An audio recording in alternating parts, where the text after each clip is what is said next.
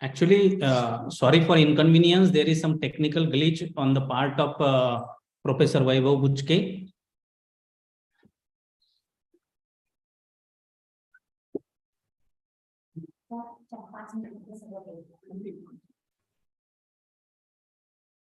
I apologize for some technical issues, but I have shifted with the camera. I'm honored again to say to launch this SNJB PharmaCon 2022 on this platform where Dr. Saranjit Singh has blessed us with his brainchild of connecting to all over the world with scientific approach. This scientific approach from SNJB PharmaCon 2022 has made it possible to gather number of delegates from all parts of world, and we have also successfully taken number of speakers, dignitaries, venerated speakers from various parts of world and various parts of the domain of pharmacy. The very glad thing what I am trying to tell is that all of the speakers from various parts of the world are again from Indian origin. So that makes us very pleasureful that indeed an international forum, an international conference, but everywhere we are having our own stamp of being Indian. I'm very, very honored to take this chance to launch SNJB PharmaCon 2022. And with the coming proceedings, we will be hearing the preamble by Dr. Atish Mundra, and we'll be proceeding ahead with our chief guest speech. Here I welcome in specific to each and everyone again, Dr. Saranjit Singh, Dr. Raman Gangakhedkarji, and our Honorable Zumbarlalji Bhandari on this SNJB PharmaCon. I also take the pleasure to welcome Shri Prakash Chandji Bokdia in this PharmaCon 2022. I now hand over the mic to Dr. Atish Mundra to take up with the preamble of International Conference SNJB PharmaCon 2022. Here at Jain Gurukul, I am taking the pleasure to launch with this particular notion of Jainism as a part that we are taking up this PharmaCon 2022 as with pure souls, with omniscient, with the approach of good knowledge, with the approach of perfection, and also to make the things eternal. Over to Dr. Atish Mundra.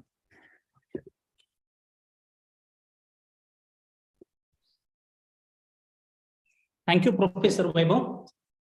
A very good morning and warm welcome to all eminent personalities who have joined to grace this occasion and inaugural session of SNJB PharmaCon 2022. I am really happy and pleased to welcome all the delegates who have joined from all over the world to attend this 3 days international conference SNJB PharmaCon 2022 on global regulatory challenges to seek approvals for ANDAs, medical devices, herbals, and nutraceuticals. Dear all, we know that the global pharmaceutical industry looks like the epitome of modern mature industry. Number of factors have actually contributed to the globalization of pharmaceutical industry, and chief among these are the convergence of medical science and practice under the influence of modern communication technology and increased information exchange. Dear delegates, we know that the pharmaceutical industry is highly regulated and the regulatory requirements are permanently growing to ensure supply of high quality pharmaceuticals which are proven to be safe and efficacious for the human use. For the development of a new drug and generics, not only for this, but also for approval of medical devices, nutraceuticals, pharmaceutical company to face number of regulatory challenges such as bioequivalence, patent expiry, and the complexities which are involved in the approval process by the regulated market for these pharmaceuticals. One of the huge challenges is the lack of uniform standards and regulations when selling and marketing in another country than of the product origin. It is impossible for regulatory authorities also to standardize a single application form of a product registration for different countries. And because of this, the regulatory processes have become and have happened to be costly, and the product approval takes a lot of time. We know that we can't defeat time, and time is the crucial factor to allow expedited patient access to these innovative medical products to treat their disease and improve the patient's life. So now companies have to launch a product in an international market must have to change their regulatory strategy that will allow them with each country separately and their regulatory staff. They needs to be acquainted enough to help these regulations and should be clear about the guidelines which are being given by various regulatory authorities all over the world. To tackle this global issue, even regulatory authorities all over the world are also undergoing international harmonization, and even the manufacturers all over the world are expecting global harmonization to avoid, not only to avoid the redundancy in the documentation, but also to reduce the cost of the application and time of the approval of the drug or a therapy, so that patients will be benefited in lesser period of time.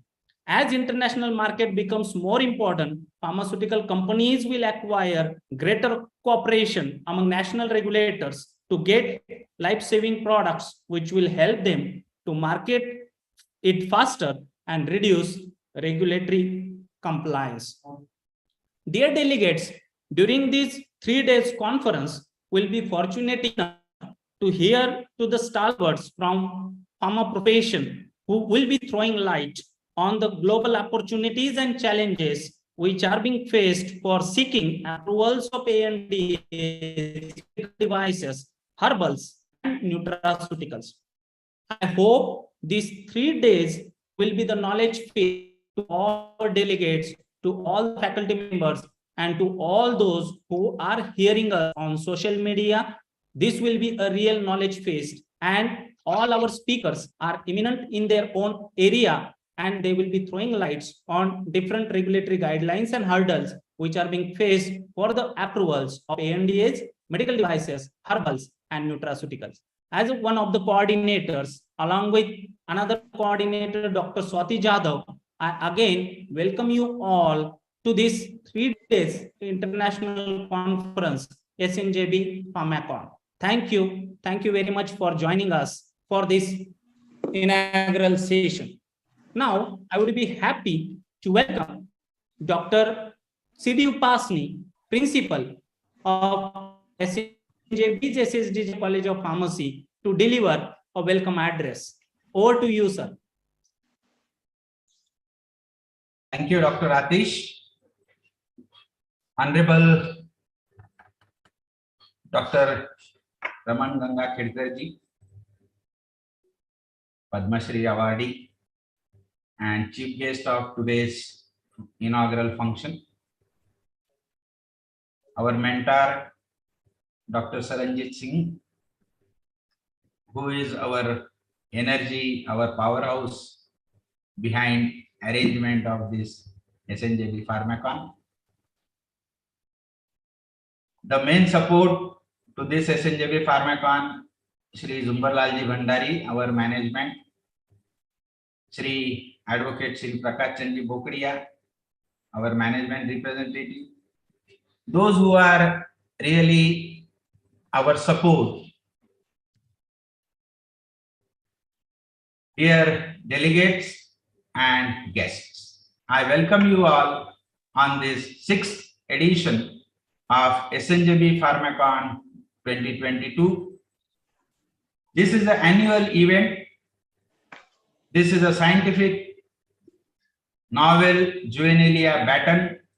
We are passing from our one coordinator to another coordinator every year.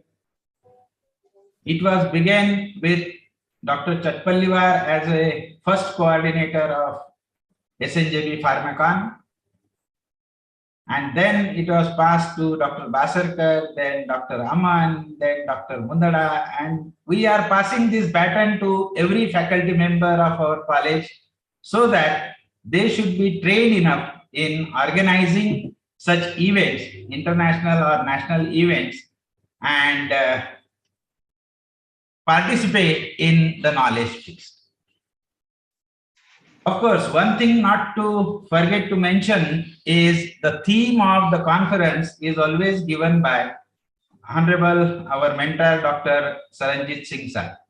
This year, the theme is Global Regulatory Challenges to seek approvals for ANDAs, medical devices, herbals, and nutraceuticals. This conference will be there from today, 2nd of December 22, and it will be up to 4th of December 22.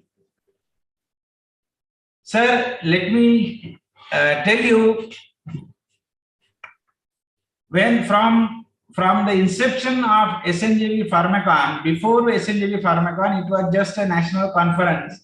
And on that national conference, Dr. Saranjit Singh sir came as a resource person, and he advised us why not to go for a annual event like this, and in the name of your trust or your campus, why don't you start one particular conference so that it will be there till the college goes.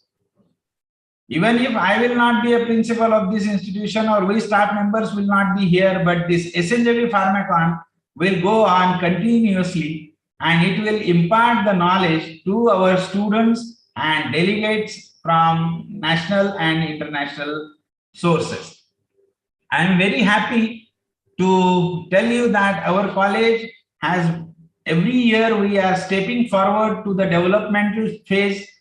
Dr. Saranjit Singh sir, it is very happy to tell you that this year we could get a ranking in NIRF framework, and we are in first 125 institution in India.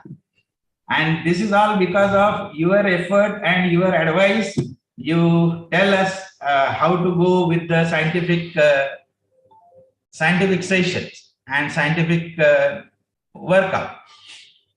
During this three days, we will be having deliberations by various experts, plus our participants, delegates will be presenting their work in this particular conference, and it will be evaluated by experts which are already appointed by the scientific committee.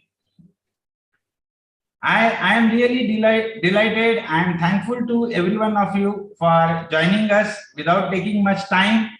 I welcome you all, and I'll request to proceed with the further proceedings. Thank you. Over to you, Atish.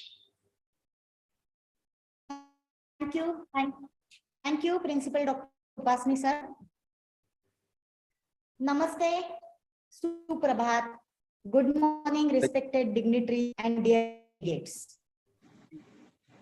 Am I audible, sir? Yes.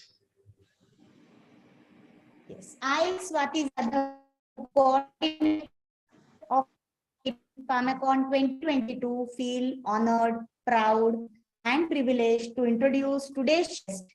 Delegates, in India, the Padma Shri is the 4th highest civilian award of Republic of India.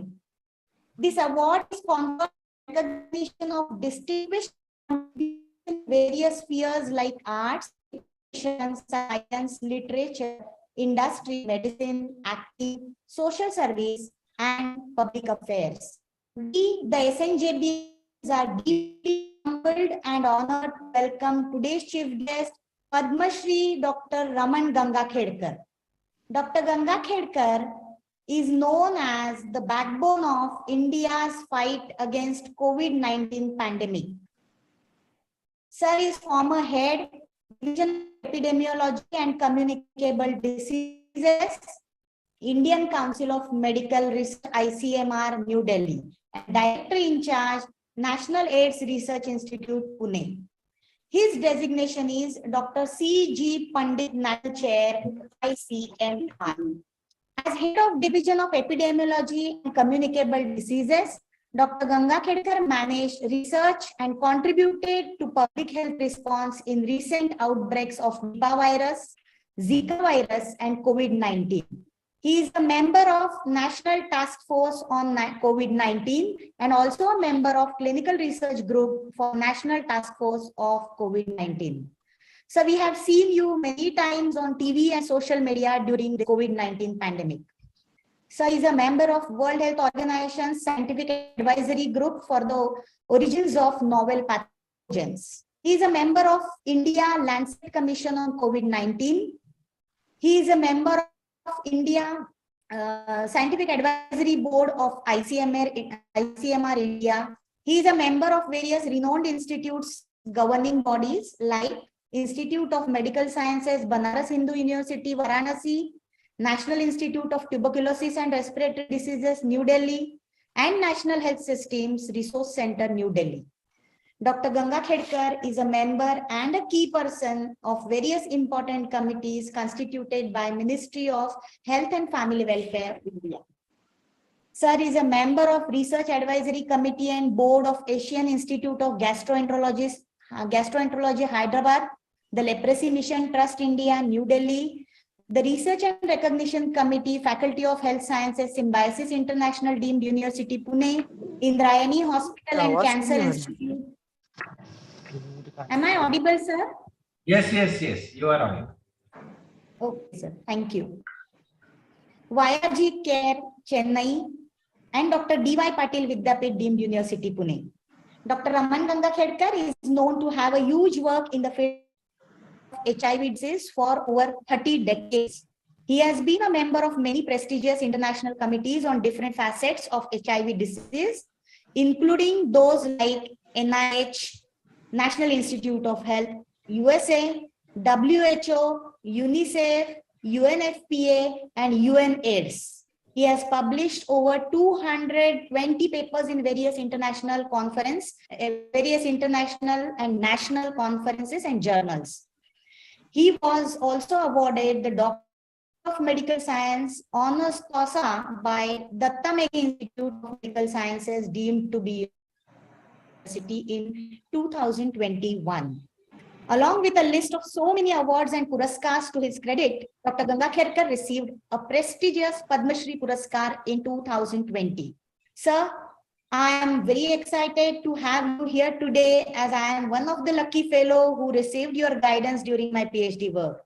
I thank from the bottom of my heart for being here today. And may I now request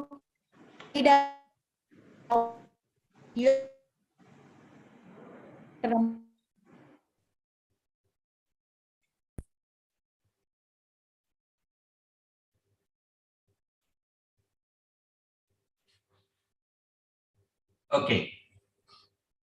So there is some technical issue, but may I now request Dr. Shri Raman Ganga Khedkar ji to address the audience.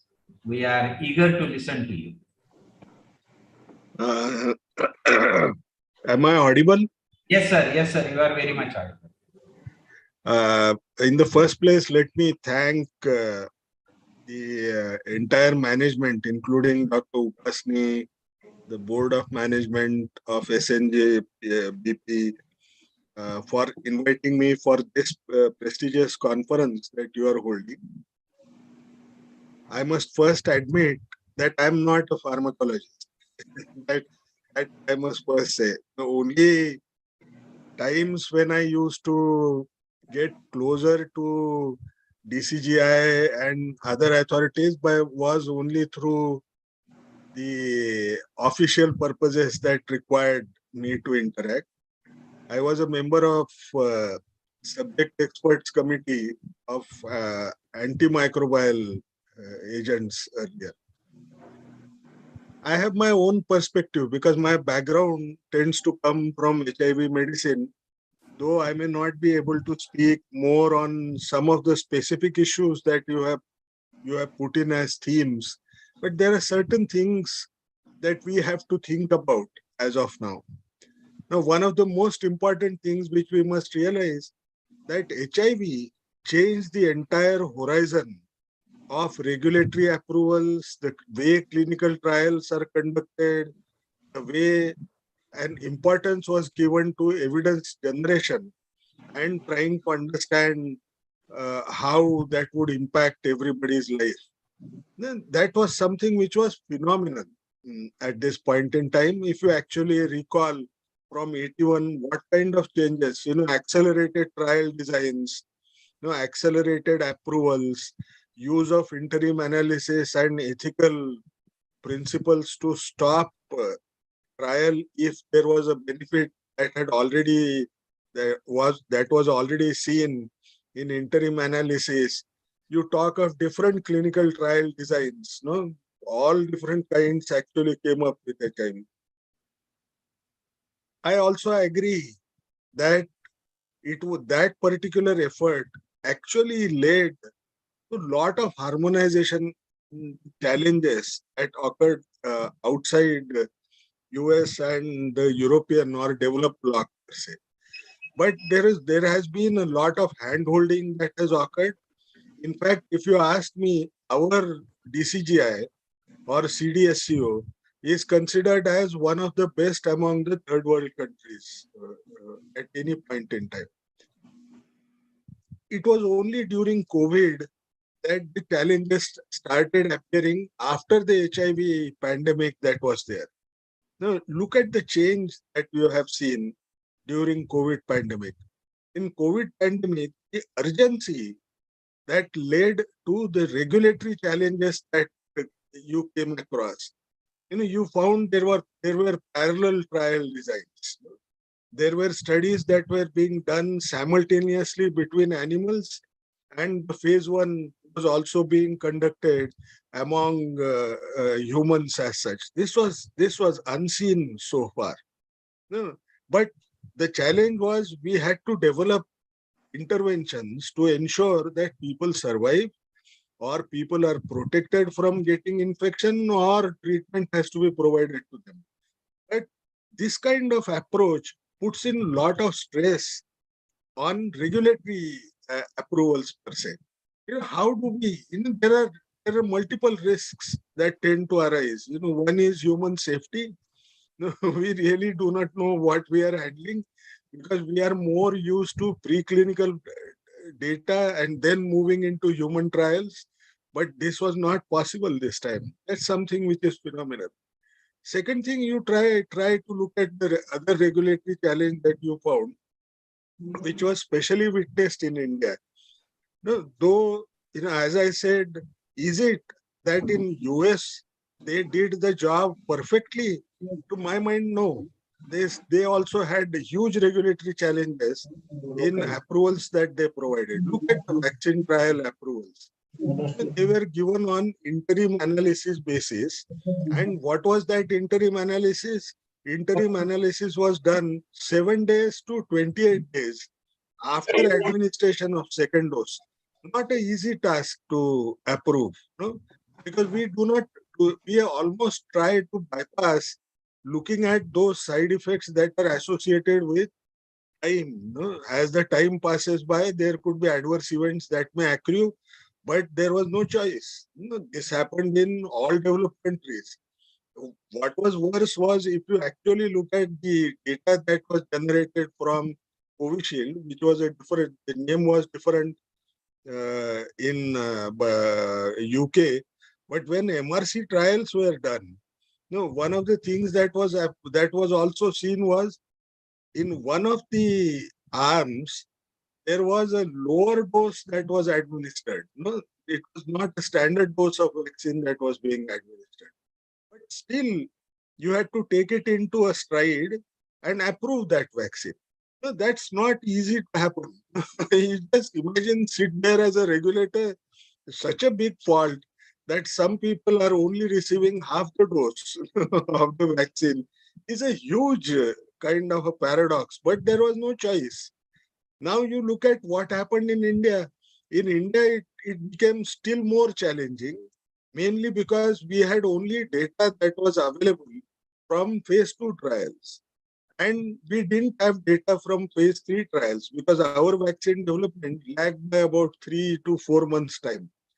Now, if you think about that particular issue, the entire approval process had to be based on immunogenicity, whether the vaccine was immunogenic or not. And then you are handling an issue of efficacy. Yes, it poses a huge challenge. It's a strain over the regulatory system, but pandemic demanded that we had to take that particular risk as such. You look at the clinical trials or vaccine trials that were even done in India, you suddenly find that it was a lockdown period. People were not moving out. The transport services were not so widely available. And then you had to monitor clinical trials.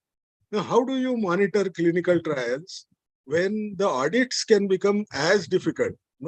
The CRO reaching the place, finding out what exactly is happening, it becomes a major challenge for the circumstances where we were in. You look at the issue, every trial has had a huge sample size. And if you have such a huge sample size, look at the lacunae that we had. The big data analytics becomes a huge task because we have not been used to such a huge database to be actually cleaned out, and then you analyze and talk about the efficacy component at that juncture. If I was to criticize badly, one thing which I would say that we were extremely lucky. If you look at even the vaccine trials that were done for COVID in developed world, their primary endpoint was reduction of incidence, that is occurrence of new infection among those who have been vaccinated. Right now, if you look at that endpoint, have we approved these vaccines using that data? Perhaps not.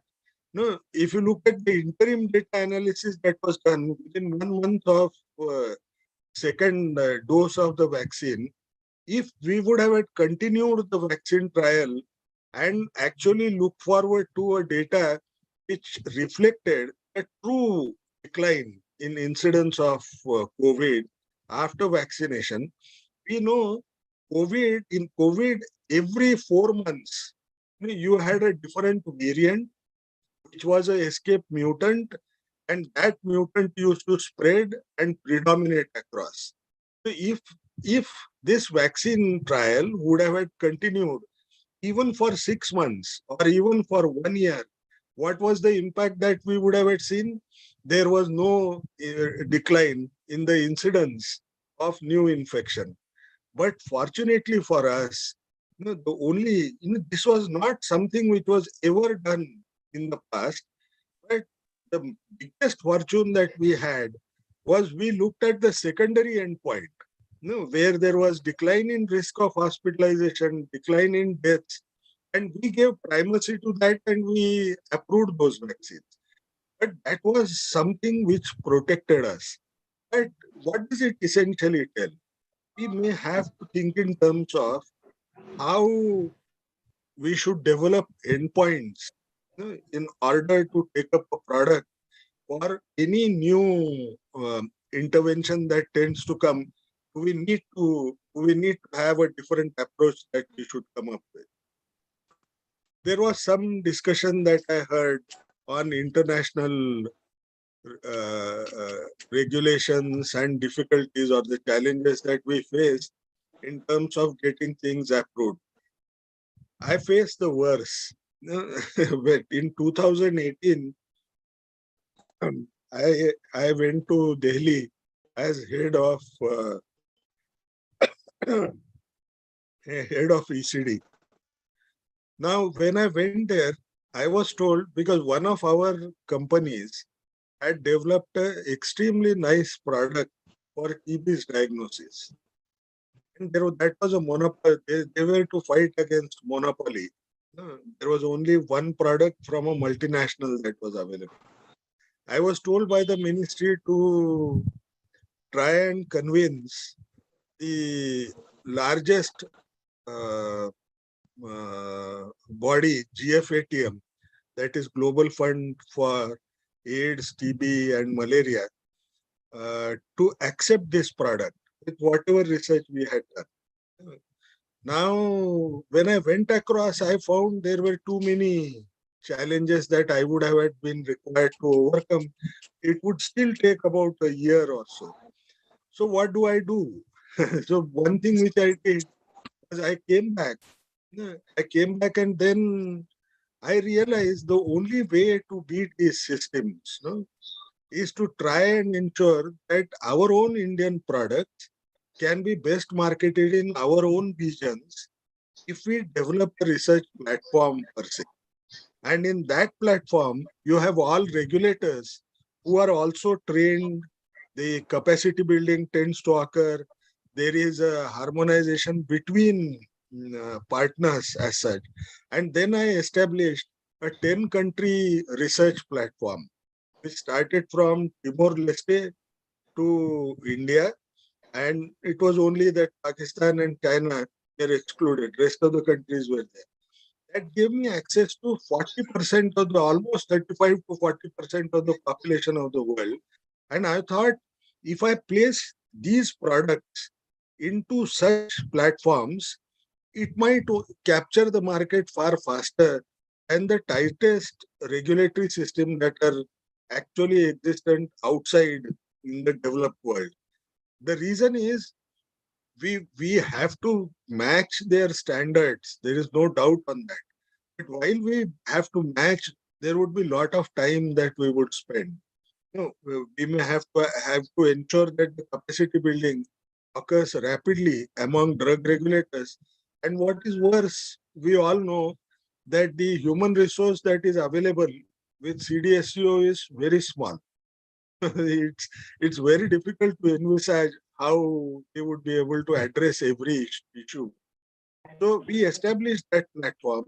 Not only did we do that, I take pride in the fact that we developed diagnostics, the devices that you talked of, a device for diagnosis of leptospirosis. Hitherto, nobody in the world has any good kit against leptospirosis. We developed it indigenously. It's a point of care test, and another point of care test against Nipah, which is also not available anywhere. They have been approved by CDSCO. Though there were fears that our approval may not mean much, but Bangladesh people started accepting our own test against Nipah. We have to make different kinds of efforts, though we also need to follow the models that have been developed elsewhere in the developed world and try to raise our capacity. These challenges are going to continue to vex us to a large extent in India. But I'm sure the way we are poised, the way our scientists are now working on development of newer drugs or newer vaccines, time will come, they will throw up challenges that the regulatory system has to evolve faster and ensure that we earn the same supremacy in new drug developments, new vaccine developments, and not remain only a global pharmacy through generic drugs per se. And through such deliberations that occur in the conferences, I'm sure that it will motivate some of the juniors or some others who are working in the field to strive harder to make India supreme in even the new drug or new vaccine development. Thank you.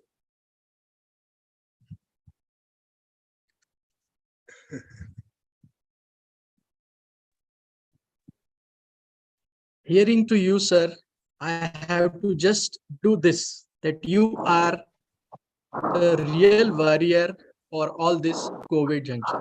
You have literally made a pivotal role and making us guard from all of this. We were always standing in the queue to get the vaccine, first dose, second dose, third dose. But the exact scenario, what you were fighting with that virus was really appreciable. I sincerely thank you for all those kind words from your side. I'm very, very, very deep for that. I really want to request Dr. Saranjit Singh to just have a light on this. I am really very happy about what Dr. Ganga Khetkar has shown the way the struggle had been. And it was a massive challenge. Government of India dependent upon its team of experts. And the way Dr. Ganga Khetkar had guided the whole COVID program, I'm extremely happy to hear what has gone into. I was also following with DCGI, being my good friend, and I know of the challenges and the opposition. Till now, some of the journalists are coming out with long, what I will say, write-ups on how that the vaccines were launched in India without proper testing, but they are not looking into the massive Indian population and the third world population, and how our regulatory system, how our colleagues in the expert committees led by Dr. Ganga Khetkar had been really pushing for the safety of we people. Every individual in this country has got benefited, and almost today, let me tell you very frankly, I was looking forward to being present in Chandwa today for this PharmaCon, and I was really not very satisfied that it is being held online. This could have been possible otherwise, only if we were free from the COVID fear. The question is, the whole team of scientists, and Dr. Ganga Khetkar has rightly pointed out, everywhere, and you also, initially the discussion had been that a scientific temperament is very, very important to be created in this country. Yes, Dr. Ganga has also pointed out this very rightly to us, that from the simple genic player, India has to move forward to innovation and create supremacy in the world. Thank you, Dr. Ganga Khetkar, for all these words of wisdom. It was really nice to hear you and the challenges you have faced during the COVID times. I know the pressure on you people in the teams of experts. Government wants political people have their own way. We want it next day to be approved. Yes. The way DCGI gave first approval, I know that no questions were taken. I was really looking into that press conference, when Covishield was given approval. He was not allowed to take a single question from the press in the press room. He had to read what was given to him. And of course, that struggle only has led us to win the game and win the disease. That was going to be very, very fatal to larger population if it would not have been controlled. Salute to you, sir. Salute to you. All that, what you people have done during the difficult time. Thank you so much. Thank you. Gratitude for the narrative, sir. You have literally addressed the pragmatic issues on the grassroots level and how these warriors, and even you have also witnessed one of them as the participant into this big juncture war. Sincere thanks to you. I request to Honorable Shri Zhumarlalji Bhandari to have a word on this international conference SNJB PharmaCon 2022. Over to you, sir, Dr. Zhumarlalji Bhandari. Vaibhav, I think there is some technical issue at his end also. In the meantime, our administrative officer, Sri Pramod Kalankar sir, is here. So I'll request Dr. Pramod Kalankar to say a few words.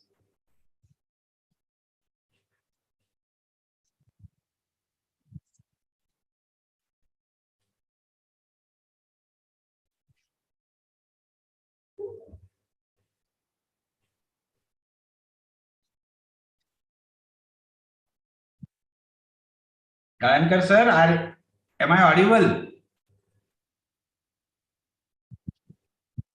Oh, I think he is also not there. Okay. He's traveling, I think, sir. He is traveling. He is not getting my voice. You can sum up, please. Yes, yes. Yes, sir, please.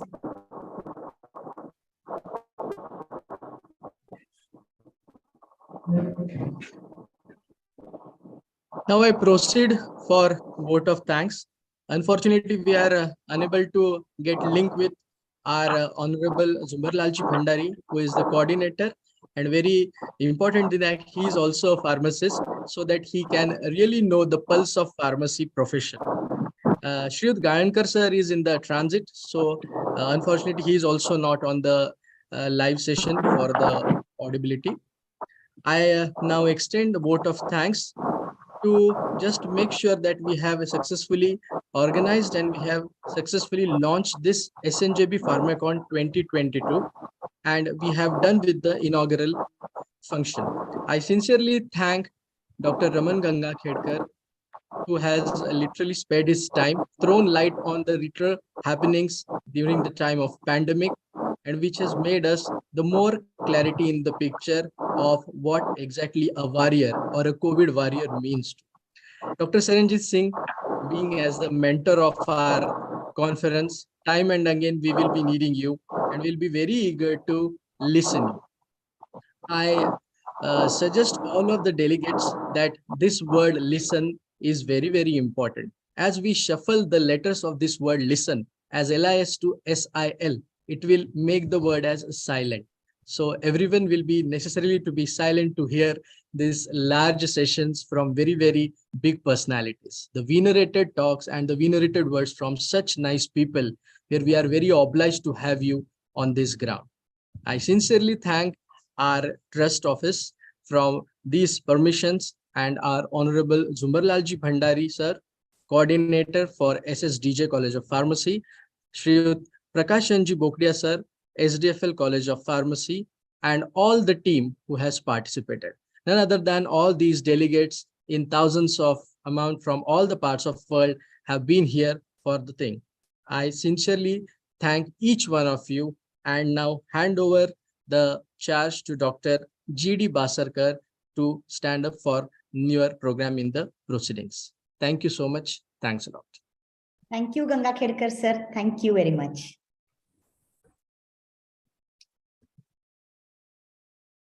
I interrupt again. I have some good news again to share from SSDJ College of Pharmacy.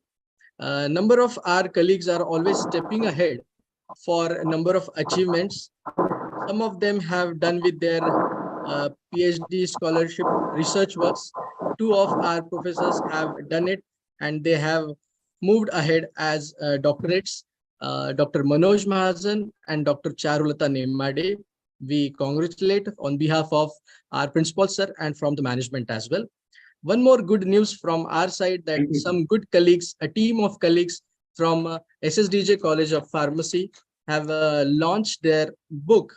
It is titled as Lab Manual of Pharmaceutical Analysis, which is in the syllabus for FY Pharmacy. Professor Hitesh Shahare, Professor Sandeep Wagh, and Professor Yunus Ansari. All of them have contributed in this book, and they have made this book as a greater launch as a guideline in the field of pharmaceutical analysis for first-year B.Pharm students.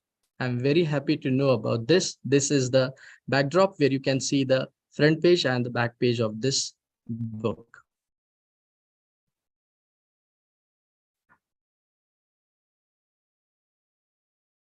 Thank you so much for the technical team who is supporting continuously 24/7 to make this program successful and on air to all of the delegates from each and every part of the world. Now over to Dr. G.D. Basarkar for the further proceedings. Thank you so much. Okay. What a thundering opening ceremony, Dr. Buchke sir. Hearty congratulations and good morning to all of you and a warm welcome to this first session of SNJB's PharmaCon 2022.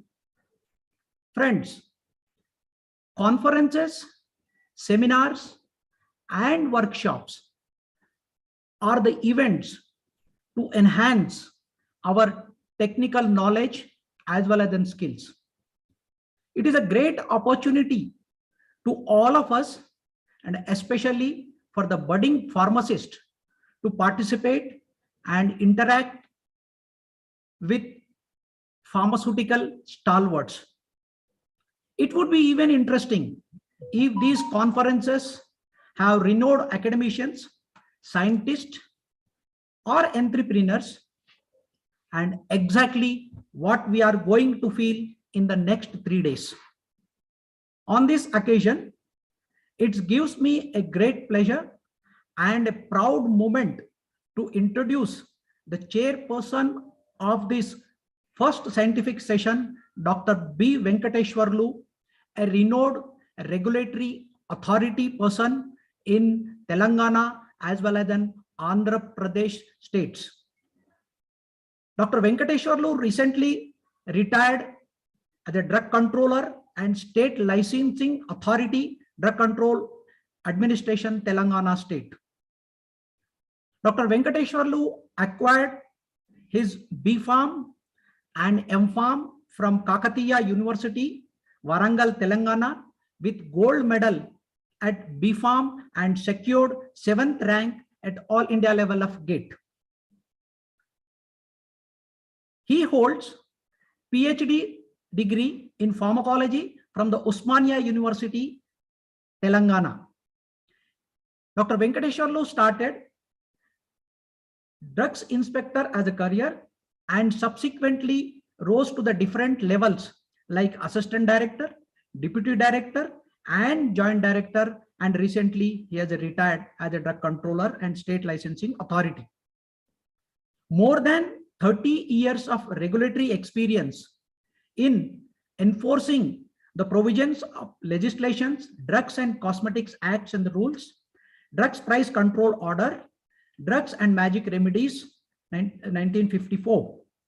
Recently, he has been appreciated by different certificates for his best performance from the different regulatory authorities like collector, ministers of Telangana and Andhra Pradesh, as well as the Chief Minister of Telangana as well as in Andhra Pradesh. He holds many regulatory positions, but to name few, he was the chairman of the subcommittee constituted by 56th Drug Consultative Committee to frame guidelines for post-approval changes which may be incorporated as a schedule under the Drugs and Cosmetics rules. He was a member of some committee constituted by 54th Drugs Consultative Committee for the preparation of guidance documents on the formulation development to improve the quality of the drugs manufactured and marketed in the country for uniform implementation. With this short introduction, now I request Dr. Venkateshwarlu to introduce our renowned speaker, Dr. Saranjit Singh. Dr. Venkateshwarlu, please. Hello, Dr. Venkateshwarlu.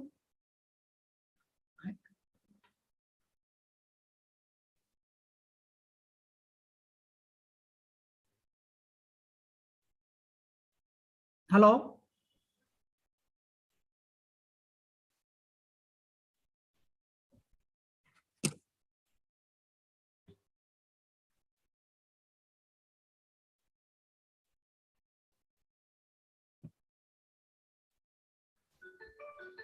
Dr. Basarkar. Yes, sir. Just wait for, I am on the phone line. Okay. Just for 1 minute, I will let you know.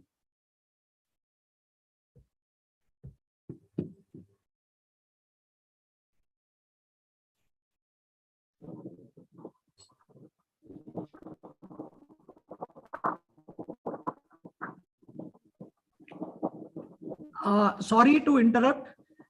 Just now I have received call from Dr. Venkateshwarlu. He is unable to join because of the technical issues, and he got urgent meeting with the regulatory authorities, and he is going to join at any time. But meanwhile, I request Dr. Chatpalli sir to introduce our speaker, Dr. Saranjit Singh.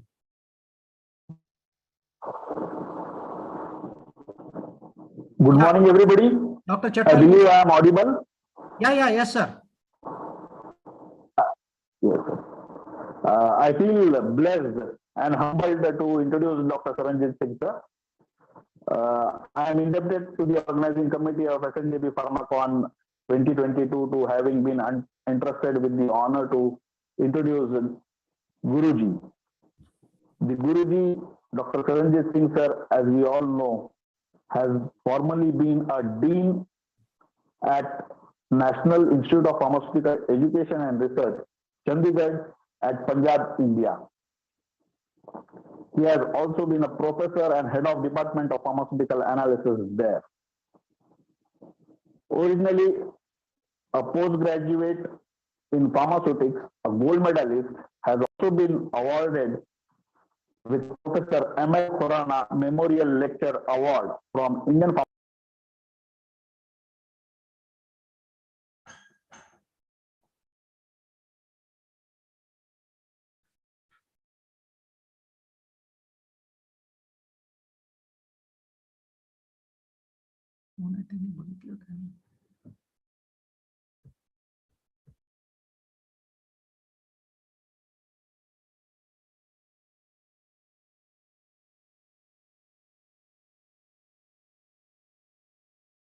You are muted.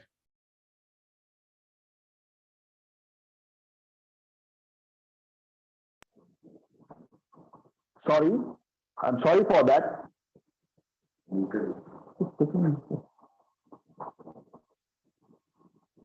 Am I audible now, sir? Yes. Yes, you are audible. Yes. So, Dr. Saranjit Singh, sir, as we all know, him as a Guruji in the field of pharmacy, has been formerly a dean, a professor and head of Department of Pharmaceutical Analysis at the most reputed National Institute of Pharmaceutical Education and Research at Punjab in India.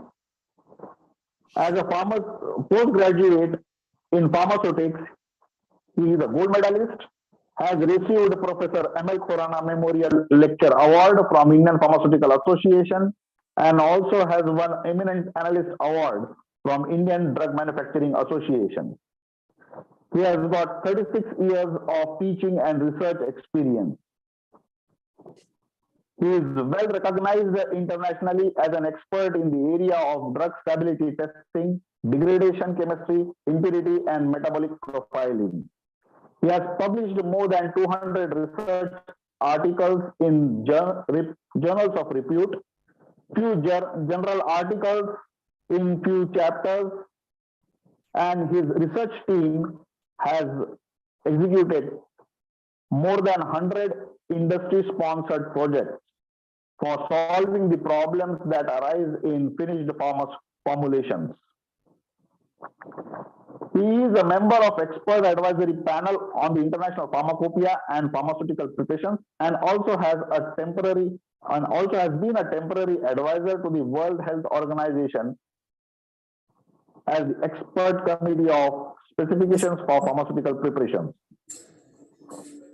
A prolific speaker that he has delivered more than 450 invited lectures all around the world, has spoken at different forums such as AAPS, United States Pharmacopoeia, BIA, Indian Pharmaceutical Association, and Indian Drug Manufacturing Association.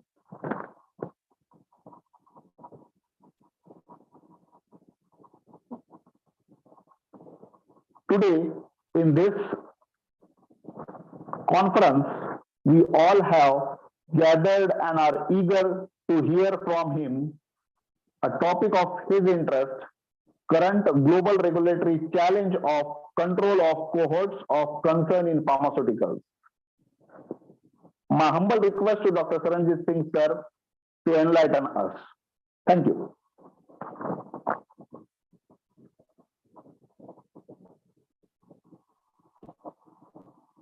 Thank you, sir. Over to you, sir. Okay, thank you, dear. Thank you. Just share my slides. Thank you so much for the nice introduction, friend.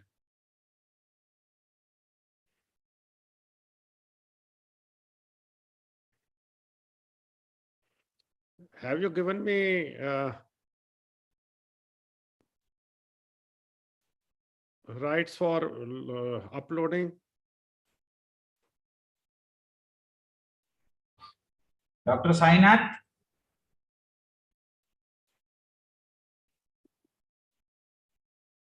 Sandeep?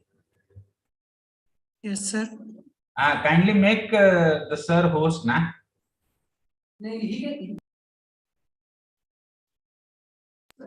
He can share the screen, sir. Okay. Sir, you can share your screen. Okay. No, I'm getting some. Just give me. Yes.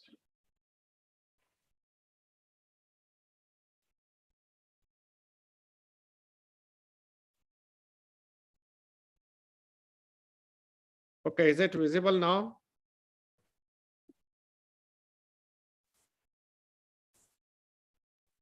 No, sir, you are. It says your screen sharing is paused. Okay, let me resume sharing.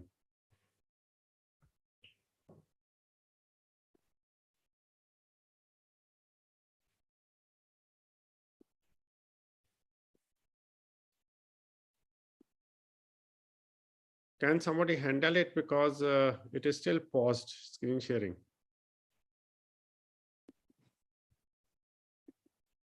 Sandeep and Rakesh, please look into the matter.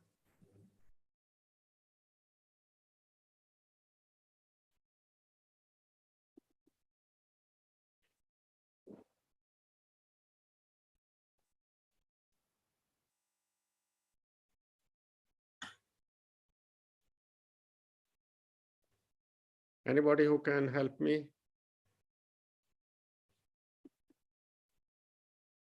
I will reshare. Try resharing. Yes, sir. Now it is visible. Okay. Okay. Fine. Very good morning to all. I'm extremely happy to be present today online, virtually at this conference being held by SNJB. And thanks to Dr. Pasni for the standing invitation for each year and taking me as a mentor for the conference. Basically, as I have hinted earlier, that it is all science that will drive future growth of our country and the pharma sector. I was at CPHI day before, and you could not have, if somebody has not been there, could not have imagined the rush of the stalls and the rush of people visiting those stalls and the technology that has been displayed over there, both machine-wise and the range of raw materials, range of excipients, APIs, products, manufacturers, providing impurity standards, whatnot. So pharma sector is in a growth path, but of course has its own challenges. I have displayed this beautiful pet of my daughter on the screen. The reason is that I am from North and it is getting chilly over here. And of course, I had to wear the jacket in between because of the chill.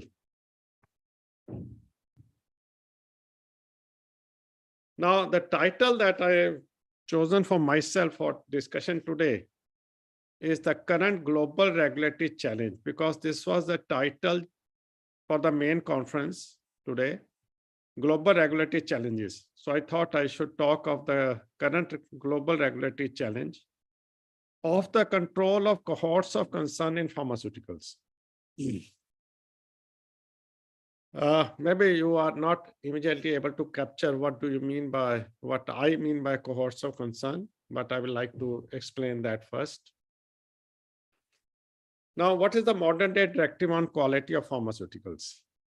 For the industry, from the regulatory side, it is that the make pharmaceuticals free from impurities.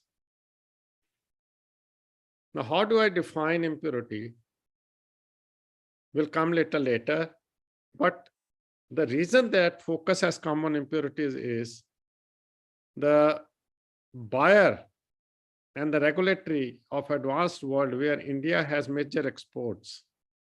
They say that we pay you heavy price and purchase the pharmaceutical. It is almost 100 times the cost that we sell in India than the cost we export it out to US or Europe or Japan or any other country. So they say when we purchase pharmaceuticals at such high cost, it is for 100% drug. And no, we don't want anything else because of the high cost we pay back to you. So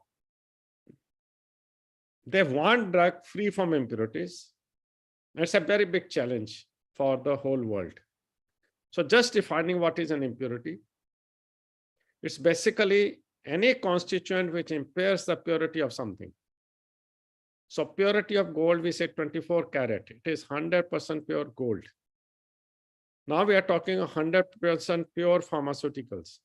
And if it is less than the 100%, it means there is something else in the drug substance or drug product.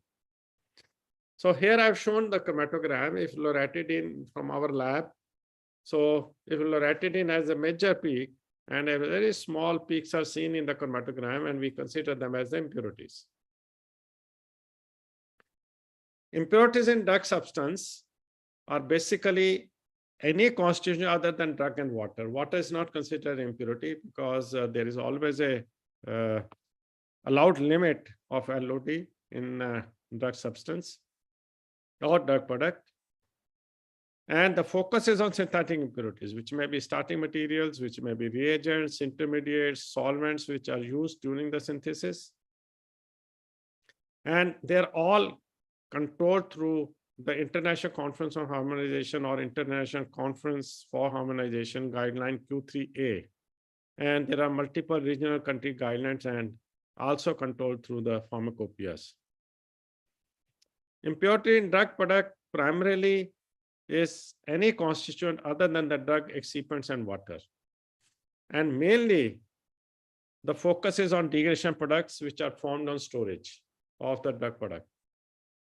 It is because the drug product has a shelf life, expiry date, and there can be some decomposition that can happen, small or big decomposition that can happen over the period. Like aspirin in tablet form is stable, but if we put aspirin in solution, it immediately starts converting to salicylic acid. And unfortunately, and is the formulation scientist failure that we don't have aspirin injection available throughout the world. And that is what they say, there can be a situation where you are not able to prepare a stable formulation even due to the formation of degradation product and instability of the drug molecule itself in a particular medium. So the control on degradation products is done through ICH Q3B guideline and other guidelines of different countries and regions. Then we have residual solvent control, impurity control. And these are organic volatile chemicals used or produced in the manufacture of drug substances, or excipients are used in the preparation of drug products.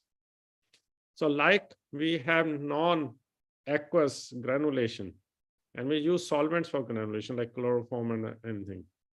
So after drying, how much of the residual solvent should remain?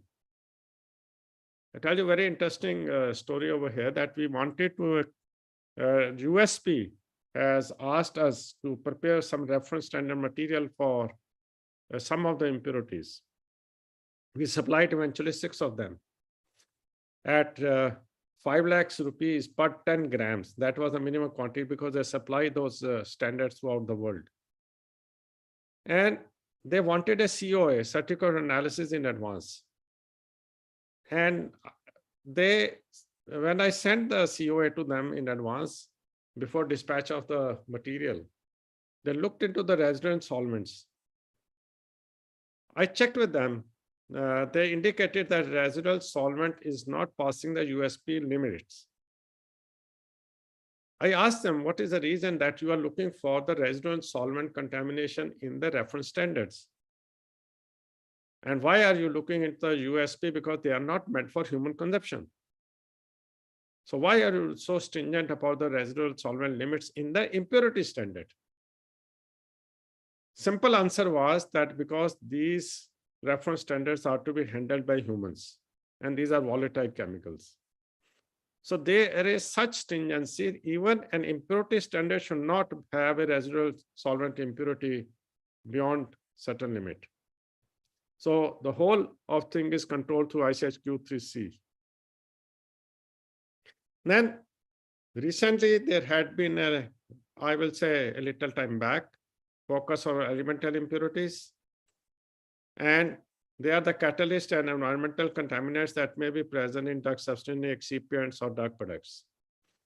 So today you have to look into multiple elemental impurities in each excipient.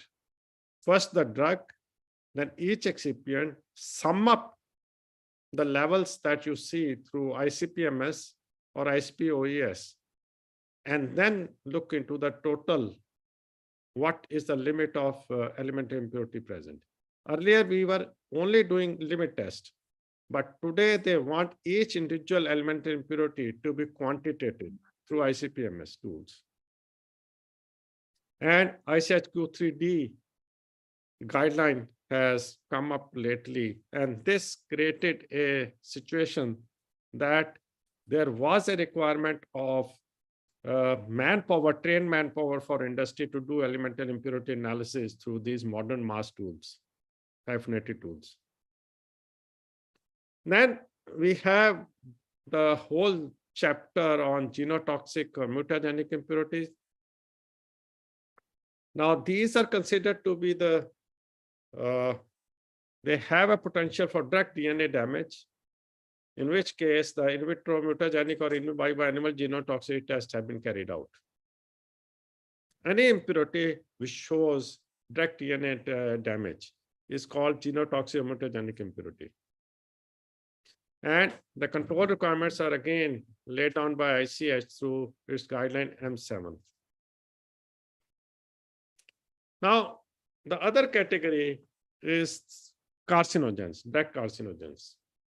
How do you define them? Again, here the potential to interact with human DNA to cause mutations and cancer even at the lowest levels. So these are normally in vitro and animal genotoxicity test. We call them genotoxic or mutagenic. Carcinogens are which are potential to interact with human DNA can cause cancer. So coming to what are cohorts of concern, which is in my title. These are group of compounds that are of specific interest to toxicology testing because of their high carcinogenic and toxicogenic features. Now, one is that there is a chance of carcinogenicity happening over the long period. But cohorts of concern are they are very highly carcinogenic and toxicogenic behavior they show. So that's why the group is whole called as cohorts of concern.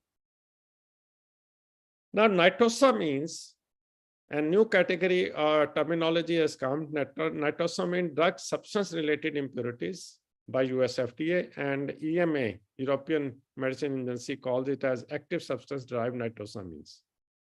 And azido impurities are in enhanced focus today, being cohorts of concern, which is also a definition covered by ICH-M7.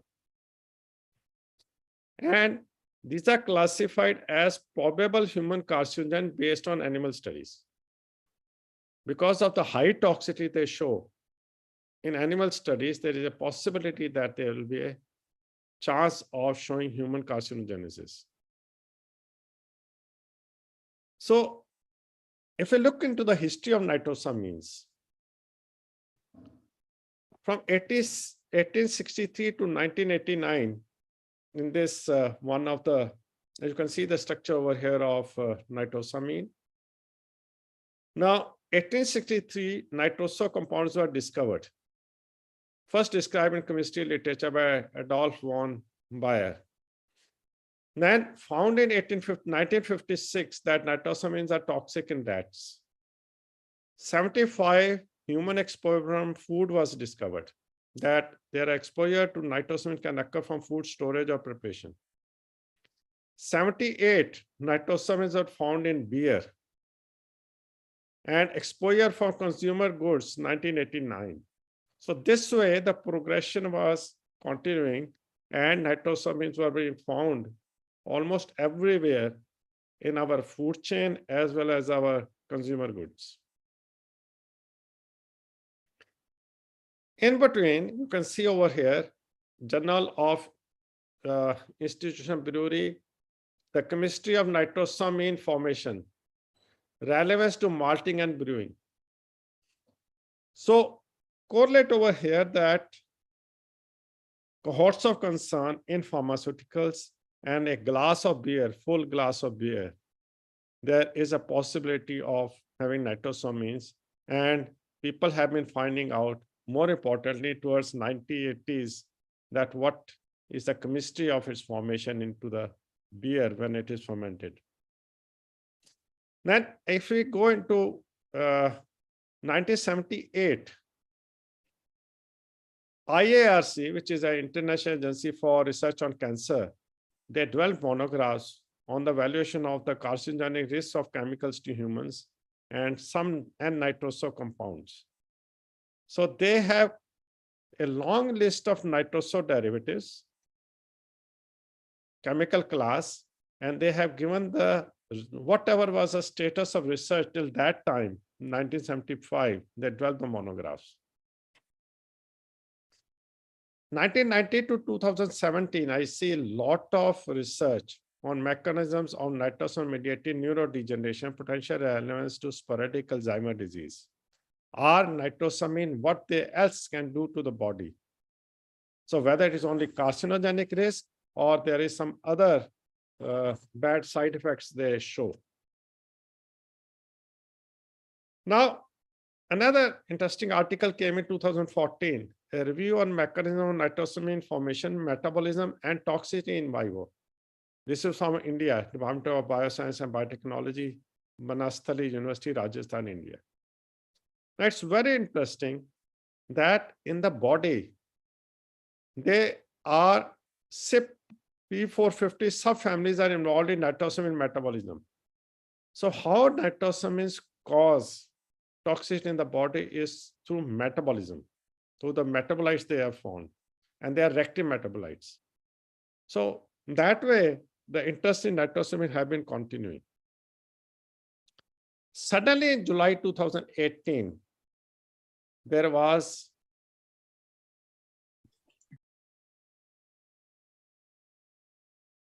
turbulent phase for pharma industry. So global pharmaceutical industry was put into sudden turbulent phase owing to desperate call attention of regulatory on nitrosamines. Till 2018, there was absolutely no focus on these cohorts of concern. Suddenly, the first finding was in valsartan. I will tell you the story, what happened on that. And then October 2000, irbesartan recall, losartan recall, then subsequently September 2009, nitrosamine, ranitidine, nazatidine, diabetes medication, metformin, and then EMA issued nitrosamine guidance and all those things starting happening, FDA issued nitrosamine guidance. So suddenly recall of pharma products from the whole world market started, and starting with the sartans and then expanded.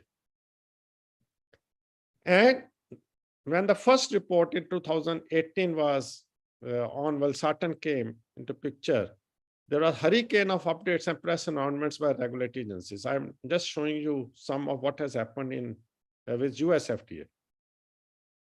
13 July 2018 press release, FDA announces voluntary recall of several medicines containing valsartan following detection of an impurity. You see over here, 13 July, 18 July statement comes, 24 July update, FDA publishes a list of valsartan containing products not part of the recall. 27th July update, 2nd of August, you can see 9th of August, 20th of August, like this. Every 2 days, 4 days, 6 days, some updates, some recalls were happening.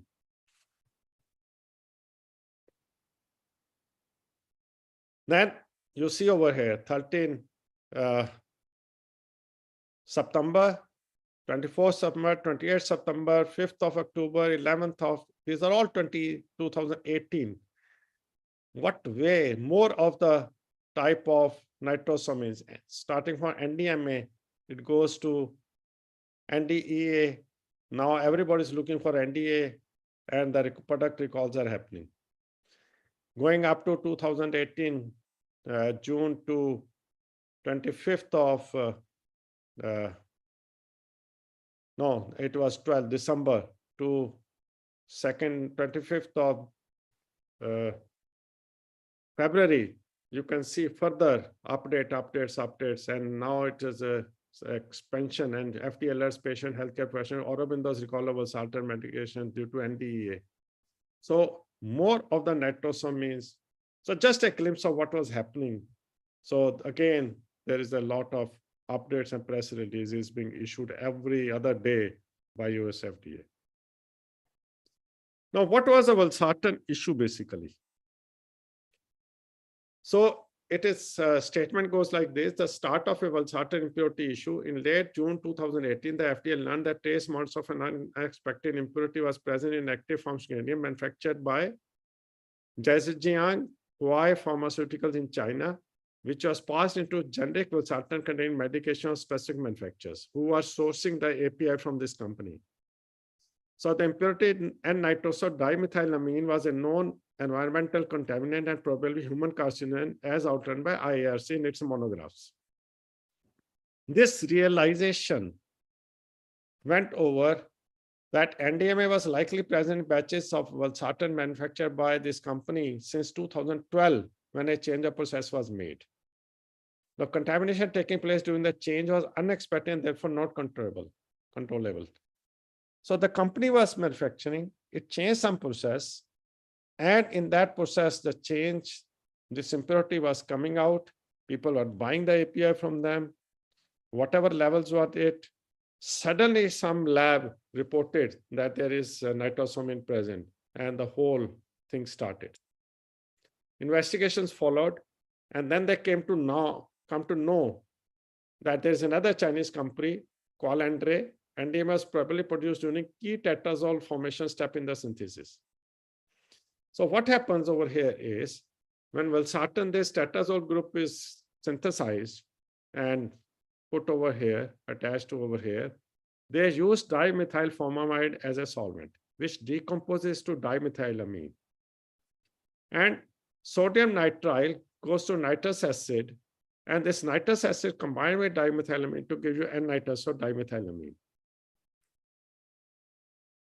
Now, here you look into that risk is of presence of dimethylformamide, its conversion to dimethylamine, presence of sodium nitrile, and then leading to NDMA. So there is a requirement of control now in the process for all these things and the presence of these.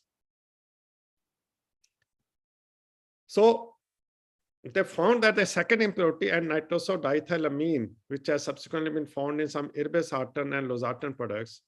So they even in March 2019 talked of N-nitroso N-methyl-4 aminobutyric acid found in certain losartan products, that is NMBA. So the whole chain of searching for the multiple nitrosamine, which have been listed in monographs by IARC as early as 1970s, they started looking into presence of all of them. The ranitidine product recall, it was Velisure, an American online pharmacy, detected extremely high levels of NDMA in ranitidine during routine testing using gas chromatography mass spectrometry. Now, it was found, very interestingly, that when high temperature, ranitidine was exposed to high temperature in GCMS, in the GC part, it was converted to NDMA. So that's why subsequently what happens is the recalls started happening, but it was found that it is in the procedure of analysis that this impurity is found. But later, they started using the HPLC LCMS method, and then they could set up the limits of this NDMA in ranitidine. Practically, I tell you today, if you go to the market was flooded with ranitidine at one time. It was one of the world's largest used drugs, ranitidine. Today, it has vanished from Indian market. A big loss to ranitidine, largest manufacturer of world is in India, in Gujarat. They had to shut the business because ranitidine free of nitrosamine is not available today so easily. Because this was never a focus with the API manufacturer. So this is what is happening. Identified in June 2019, September, detailed petition to USA requested a recall on ranitidine products. So it was greater than 3 million nanograms per tablet for exceeding the FDA's permission limit on just 96 nanograms. So it was basically a result of inherent instability of ranitidine molecule. Now in ranitidine, what happens? That we have these two groups. We have diethylamine and we also have nitrite group. Now these interact, they get released in enzymatic action of dimethylarginine, dimethylamino hydrolase in stomach, and in acidic conditions result in the formation of NDMA. So ranitidine in stomach is producing NDMA, and same has happened with nizatidine also.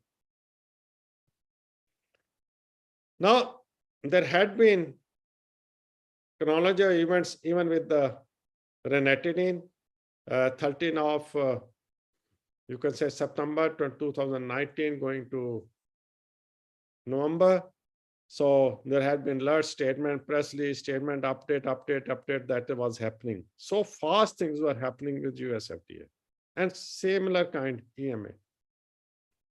Same thing found in metformin, highlighting the wider spread of the hazard that let us look into, and even the update came from US FDA to mandate to industry, look for every API batch for the presence of not only the listed drugs, these 3-4 drugs, but every batch of any drug that is produced, look for the presence of nitrosamine in the drug product even. So this is what has happened, that the guidances start coming in from June 2020. Once my 2020, it was found in metformin. So first came from control of nitrosamine impurities human drugs from US FDA in February 2021. Then the reporting changes, confirmatory testing, completion and reporting of the changes at steps 2 and 3 is October 1, 2023. US FDA requires that every manufacturer world over should bring in changes into the processes which have to be validated. All SOP, STPs need to be created. Methodology for testing needs to be created. And October 1st, 2023 is the deadline for the industry to report that what they have done in the changes of processing so that it is free from nitrosamines. So they are helping the manufacturer by providing additional points to consider in developing nitrosamine mitigation strategies, including consideration of the role of formulation design for controlling nitrosamine levels in drug products. So FDA is trying from its part, giving the whole chemistry, if you look into the guideline, it is very extensive guidelines giving all details, origin of nitrosamine, what is the chemistry, how to prevent and mitigate this occurrence. And you can see over here, FDA EMA recommendations, control and timeframes of completion of nitrosamine mitigation activities. So it is not only restricted to FDA, EMA. So this presentation, which is available, so it is giving the timeframes for various requirements expected from US FDA and EMA, before which industry has to come up with the mitigation strategies and make products free from nitrosamines. There's another one, chapter 46 on new drug evaluation, which is released on 17th October 2022 by US FDA on the new drug evaluation. So it also talks of verify that there is no contamination from nitrosamines. Again, from European Medicine and Justice assessment report, procedure under article so and so, nitrosamine impurities, human medicine products. And the latest one, this is nitrosamine impurities. This is updated on 12th of October 2022. Guidance on marketing authorization holders, nitrosamine implementation oversight group. So European Medicine Agency. Then this is a very important document which is being revised very regularly. Question and answers from marketing authorization holders, applicants on the CHMP opinion of the article of regulation so and so referred to nitrosamine impurities in human medicine products. There is another coordination group in Europe for mutual recognition of decentralized procedures. It has come in July 2022 with the practical guidance for marketing authorization holders of nationally authorized products referral on nitrosamines. Japan PMDA self-inspection on risks of contamination nitrosamines in drugs. ICH also would not be left behind. ICHQ and 9R1 on quality risk management. Experience from the recent quality defects, for example, nitrosamine contamination, cross-contamination when introducing new products and making process changes, illustrates the need for more scientific approach by manufacturer to risk assessment, QRM activities, and moving from process development through technology transfer, supplier approval, facility design, commercial manufacturing, well-managed change and life cycle management. So they have introduced this para on 26th October 2020 in ICHQ 9R1. And also application of the principles of the ICH M7 guideline to calculation of compound-specific acceptable intakes, which is addendum to M7R2 on 6th October 2021. The purpose is that individually all nitrosamines have to be given compound-specific acceptable intake. So what is a safe intake? I will say quantitative limit that has to be laid down. So some guidance has been provided over here. WHO also has come on the update on nitrosamine impurities on 20th November 2019. And other agencies like Swissmedic and Visa, Health Canada, they also have come out guideline. Health Canada guidance is as late as April 2022. So now it's a worldwide phenomena. The manufacturers are in a very tight situation. And believe me, I am in next this month only, I have to deliver multiple lectures. Even Novartis is inviting me to deliver a lecture on same lecture on nitrosamines at their facility in Hyderabad. And we are having a round table on 16th of this December at Visakhapatnam, which will be a physical meeting on a total dedicated whole day on nitrosamine impurities. And this is from Government of Canada, nitrosamine impurities in medications overview. Now, why pharmacopoeia should be left behind? So let us see what changes have been brought on pharmacopoeias.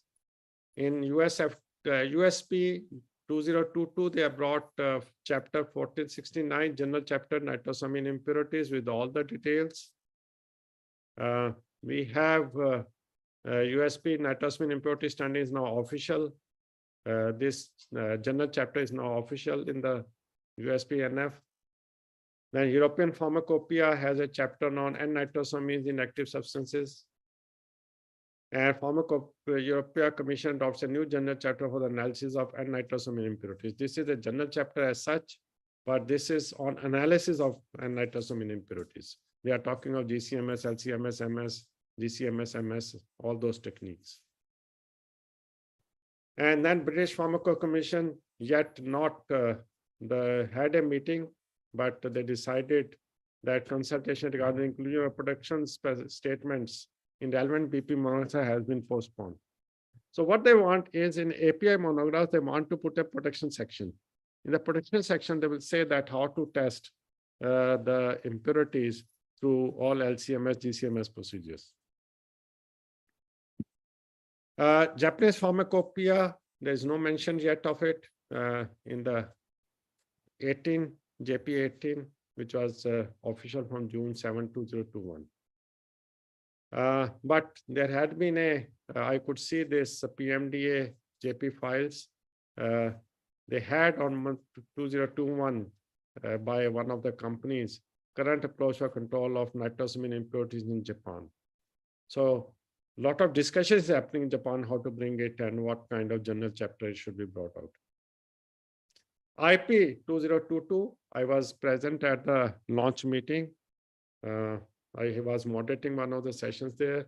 So it was announced that new journal chapters, we have nitrosamine 5.11 introduced and nitrosamine impurities. 5.10 is elemental impurities. So IP is not behind. The current IP is also being projected to be at par with the world standards. Now, what are the prescribed limits? There have been and nitrosodimethylamine 96 nanogram per day is a septal intake limit, NDEA 26.5, NMBA 96, others 26.5. Total nitrosamine quantity is 26.5 based on the lower limit of that is nanogram per day because of these, some of them which have been limited to 26.5. So the tolerance limit is overall 26.5 nanogram per day in your whole product. And this is also calculation limit when a new nitrosamine is identified, they are talking about what is the approach to be taken. So a class specific TTC for nitrosamine of 18 nanogram per day based on the software Lhasa carcinoma potency database can be used as a default option.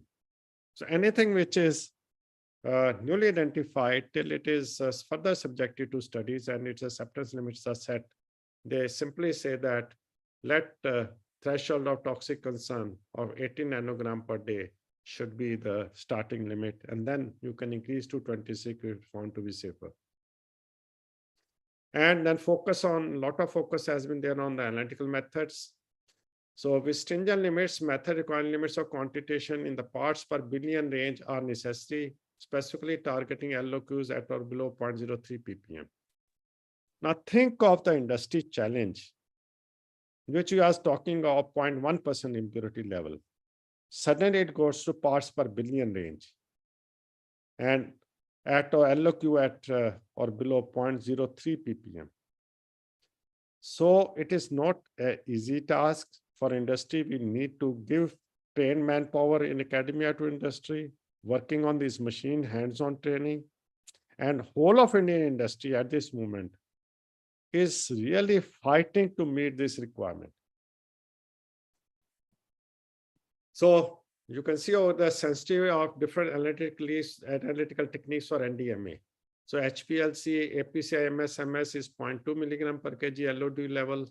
HPLC UV PDA is 0.1 mg. GC in combination thermal energy analyzer. So all these limits are given. So you can see LCMS MS 0.01 ppm. GSC MS Hertzwave 0.05 ppm. LC HRMS 0.01 ppm. And LOQ 0.03, which we are talking about here in the previous 0.03 ppm. So it means only these techniques are more acceptable. That's why you'll see in most of the US FDA, they are talking of head-space gas chromatography, mass spectrometry, determination NDMA and natted in liquid chromatography by high accuracy, high resolution mass spectrometry because it cannot be done by GCMS. So GC it decomposes ranitidine. So Royal Society of Chemistry by liquid chromatography, high accuracy, high resolution mass spectrometry, Health and Science Authority, determination NDMA and ranitidine liquid chromatography mass spectrometry all over. EPA, Environmental Protection Agency, nitrosamine water treatment, solid phase reaction, capillary column gas chemistry with large volume injection, and tandem mass spectrometry. So what industry can do? I was the other day at Sykes meeting at giving the lecture at the Sykes forum. So these companies are now holding discussions on this. The most highest model of LCMS they have developed, that is being recommended for nitrosamine detection to that limit level. So US Food and Drug, GCMS headspace method for detection of NDMA in certain drug substance and drug products.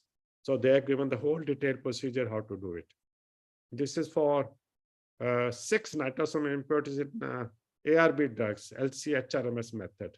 You can see over here, multiple 6 type of nitrosamines, LOD, LOQ level through this HRMS method, high resolution mass. Again, liquid chromatography, high resolution mass method for the NDMA related in drug substance drug product, because cannot be done by GCMS. So lot of official and unofficial methods have been proposed, including those by all instrument companies. So it was not only that pharma industry was put into doldrums and put into struggle, but instrument companies also are now trying to push up through application notes that our machine has this capability, our machine has this capability. It's sort of a new competition that has started among the instrument companies. Now, friends, from simple play nitrosamines, there is shift of focus on what we call as FDA language, nitrosamine drug substance related impurity, which is called NDSRIs. Now, this is more dangerous. And EMA calls it active substance derived nitrosamines. One is a standalone compounds, which are called nitrosamine. Here, the drug molecule itself is converted to nitroso derivative, API. And that may also be seen eventually in the product, drug product. So NDSRIs, lot of industry people, I was talking to Novartis people, they said, we are immediately interested that how we should set limits of NDSRI, because the limits have been set for only nitrosamines and not NDSRI. So they are deeply interested for me to tell them how to set up limits in NDSRIs. So updates on possible mitigation strategies to reduce the risk of nitrosamine drug substance related impurities in drug products. So this is US FDA mandate already has come. What is the publication date? 18th of November 2021. So they are a class of nitrosamines sharing structure similarity to the API. They can be generated during manufacturing or during the shelf life storage period of the drug product. In some cases, the root cause of NDSA formation has been attributed to nitrite impurities present in excipients at parts per million. Nitrite impurities have been observed in a range of commonly used excipients also, as well as water, and may lead formation of NDSA in certain drug products. So all those impurities which are present in excipients or present in water can lead to formation of NDSRI. And these are nitrite impurities. So Pfizer voluntary nationwide recall of lots of Acupril, quinapril hydrochloride due to N-nitroso quinapril content. This is quinapril. As you can see that here the nitroso quinapril is formed. So if you have a secondary amine available, there are all the chances of nitrosamine getting generated. Nitroso derivative of the drug getting generated. So it means we have huge number of drugs in market, and we have to look for the possibility not only of nitrosamine per se, but also the formation of nitroso derivative with the drug itself. So even you can see WHO test for 1-nitroso 4-methylpiperazine in rifampicin active pharmaceutical ingredient of rifampicin tablet by HVLCMSMS. It was on June 2022 that the draft proposal was included in the International Pharmacopoeia. What is the change happening? Rifampicin, there is a release over here and leading to 1-nitroso 4-methylpiperazine. over here. So once hydrolysis happens and this is released, and there is a chance of formation of piperazine derivative. Now you can see over here, there's a whole list of NDSRI being reported, like rifampicin, varenicline, methylphenidate, rasagiline, sitagliptin, amitriptyline, dabigatran, whatnot. There are chances of formation and the limits are given over there. The list is expanding. Information on nitrosamines for marketing authorization holders call for review of chemically synthesized and biological medicine products. They are talking of EMA and CMDH. Talking of all products containing chemically synthesized or biologically active substance to identify and, if necessary, mitigate the risk of presence of nitrosamine impurities. Even biological active substances, chemically synthesized or biologicals also, that you have to find out nitrosamines impurities. So they call as active substance derived nitrosamine derivatives. So this is the language they use, different from NDSRI used by US FDA. And this is covered now in question and answer document of the Article 5306 GMP. European Medicine Agency's shortage of varenicline. This has happened because of the finding of NDSRI type of derivative. Aurobindo Pharma US branch issues a recall of generic medicine. This is updated October 27. So nitrosamine drug-related, substance-related impurity above the proposed limit. So what should industry do, you tell me? Nitrosamine over here.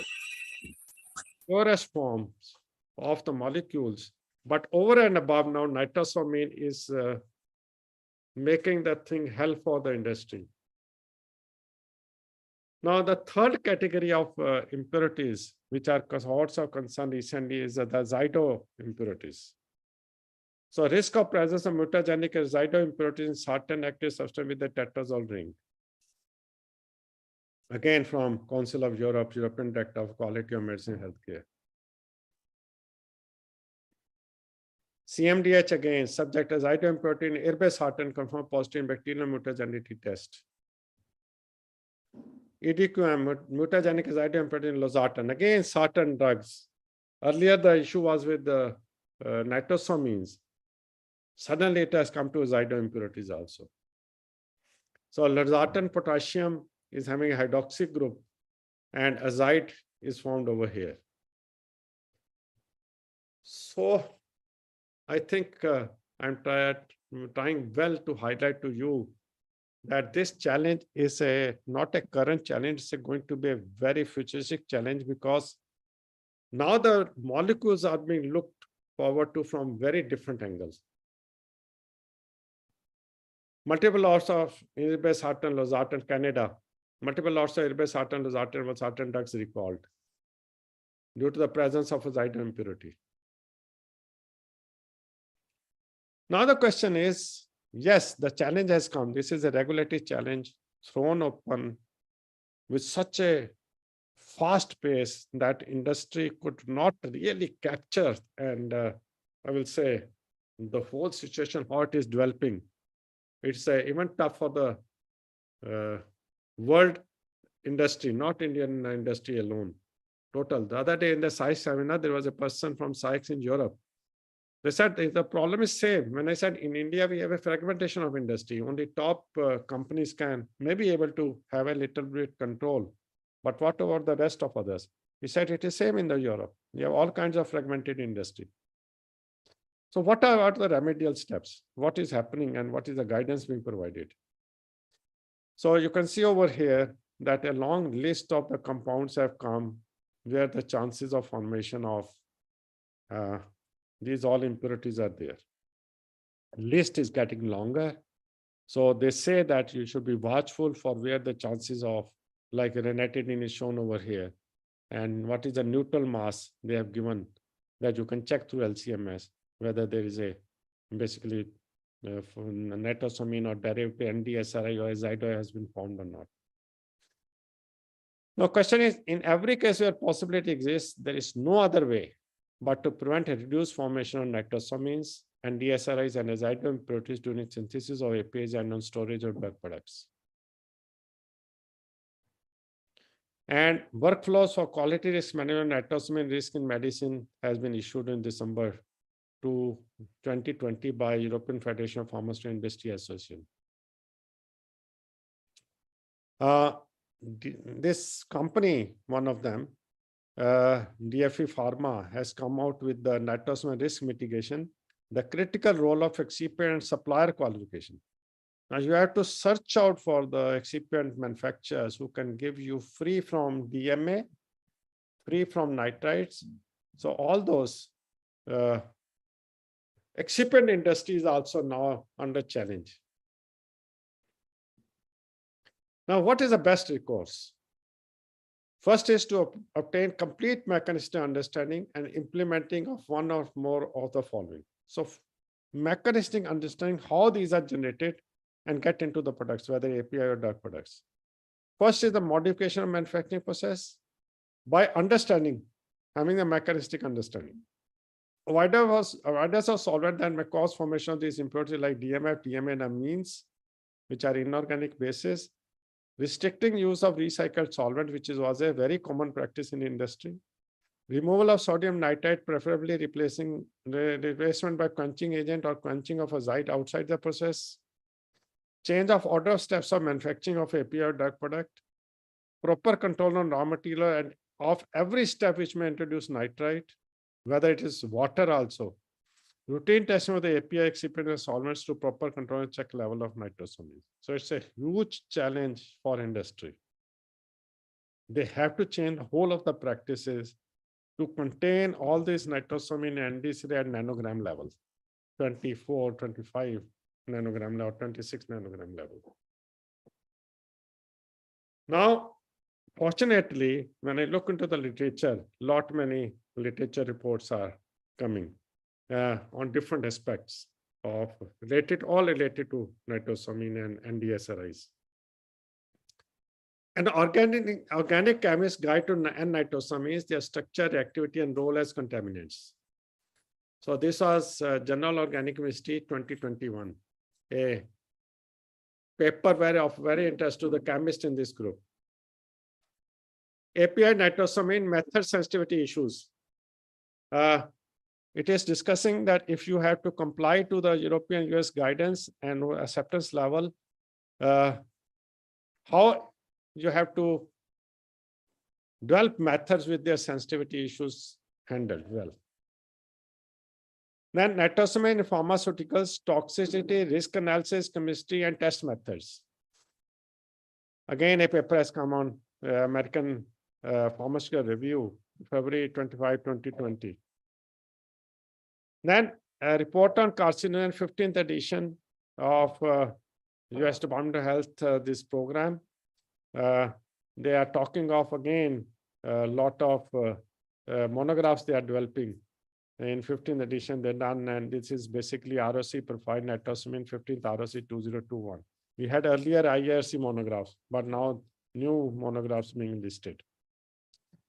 Then practical and science-based strategy for establishing acceptable intakes for drug product and nitrosamine impurities. Now, if you find these nitrosamine impurity in drug products, how do you really establish acceptable intakes? Expert view of 5 things you need to know about nitrosamine drug formulation. The pharma company is saying how you can control them. Avoiding nitrosamine dimethylamine formation in metformin pharmaceutical by limiting dimethylamine and nitrite. These are all coming from now Merck. The companies are also trying to do a lot of research and publishing them. Now, this is the latest paper, which is still in the print, appeared very lately, last 2 weeks, where landscape potential small and drug substance related nitrosamines in pharmaceuticals.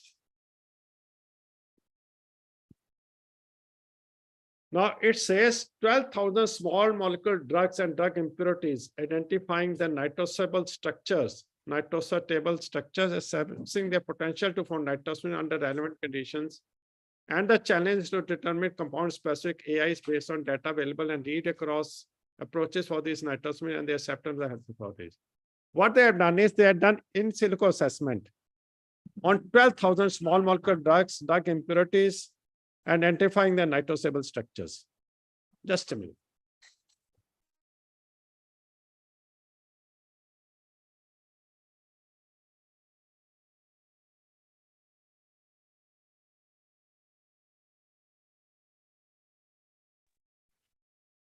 So this is a paper, must-read paper by everyone, if you want to know, and by those who are concerned with nitrosamines. Then a nitrite excipient database has been created, a useful tool to support N-nitrosamine risk assessment for drug products. So very important paper, again coming from all the companies, major world companies, to create a nitrite excipient database. So in which excipient there's a more likely chances of nitrites coming into during the process of formation of excipient. This article is also in press. Then temperature dependent formation and nitroso dimethylamine during the storage of the nitrate reagent powders and tablets. And nitrosation in the absence of nitrosating agents in pharmaceutical question mark is a short communication which has come out recently from Department of Analytical Chemistry, Faculty of Chemical Engineering in Prague, Czech Republic. Can the formation and nitrosamine formulated products be inhibited? The question mark, and it's a very interesting read.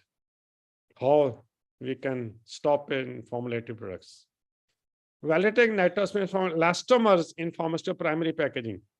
So the elastomers are also releasing nitrosamines into the product. So a lot of attention is now being paid to the packaging material. So friends, to conclude, this current regulatory challenge is painstaking for the global pharmaceutical industry. And it is interesting for academia also. Because finding out the mechanism, laying down the mechanisms, all there has to be intervention, good intervention by the academia. And the fact remains that the sky is the limit for the first movers, whether in academia or industry, whenever posed a new challenge. I highlighted about the requirement of starting the nitrosamine research to my PhD student, Dr. Ravi Shah, in Naipur, Ahmedabad, because he has bought recently very high-end mass tools. And I'm very happy that he has done a very good job and he's helping the industry. He recently conducted a workshop also on nitrosamine, very well attended, where a practical training was provided on the SciEx 6500 system, which can go to this level of limits of detection and quantitation. So I will say that he is now one of the person being sought after everywhere for nitrosamine research. So first movers are always going to have advantage in this. So this is all from my side today, and thanks and Jai Hind.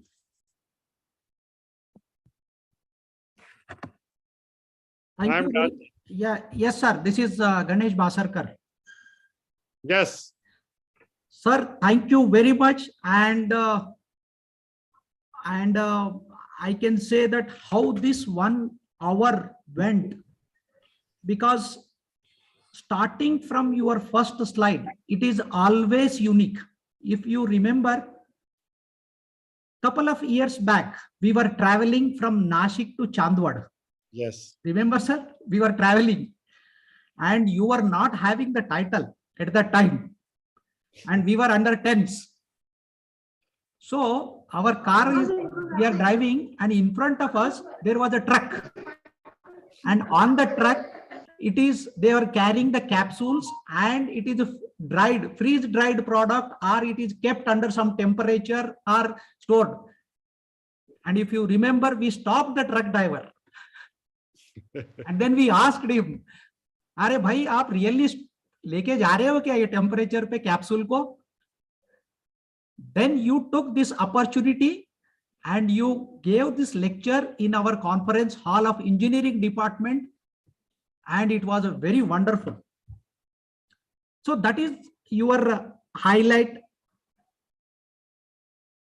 As I said, each slide of your presentation is unique, and it is quite interesting to all of pharmaceutical scientists, and especially the budding pharmaceutical scientist who wants to make a career in the industry.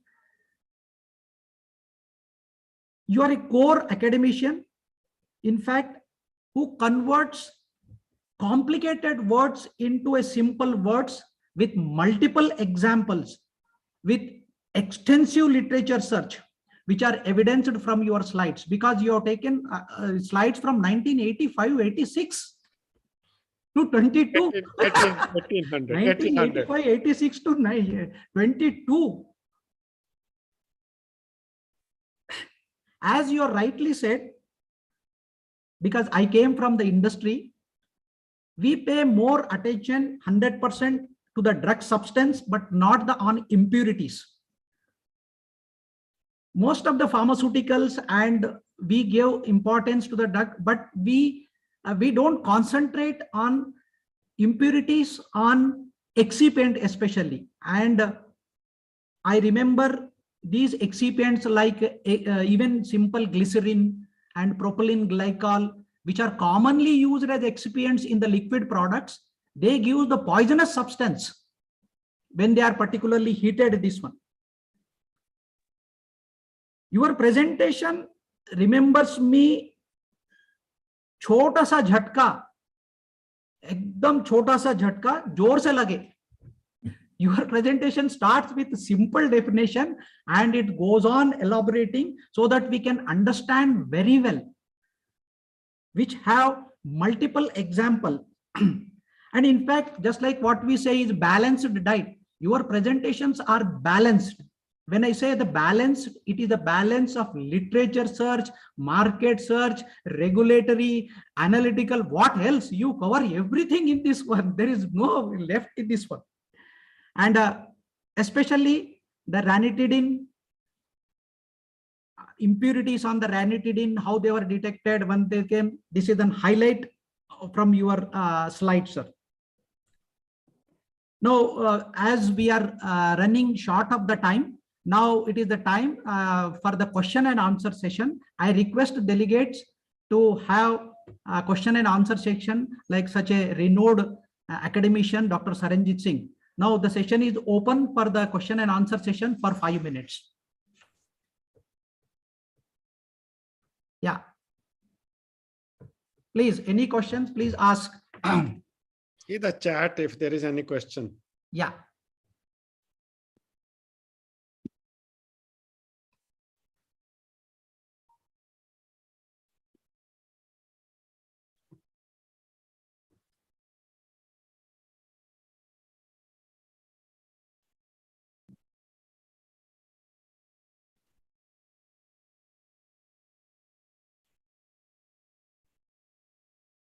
So no questions. Only I will say that the students and the teacher faculty should play a big role here. Yes, yes. And they should be always alert Excuse about me, sir. what is happening. Yes, sir. Yes. Am I audible, sir? Yes, dear Imran.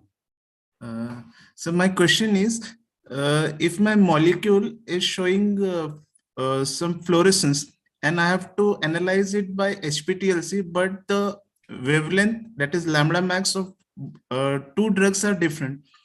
So one molecule is fluorescence and the other molecule is not fluorescence, but I have to do the simultaneous estimation. So how to do the analysis by HPTLC? My dear, what this perhaps is not related to the topic I discussed today. You have a very general question. You can write to me or I will give you the phone number. Okay, okay, sir. 98154-06655. Note down. Just 1 minute, sir. Because I have to take a little more understanding from you of your problem and give you the solution. I will be able to give the solution. No issue on this.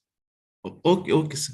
Call me at 98154-06655 for your any analytical and other students also, any analytical related problem. I will try my best to give the solution. So 98154-06655. 655. Send me a WhatsApp message. Okay, Or- sir. Okay. I will be able to answer. Okay, sir. Thank you, sir. I have to understand your problem in little more detail. Okay, sir. Be very specific on answer. Oh, Okay.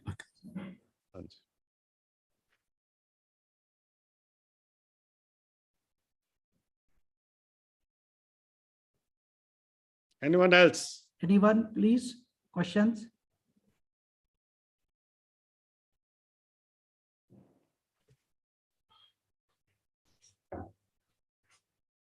I think now they have got sir's number in chat box, so they are more than happy.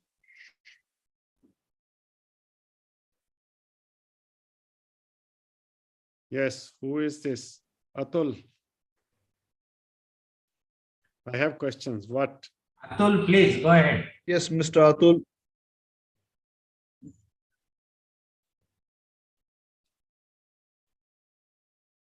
Mr. Atul, you can go ahead.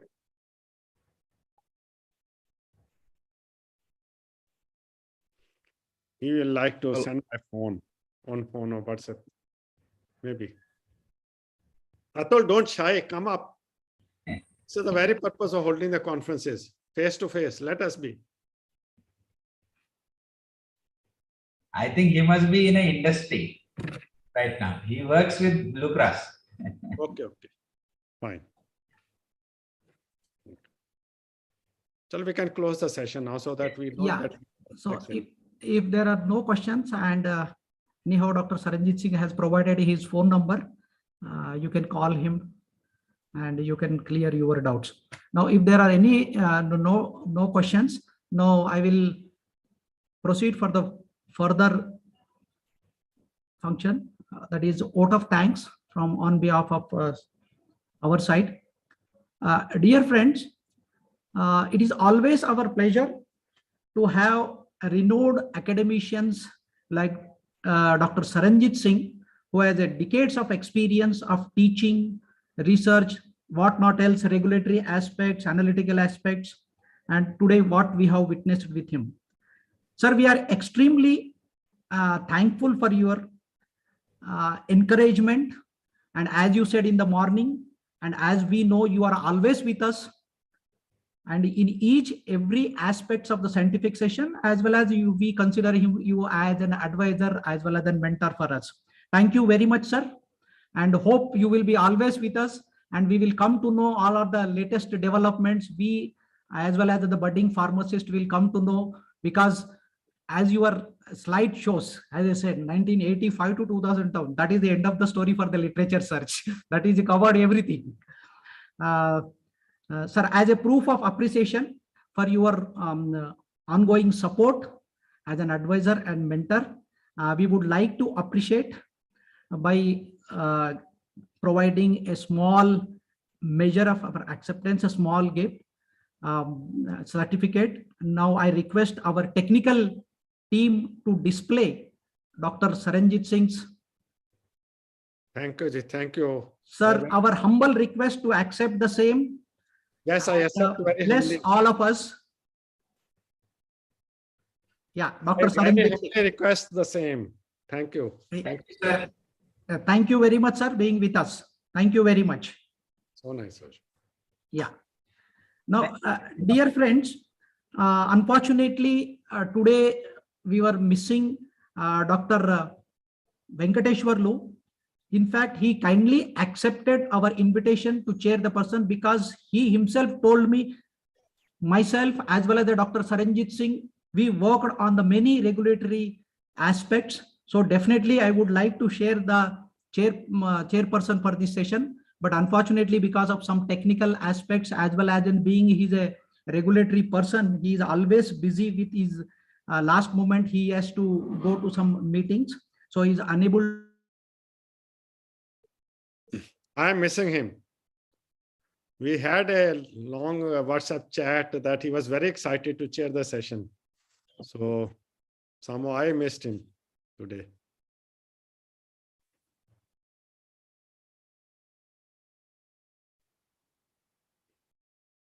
Technical issue. Yes, seems so. Yeah. There was power interruption.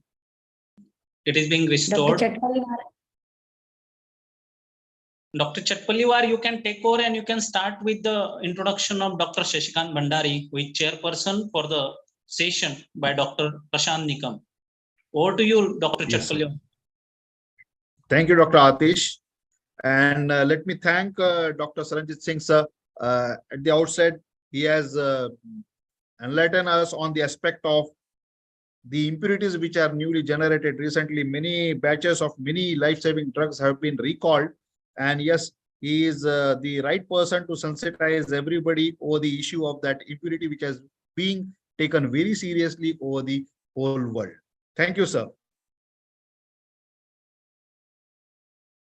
Now, let us shift to the another session where Dr. Prashant Nikam will take over, and he is being introduced by our another good friend, Dr. Shashikant Vasantrao Bhandari.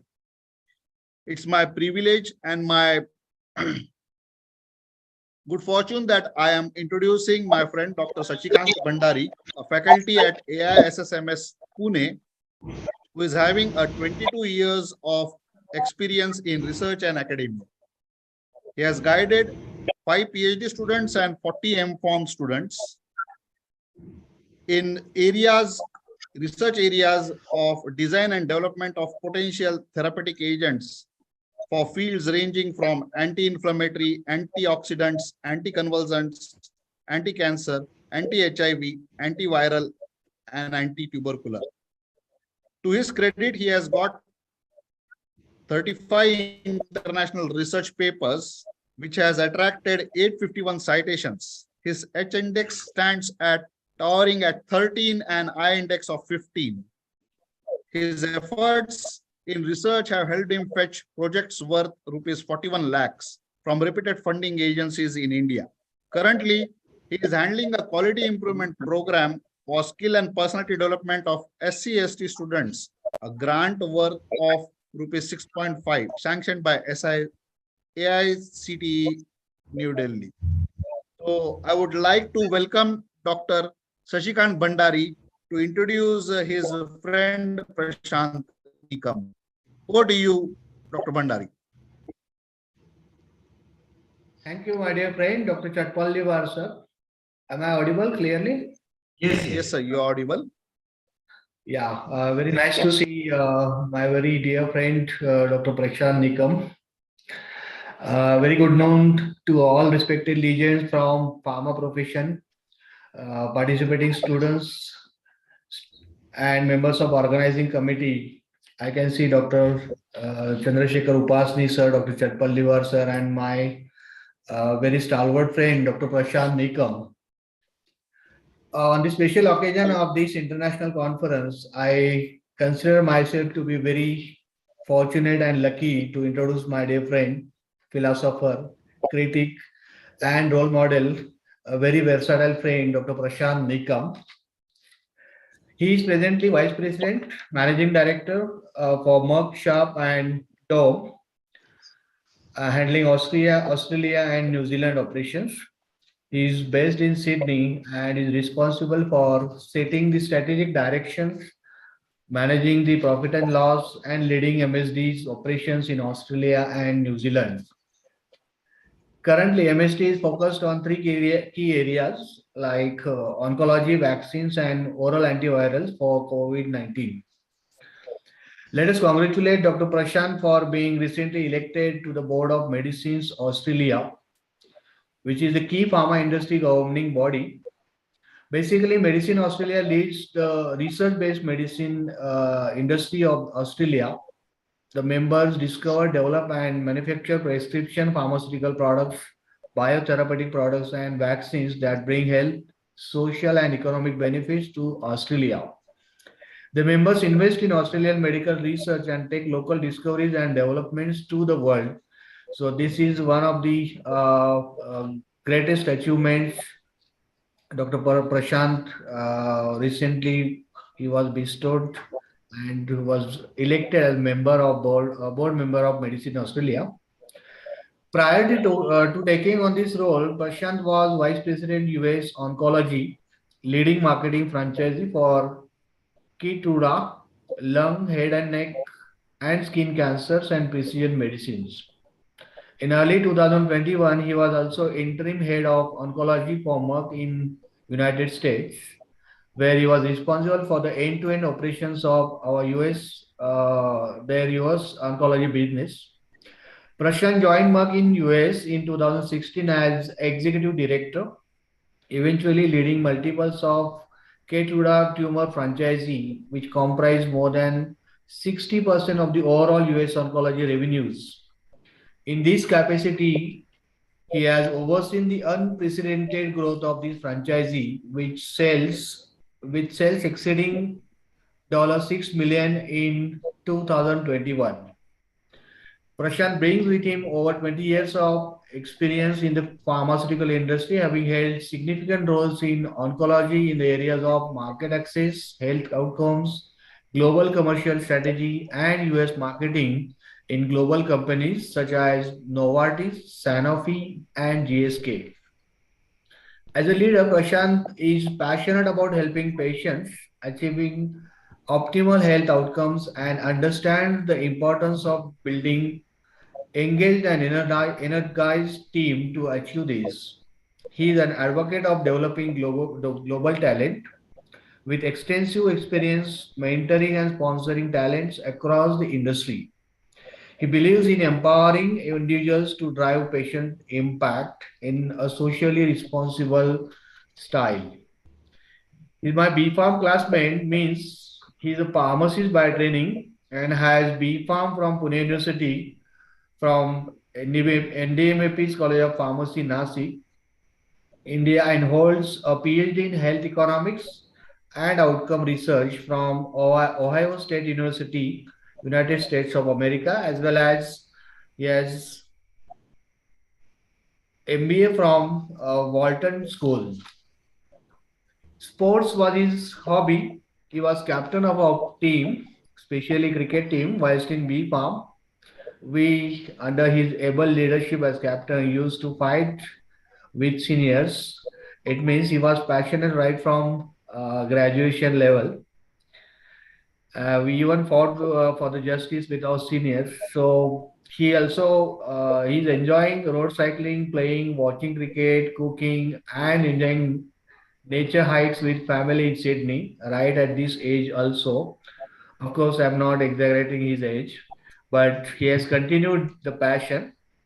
With this very brief introduction, without wasting any more time, lastly, I wish to assure you all that you are going to witness a very inspiring and informative session, which we are expecting it to be a very interactive with Dr. Prashant. Once again, I request everyone present here to enjoy the session virtually. Thanks a lot. Over to you, Dr. Jatpal sir. Thank you, Dr. Bhandari.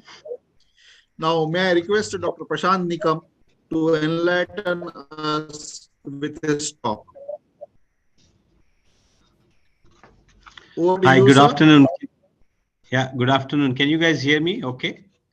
Yes, Prashant. Yes. Good afternoon. So I think nobody has introduced me with 5 minutes of I've never gotten a 5 minutes of introduction. So Shashi, thank you so much for introducing me. I wish my wife and my kids were listening, because I'll get some respect at home after listening to you. So I really want to thank you for a very kind introduction. And honestly, I'm not an expert. So following Professor Singh, I think it's a great honor to share the stage with him also virtually. But I don't think my talk is going to be as insightful as his. It's a very non-technical conversation. But I couldn't say no to Swati, because she's my senior from Nashik College. When she called me, I had to say yes, because there's no option other than saying yes to Swati.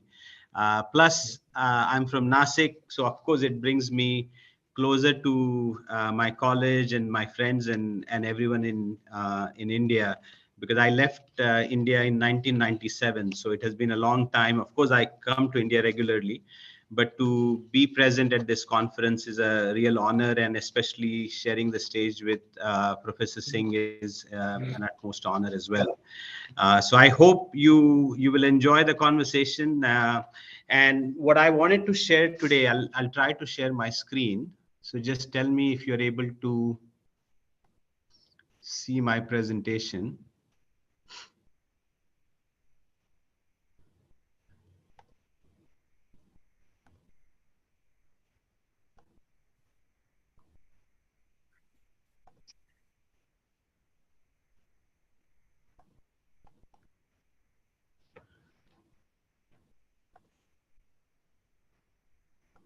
I am not able to share the slides.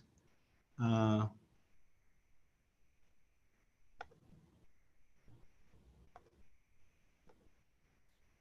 request our technical team to assist, please. So You could see share screen, Prashant. Yeah, I can click on share screen, but I see entire screen, window, and Microsoft Edge as options. So you can select My window presentation, and then select window and then try to click Alt tab.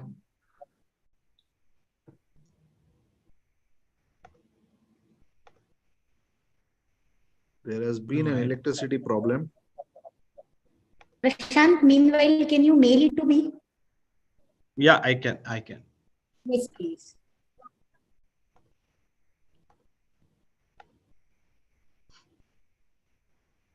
Sorry, sorry everyone.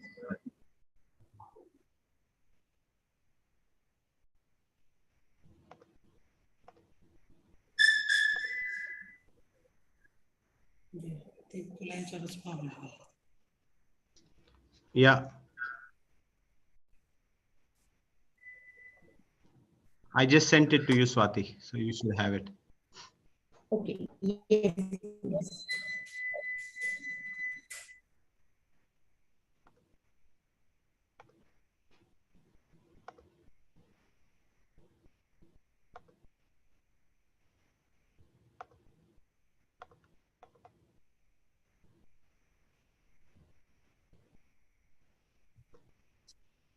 Prashant, you can start talking. Yeah, so as Swati is pulling the slides, I think the slides. Okay, so I think so in order to really talk for the next 45 minutes or so, Displayed. Okay.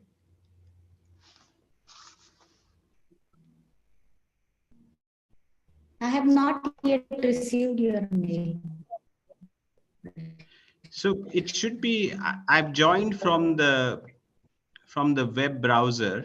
Yeah, it do you have Google fairly... Chrome, Prashant? Can you browse through Chrome? Yeah, I can go to Chrome. I think that will be easy.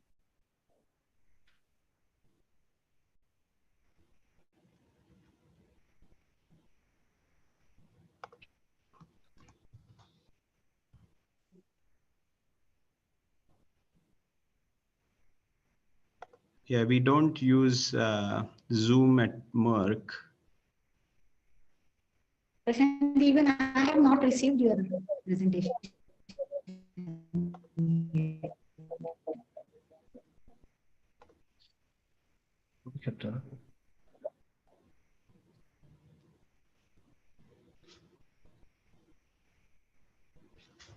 Dr. Prashant, you are in office? Yeah, I am in the office. There may be difficulty of transmission that way because your computer system may not allow official one. Yes, your mail has not reached me yet. Okay, let me... Sorry for the...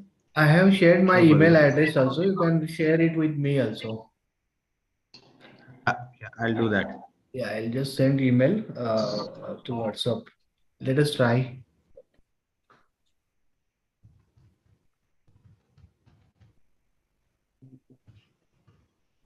I have shared my email. Okay. Shashi, I sent it to you as well.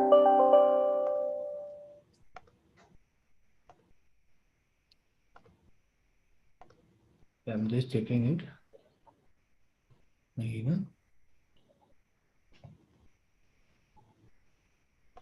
I'm going to try Google Chrome.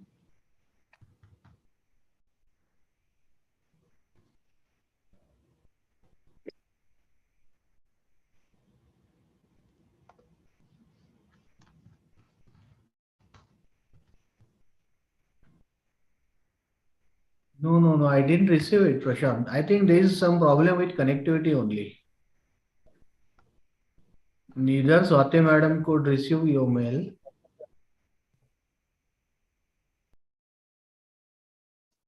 Not in spam also, no?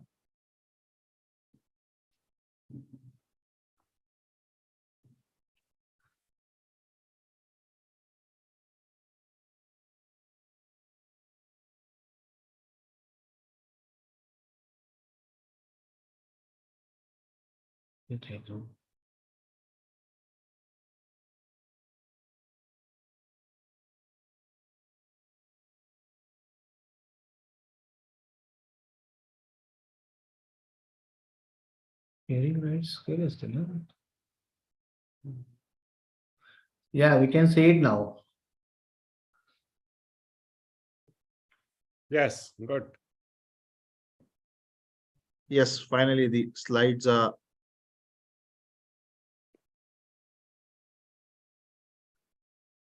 The presentation is visible, sir? Yes. Yes. Yes, sir.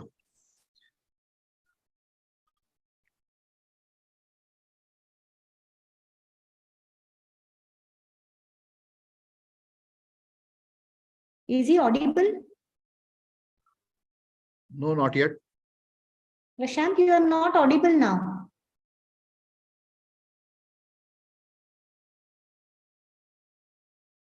Can you hear me? Yes. Yeah. Yes. Yeah, now. Very much, sir. And you are able to see the slides also? Yes, sir. Yes. Okay, you are able to see the slide. Okay, perfect. So again, sorry for the interruption. So my main topic really is about the COVID pandemic and how it has impacted the pharmaceutical sector. Like I said earlier, I'm not a technical person, I'm more a business person now. And so my talk is not going to be as technical as Professor Singh's talk. But what I thought when Swati and I were discussing that given the entire world is grappling with the pandemic is not done yet. How has the pharmaceutical sector been impacted? And as I deal with the governments in Australia and New Zealand, I've learned a lot about how the regulatory system has been impacted also, and how well the governments are working closely with pharmaceutical industry to really tackle the public health crisis. So I thought this topic would be interesting, at least at a top line level for everyone to see what's happening around the globe from a regulatory standpoint when it came to COVID, and what do we need to do in the future, because we have to learn from this pandemic and really think about any future pandemics potentially, and how can the pharmaceutical industry come together with governments and other stakeholders to really address any future public health crisis. So that was kind of the main topic.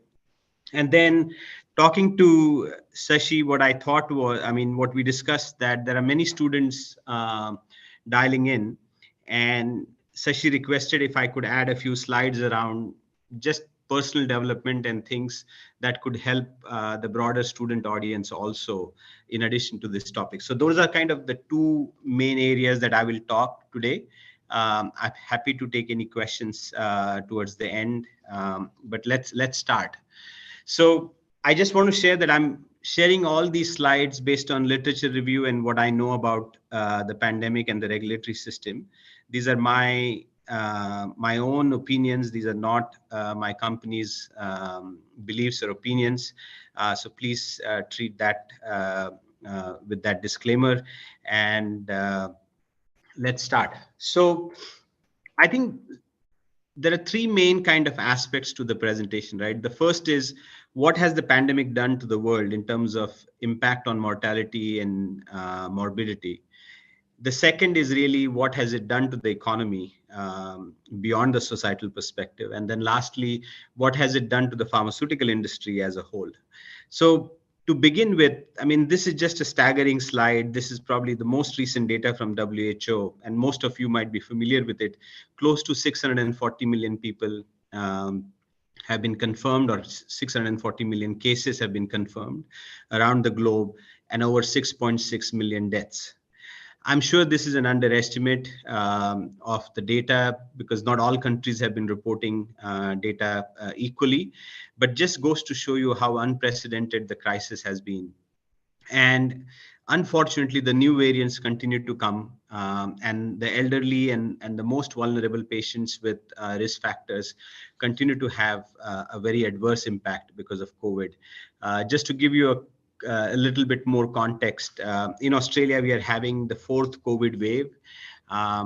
We were averaging maybe 1,000 to 2,000 cases a day on an average, and now we are averaging close to 6,000 to 7,000 cases. And again, that's an underreporting, right?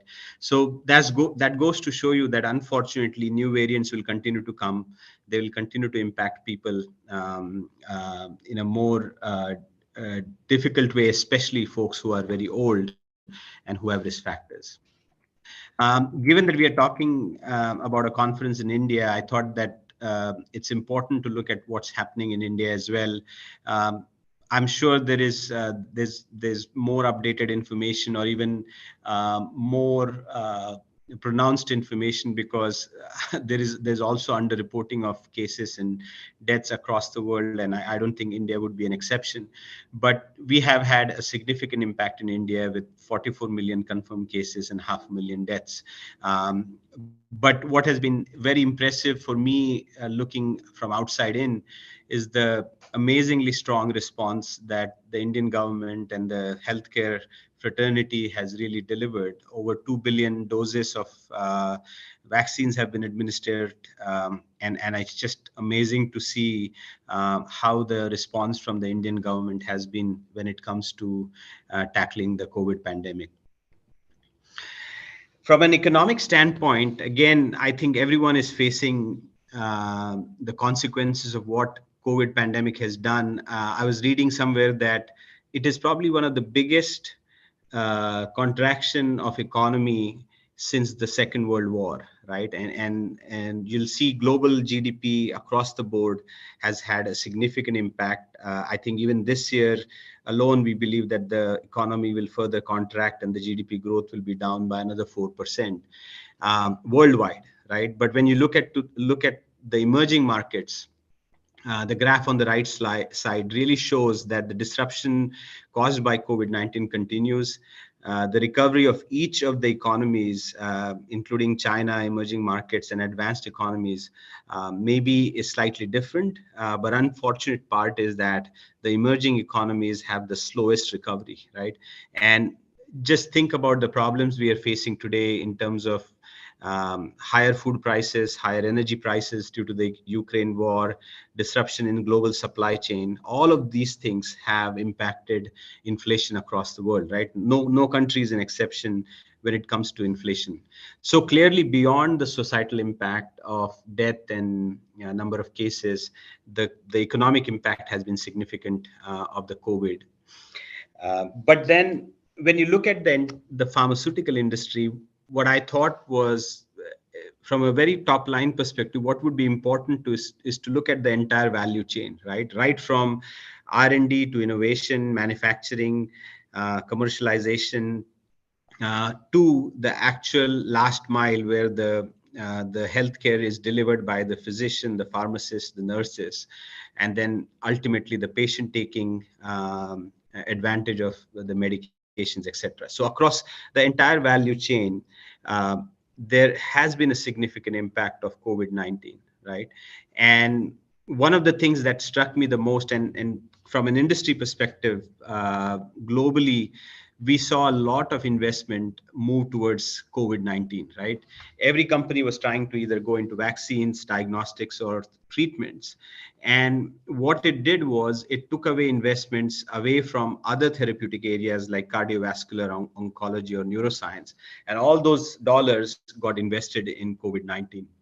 So just think about how much impact there is from an innovation standpoint, right? Because when you reinvest your R&D dollars, your discovery dollars into something else, you are taking focus away from the core areas that you were really focusing on. And every company without exception had some sort of R&D programs tied to COVID-19. Regulatory, which is what the conference is all about, has had a significant impact also, and in a good way, in my opinion, because regulators across the board, FDA, EMEA, the Japanese regulatory authorities, the Asia Pac regulatory authorities, everyone had significant collaborations across the world, right? The pandemic actually was a good positive platform or a silver lining for all the regulatory agencies. One, to expedite innovation. Second, to make sure that they were helping the industry really come up with innovations so that we all could have access to vaccines and medicines, right? And we don't pause and think about the speed of innovation. If you think about the vaccine, the first vaccine that came, it came literally within 11 months of the pandemic declaration, right? And that is unprecedented anywhere in the world, right? If you think about vaccine development or a drug development process, it takes from anywhere from 4 to 5 years to 10 to 12 years, right? Just actual drug development in late stage. To have a vaccine at high quality, safe, efficacious within 11 months was incredible, right? And it goes without saying that the global collaborations, cooperation, the government investments, all of that led to this incredible turnaround. And I think mankind has kind of, they used to say that science will always persist, and I think science did persist, because we all are here and participating in this conference because I think the vaccines worked, the treatment worked, and everybody's probably going back to a new normal as well. So of course, R&D, regulatory, there was an impact, and even supply chain, right? And just talking from an industry perspective, the API finished products supply was a big issue. Each country was starting to ration many of their medicines because people were panicking and they were taking on more drugs or hygiene products. And especially in Australia, there was a restriction on taking only a month worth of supply for your diabetes or chronic meds, right? The government didn't want significant shortages to life-saving medicines because of supply disruptions globally. So there was a tangible impact on the supply chain also. Of course, technology was a big savior. I'm sure in India it was no different, that having a phone, tracing apps, making sure you entered your health information in that, had a significant impact in saving our lives. So the phone probably saved a lot of lives because of what interventions happened during the COVID pandemic. And then the last aspect is commercial aspect, where sales and marketing. I don't know how many of you are from sales and marketing in the audience, but the way we educate doctors or the way we educate healthcare professionals was significantly impacted. Just to give you a sense, a role of a pharmaceutical rep in US or in European countries was significantly impacted because hospitals were not allowing reps to come in. They had to talk about new innovation or new products through a different digital channel. So there was disruption across the board, and I think it has impacted the sales model forever. I don't think we will go back to the traditional sales model to the full intensity as we thought. So I was reviewing a paper by Ayati and et al. And colleagues. It's an Iranian author and a group, and they published this in JPS. And it's a slightly older paper from 2020, but it really talks about a very nice framework that highlights the point that I made earlier, right? That the pharmaceutical industry had some short-term impacts, and of course there are some longer-term impacts that we all need to keep in mind, whether you are in academia or whether you are in an industry. The short-term impacts were very straightforward that I talked about. Medication shortage, life-saving medicines had shortage because of manufacturing and supply chain disruption. R&D development shifts were happening in every company. Every company was reallocating dollars to the pandemic rather than the core drug discovery programs. Communication, we talked about it. So when you think about those short-term impact, we also have to think about how the longer-term impacts would be there as well. So one thing, obviously, there are approval delays in non-COVID related products, and we can't be, what do you say? We can't be unfair to patients, other patients other than COVID, who are waiting for these innovations, right? So there are tangible delays. One example that I like to share is, if you think about lung cancer patients, they don't have enough time, right? Within 6 to 12 months, they progress very rapidly and they unfortunately die. So if you were working on a lung cancer product and an innovation that could have saved lung cancer patients or given them extra time, because of these delays now, through regulatory processes or even R&D processes, those patients will not have the cancer drug, right? So that's just one example, but I'm sure there are many other examples that one can look at. The other kind of focus was, and every time I talk to whether it's the Australian government or the Department of Health or the New Zealand government, their whole mind has shifted towards, and I'm sure India is in the same way, that each country wants to be self-sufficient when it comes to pharmaceuticals. And that is a big longer term impact. And a question that we all have to answer is that, unfortunately, every pharmaceutical company cannot have a manufacturing plant in every country, right? So when the government is thinking about shifting towards self-sufficiency, how do we tackle that problem? And it's more a question than I have a solution. Just to give you another kind of context and example, Moderna is a company which produces global vaccines in COVID. They have a plant now in Australia, and they really worked very closely with the government. And I think the government went above and beyond to give them subsidies and invest in their manufacturing sites, because the government really wants to think about self-sufficiency, right? But not every government is going to be that lucky, or the timing might not work out. But this is a big problem that the industry has to tackle, and everyone has to think about it.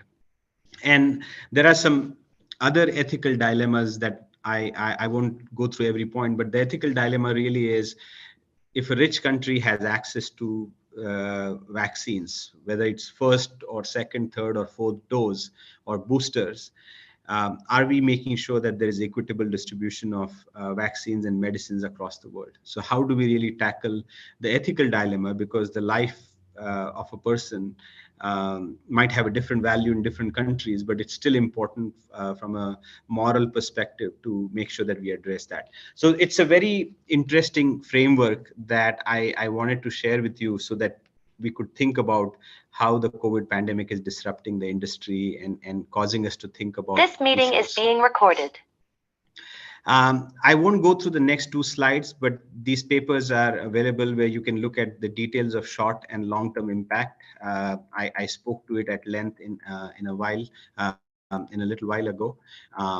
But I wanted to pause on this slide because I was very impressed. I had not looked at it very closely, but Shashi kind of last night asked me to look at the achievements of what India has done and what they have done in terms of vaccinations around the world, as well as within the country, and what the government, what the industry has done in combating the pandemic. So thank you, Shashi, for making me think about it. And when I went on the mygovernment.in website, I thought that these were some incredible highlights, talking about close to 200 crore vaccinations delivered within India, right? And that's not an easy task given the diversity of the landscape in India. When you think about the speed at which it happened, I was reading on that website that almost 2.5 crore doses were delivered in a day at one time in September of 2021. I mean, that's just incredible. I don't think any other country can do it at the scale that India was able to do. I think 15 to 20% of vaccines around the world were manufactured and supplied by India. The only point I'll make here is, on one side, there are these amazing achievements that India has done. And also the government has kind of invested in vaccine discovery and development within India. But the question to ask is also that, did we miss an opportunity to have made a bigger impact than just supplying 15 to 16% of vaccines around the world? And that could be a debatable point, but I feel that India had a golden opportunity to really solidify that. I think it called vaccine Maitri was the kind of the term that Prime Minister Modi had used. But I think the question really for all of us is to think about whether there was a missed opportunity somewhere in terms of supplying more vaccines than we did. But it's just a question for us. But I don't think it minimizes the achievements of what India and the healthcare professionals and the government and the industry achieved together. And this slide just gives you a sense of what it looked like. The other point that Shashi asked me to emphasize, that when I was doing this research, I was also, given that there are students online, I just wanted to highlight that during the pandemic, I think the pharmaceutical profession got a lot of importance, and it was one of the careers that was in significant demand. I hope it continues that way, even for us. Just to give you a sense, like, it was very hard to hire scientists and regulatory professionals and chemists during the pandemic, right? And I know people talk about the great resignation, that a lot of people resigned or reevaluated their life during the pandemic. And maybe that was partly contributing to the shortage of professionals. But I think we are in an incredible place as pharmacists and as professional pharmaceutical professionals, that our discipline has made a significant impact on the world. But at the same time, there's a growing demand as well. Coming to the main topic, and I also wanted to, beyond that context, wanted to share this as a high-level summary, and then I'll go into details so that you'll understand what I mean by some of these points. But from a regulatory perspective, during the pandemic, I think it really accelerated development of medicines, right? FDA, EMA, even the International Coalition of Medicine Regulatory Authorities, ICMARA, was able to expedite and streamline the process, right, about giving authorizations for drugs, or making sure that that vaccines and pharmaceuticals, as well as diagnostics, the framework of how they were going to approve that was really clarified. And again, speed was very important because companies were waiting for the guidance. Just to give you one example that will bring this message home, a lot of companies were doing rolling submissions, right? And I think you do that in India. FDA, of course, accepts rolling submissions on some high unmet need products. But there were a lot of the agencies were talking to the pharmaceutical industry and scientists to say, give us data as it's coming. Tell us a little bit more about what you're learning when you're developing the drug. Real world evidence that was produced was also accepted. And there was a lot of flexibility. Even in Australia, the government worked very closely across the industry to make sure that the pharmaceutical products as well as the vaccines were approved in time, right? And that's a huge feat. Like, those who work in the regulatory industry, regulatory side of the industry would appreciate that. It takes a lot of thought and partnership to work with regulators to really make sure that urgent innovations are supplied, right? The processes were, of course, simplified a lot. Like I said, there was rolling submission, the data that was shared in real time, virtual clinical trial site management was acceptable, making sure that the drug was getting to all the sites around the world during the clinical trial phase was happening in time. Quality guidance is important because you can't just have a safe and efficacious medicine. You need to have high quality medicine also. So all the regulators were really working together. And at times, I think there was also resource sharing happening between regulatory agencies. There was a lot of collaboration across international agencies to say, I'm going to review the chemistry section, you're going to review the clinical trial section, you review the quality section, and let's work together and approve some of these drugs in a speedy way. So that was really an amazing thing to experience and see that all the regulators were working together. And then the other aspect, which I think Merck MSD was a big part of, was also voluntary licensing agreements.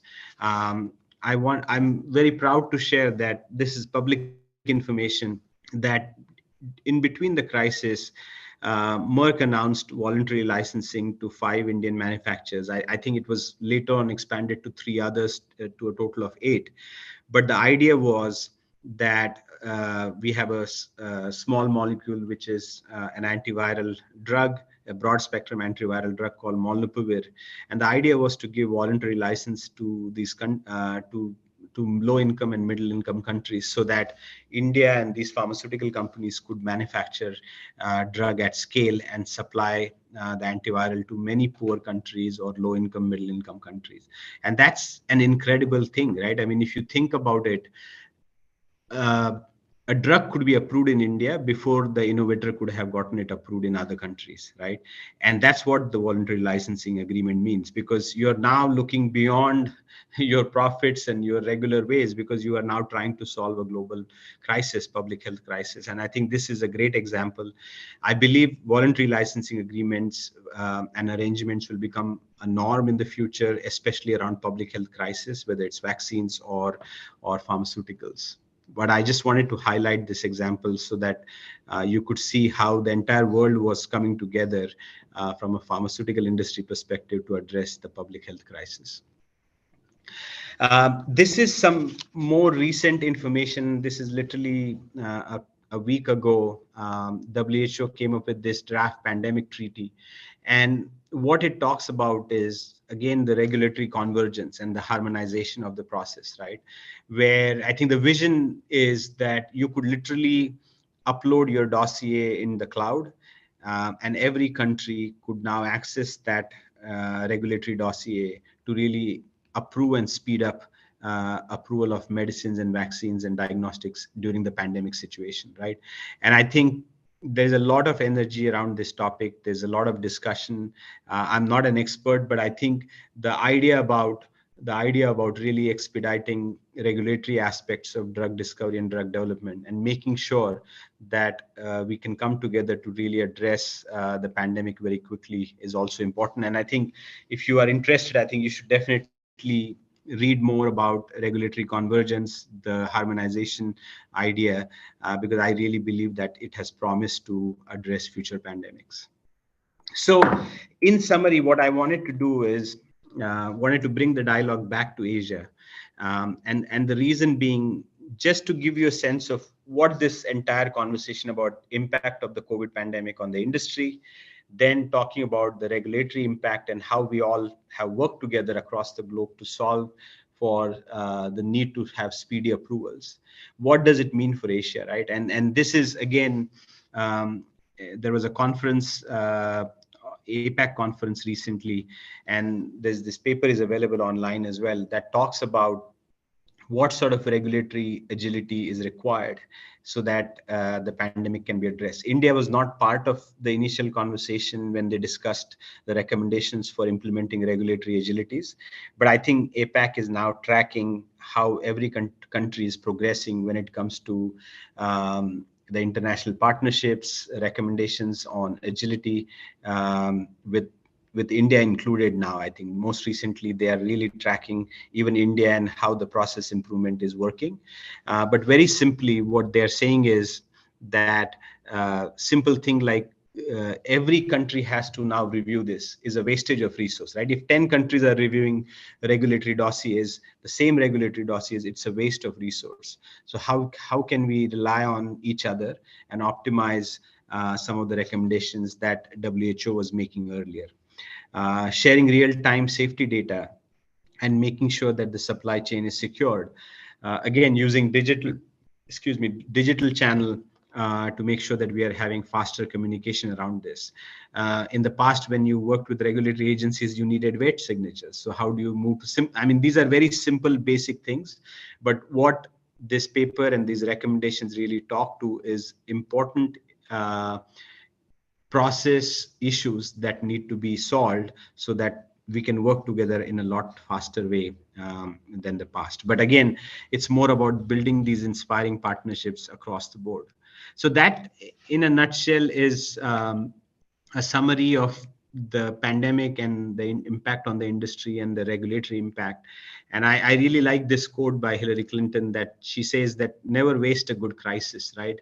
And I think my talk was really about that yes, we had a public health crisis, but the industry, the government, the external stakeholders, they didn't waste that crisis. They really leveraged that to help mankind and help humanity by coming together from a regulatory perspective to say that we are going to develop the drugs faster, we're going to help high quality medicines be manufactured faster, and we're going to work through voluntary licensing agreements to make sure that the drug is available to as many people around the world, and same thing with vaccines. So I think I believe that we have successfully used this crisis. There's always a silver lining, even in negative things. And I believe we have done that very well. So that was my first talk. I don't know, Shashi, if we should pause here for questions, or do you want me to go to the second part for students?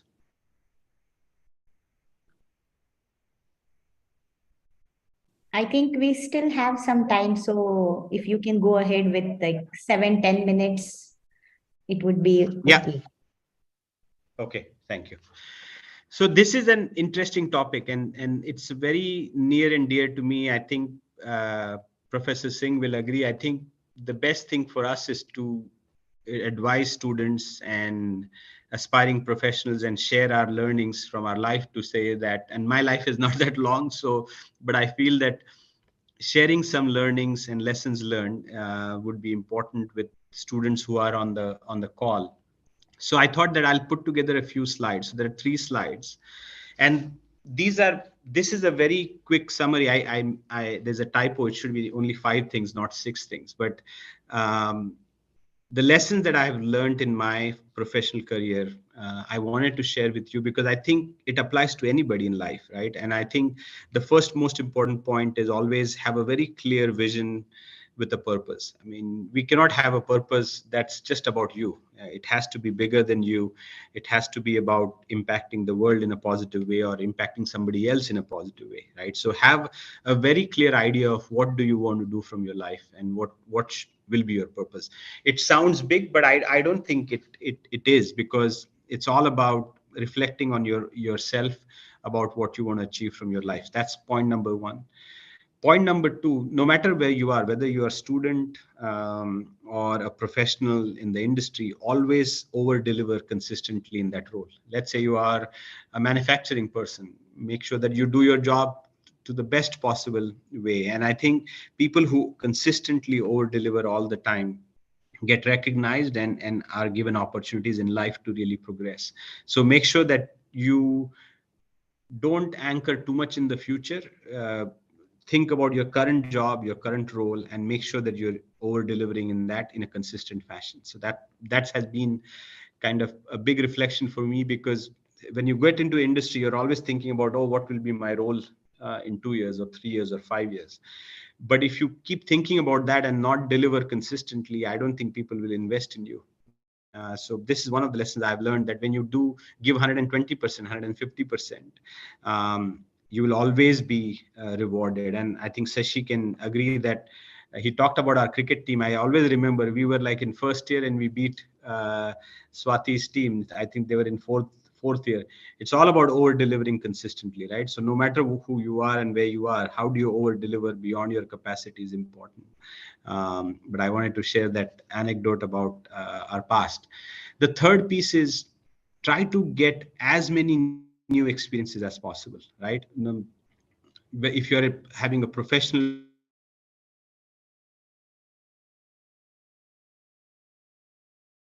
marketing, R&D, wherever you can, try to get as many experiences, a different therapy area, right? If you're in perspective by working in different areas. If you're in academia, make sure that you are working with different collaborators, right, across the globe, across the country. I don't think it just applies to people within the industry. Work on different interesting topics. It was very nice to hear that Sashi is working on something with SC/ST students. He's an incredible chemist, but he's thinking beyond that and trying to add value to something else. I think so. Develop that agility that you can work in different areas, gather different experiences to make a significant impact. Networking is a big part of my life. It's very important that you build really strong network of people who will guide you, mentor you, support you, and also follow you, right? Because you just don't want you want to be a role model for others so that they can follow you as well. So make sure that you develop a very strong network. Maybe if you're in academia, build a network in industry. If you're in industry, develop a network in government, develop a network in academia. So it's really important for you to think about building a strong network beyond your own area of discipline. And the most important thing, and I think the pandemic has taught this more so than anything, is that we have to take care of ourselves, right? Our health, our physical health, our people who love us and our loved ones. Make sure that you do take care and spend time with them, right? Invest energy and time in your own personal growth, in your family's growth. That's really important, because if you don't have that piece right, the top 4 things will not matter. So make sure that you are always thinking about yourself, not in a selfish way, but just to make sure that you're taking care of yourself, being mindful, being physically active, so that you can manage the energy extremely well. So those were kind of some of my 5 big lessons that I've learned in my life. And I didn't want it to be very vague for everyone, right? Because that can be very philosophical to think about those 5 things. What are very simple questions that one can answer? And I'm just flashing these questions. I won't go through each question for you, but the idea is to really think about these 10, 12 questions for yourself, because the journey that you will have, whether it's professional or academic, it is all your own journey. It is not somebody else's journey, right? You can't be Professor Singh, but you'll have to chart your own path, right? So how do you make sure that you answer these questions for yourself rather than look at some role model and say, oh, I want to be that person? Yes, you can be that person, but your journey will be your own and it will be very different. So make sure that you answer these questions for yourself across the 5 areas that I said earlier. And some of the messages that I just want to give broadly, and I would have given these messages to my younger self as well, that to be better in life is a journey. It's not a destination. So it never ends. So please don't think that, oh, if I do something, I might have achieved something. It just goes on forever. Never stop learning. I mean, that's an important thing. Be very curious. I think people who are great are always very curious. They're always learning.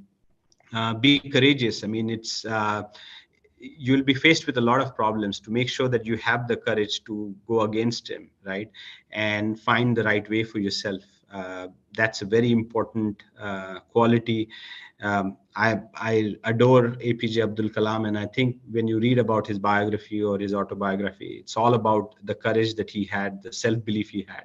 So I think it's a lot about that in life.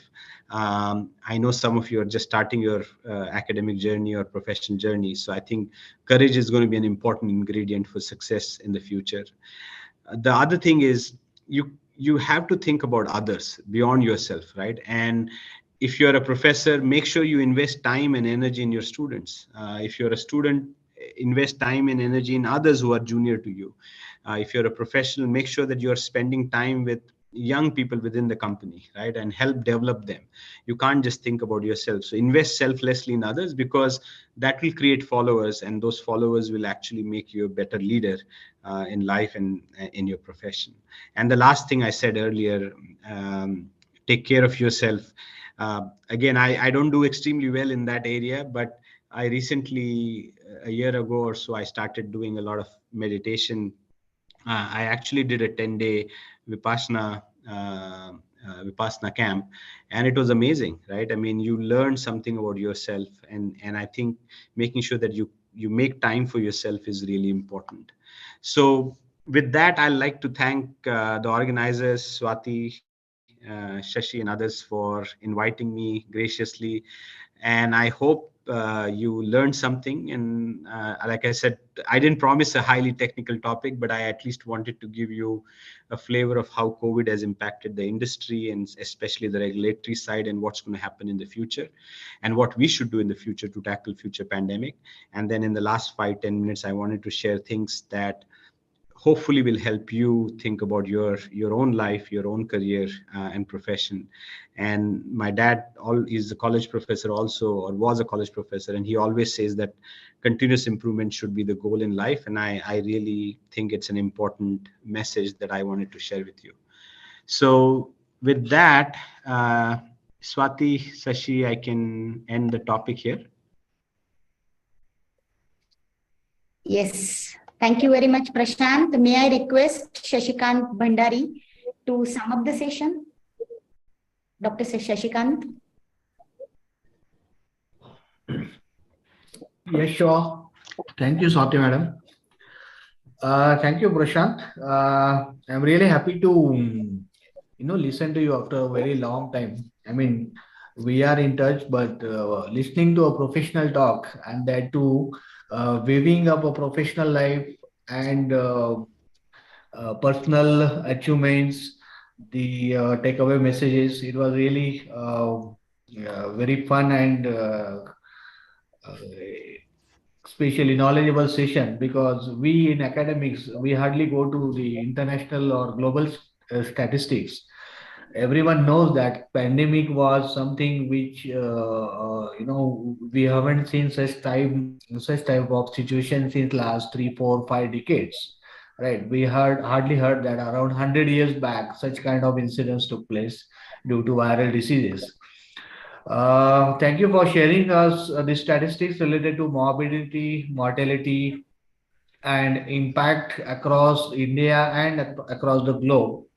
The impact onto value chain from R&D to supply chain, disruption, technology, use of or significance of technology.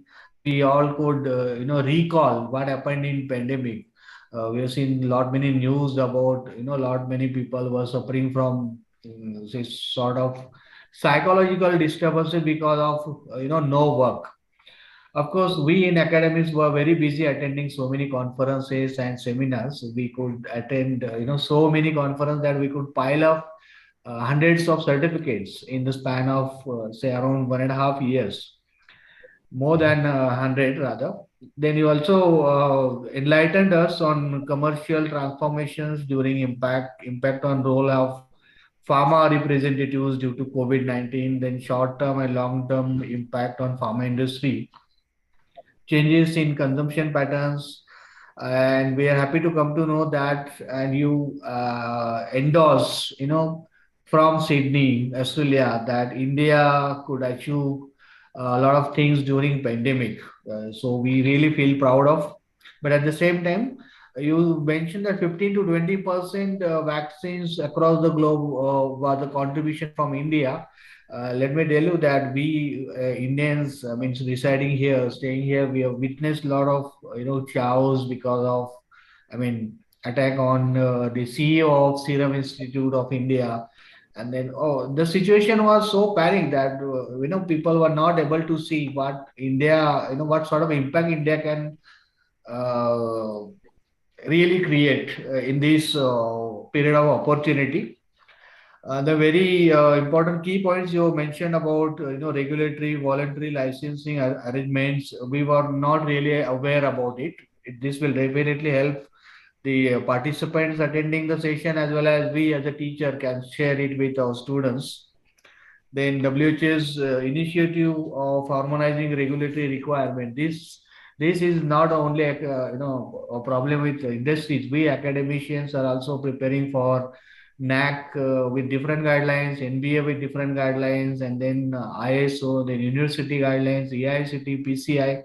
This is all wastage of time, energy, and efforts, not only for academics but for industry purpose also. So harmonizing these guidelines will definitely save a lot of energy, efforts, and I think cost also. So that was something good to know, the recommendation that there are some agencies like or association conferences like APEX who can recommend to regulatory agencies. And lastly, the very important points you mentioned about the required skill sets and approach and attitude for the next generation students, because we sometimes feel very bad to see the kind of packages these UG and PG students are getting after investing say 6 years in PG, UG and PG, and then around 15-20 lakhs of investment for paying the fees. So their starting package should increase. We do take care of all the trainings like personality development, interview skill development, but listening from a very experienced person, a very successful professional like you, because you had a exposure to a lot of countries across the globe. So this will definitely help them to convince that these are the skill sets required by industry. And if you have these skill sets, you can really reach to heights. And one important point you have mentioned is clear vision, consistent over delivery. This is the problem with many people. Once a while over delivery is fine, but continuously, consistently over delivery, working hard and working towards the goals is something the next generation is lacking. I take opportunity. I really thank organizers like Dr. Upasni sir, Dr. Chatpalliwar sir, and Swati madam to give me opportunity to share my views also with a very legendary expertise like Prashant. These are the things we should really focus on for students as an academician. So overall, it was a very well thought and short but sweet and very important points you have covered. We are really happy to have you with us. Thank you, Prashant. Thank you very much. Over to you, Swati madam. Thank you. I am now here to formally close this lecture series and lecture session for today. So let me thank you, Prashant, formally first, and then Dr. Shashikant. So thank you, Prashant, for accepting our invitation and immediately consenting to it. Actually, this is a great gesture from your side as an Indian who I remember who have, left India at a very young age of 22, I suppose, if I'm not wrong. And I think since then you are out of India, flourishing immensely professionally and personally as well. But I'm proud and happy to see you. You are so rooted to India, and your approach towards the students and researchers in India is really appreciable. You are always there for us, the students and the researchers those who want you are ready to help them at any time. So help them, guide them whenever it is requested. So may I request our technical team to display our gratitude to Dr. Prashant Nikam. And yes, Prashant, special thanks to you for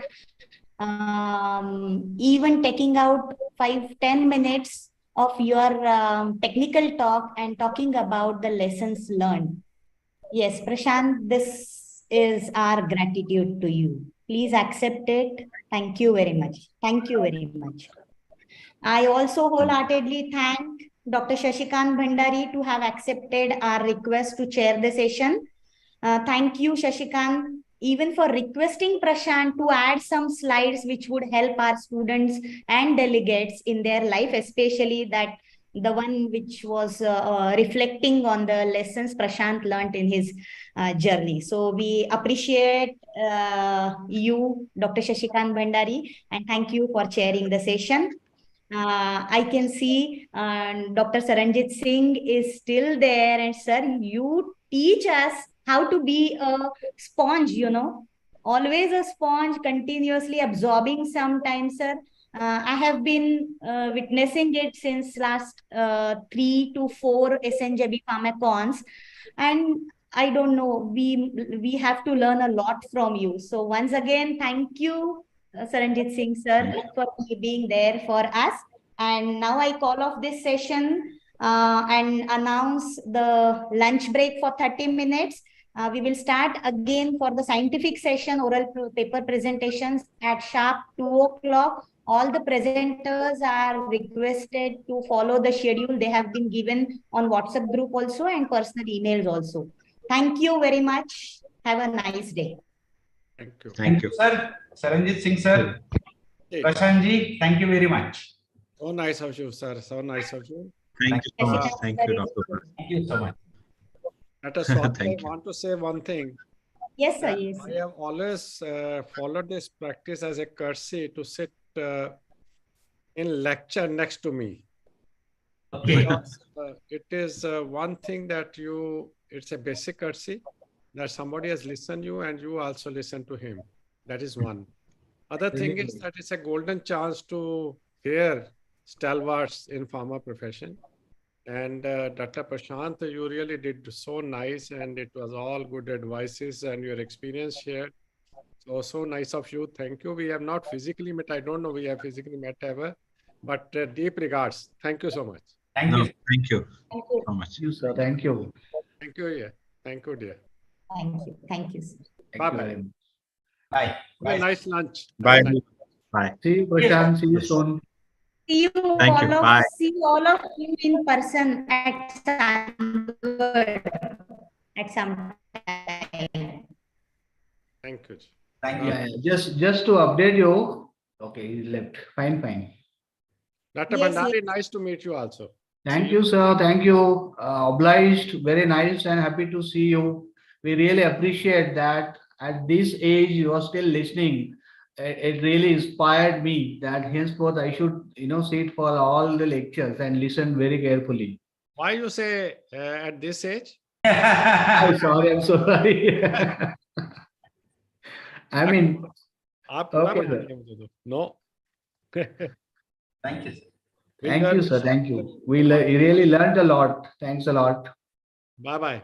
Bye, sir. Thank you. Bye. Bye.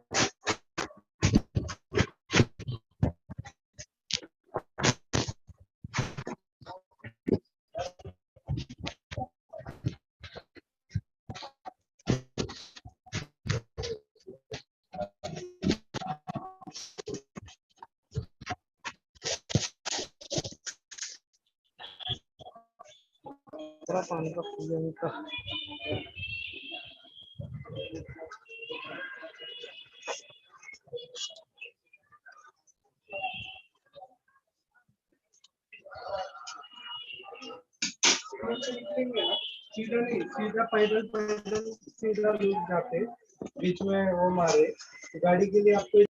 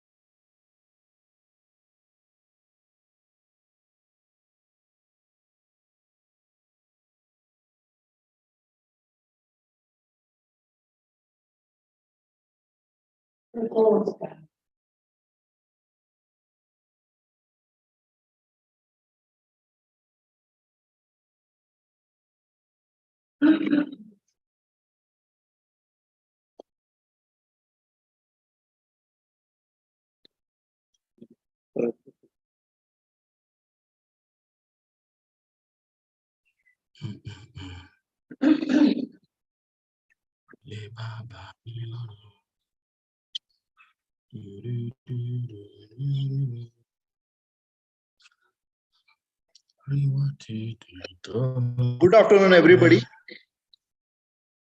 Good afternoon. Yes, this is the first day of the 6th edition SNJB PharmaCon this year, SNJB PharmaCon-2022. We are conducting this conference since 2017 and we have gone international online since 2020.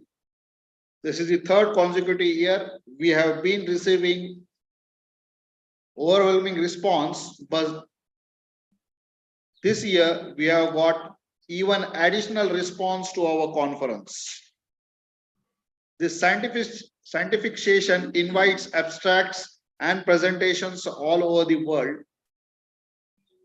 Plus, these presentations which are made by young budding pharmacists and scientists are evaluated by many eminent evaluators. We have been lucky that we have been blessed with evaluators who are working in reputed scientific laboratories all over the world. Today, We have got 30 presentations. I am very much thankful to our scientific committee, to the team of scientific committee, who have worked a lot to scrutinize 120 plus abstracts and select 30 best abstracts. It is not a matter of disappointment that the other students couldn't make it for the presentation. But yes, it was a very hard work to select 10 abstracts for today. For the guest for today's session, we have got two eminent scientists from the established laboratories. Dr. Adivale Adiloe, who has been with us since morning. Welcome, Dr. Adivale. Thank you, sir. Thank you, sir. Other evaluator, Other evaluator, Dr. Shailendra Guru from Goa College of Pharmacy, India. He will be joining shortly. We have got our beloved principal, sir, Professor Dr. C.D. Upasani, to welcome us. Welcome, sir. Thank you, Dr. Chappalliwar. This is the first day scientific session you are going to begin with. Yes, Dr. Shailendra Guru is also here.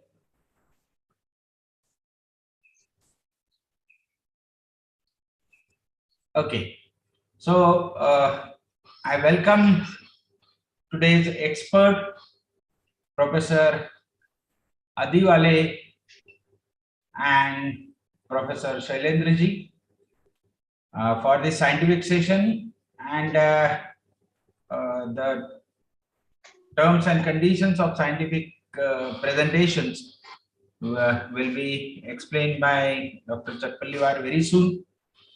But on behalf of Sri Neminajan Brahmacharya Ashram, or we popularly call it as SNJB, I welcome both of you for this scientific session. And the coordinator, Dr. Chappalliwar, will take you through the presentation. I think Dr. Sarup Lahoti is also, he has also joined. So, Sir, namaskar. Welcome, sir. Namaskar, sir. Namaskar. Welcome to you too. And over to you, Dr. Chappalliwar. We can proceed with the presentation. Thank you, sir. I would like to introduce our two evaluators, two eminent scientists, one from South Africa and one from Goa, India, to the participants today. Professor Adivale Adiloe holds a PhD degree in chemistry, especially inorganic chemistry, from the University of Fort Hare, South Africa. He also holds a Master of Philosophy in Organic Chemistry and Master of Science in Pharmaceutical Chemistry from Obafemi Awolowo University, Nigeria. Currently, he is associated as an Associate Professor of Chemistry at the Al Farabi Kazakh National University, Kazakhstan, and also holds an academic association position in Department of Chemistry, College of Science, Engineering, Technology, University of South Africa. At the University of South Africa, Johannesburg, Professor Adiloe published several revered academic articles in the field of expertise, including natural products, organometallic compounds, renewable energy, dye-synthesized solar cells, and many more. Professor Adiloe is internationally recognized for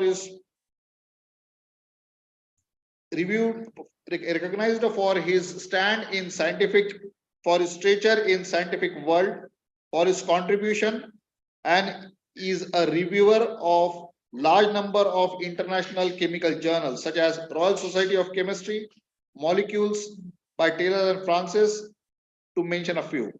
He has also served in many management positions of authority and external examiner to different universities. Professor Adiloe has also been saddled with responsibility to develop generic curriculums in material science and nanotechnology for the undergraduate and postgraduate level courses by United Nations Economic Commission of Africa, Ethiopia. Professor Adiloye has mentored and supervised several undergraduate and postgraduate students in scientific projects. Welcome, Dr. Adiloye. Thank you, sir. You're welcome. Thank you so much. Now let us move over to the introduction of Dr. Shailendra Gurov. Dr. Shailendra Gurov has pursued his PhD from RTM Nagpur University, Nagpur. After receiving his PhD in the field of pharmacology, he has shifted to Goa Department of Pharmacy, Goa. He is currently working as a professor in pharmacognosy at Goa College of Pharmacy. He has developed several formulations, phytochemical processes, and has been at the important positions of scientific committees. He has been evaluator of many scientific conferences, has been editor in many journals, and has been an advisor to American Association also. To his credit, he has got many papers, international papers, and 7 patents in all. 4 are international and 3 are national. And out of those, he has marketed, he has technology transferred 5 of them, and those products are in market. Such an eminent scientist we have got for today's in the evaluation panel of today. Along with me in our committee, there are 3 more members, Dr. S.B. Patil, Dr. Manoj Mahajan, and Dr. C.T. Nemade, who have been working since last many days to scrutinize the abstracts and present it. I hope all the presenters are available and they are ready with their presentations. I will brief the few requirements for the presentation. Today there will be 10 total presentations. One by one, the presenters will be called, their titles will be read, and they will be allowed total 10 minutes for their presentation and 5 minutes for defense. The presenter will be warned at the end of 7th minute that he has to stop in further 3 minutes. I hope all the presenters are ready. Dr. Adewale and Dr. Shailendra Gurov have been provided with the mark sheets, with the evaluation sheet, which they will be marking and submitting it to the committee in time. May I call out the name of first presenter, Miss Amruta Mandlik. Is she available? Yes, sir. Yeah. The topic which she is presenting today, encoded P1, is methoxylane emulsion for topical application in the vitiligo treatment. Yeah, Miss Amruta, are you? Yes, sir. Are you ready with your presentation? Yes, sir. Yeah, best of luck. Share your screen, share your presentation, and start your presentation. Your time will be counted at the end of your title slide. So is the screen visible? Yes, it is visible. Will you please put it in slideshow mode? Yeah. Yes. Good afternoon, sir. Myself, Amruta Mandlik. Topic of my today's presentation is methoxylane emulgel for topical application in vitiligo treatment. So the introduction. Vitiligo is a skin disorder in which skin loses their color in patches. It occurs in melanocytes lose their function or it may die. In the world, 1% of cases of vitiligo is reported. Emulgel, as the name indicates, Emulgel is nothing but the emulsion and gel, mixture of emulsion and gel. The topical drug delivery system and also a localized drug delivery system.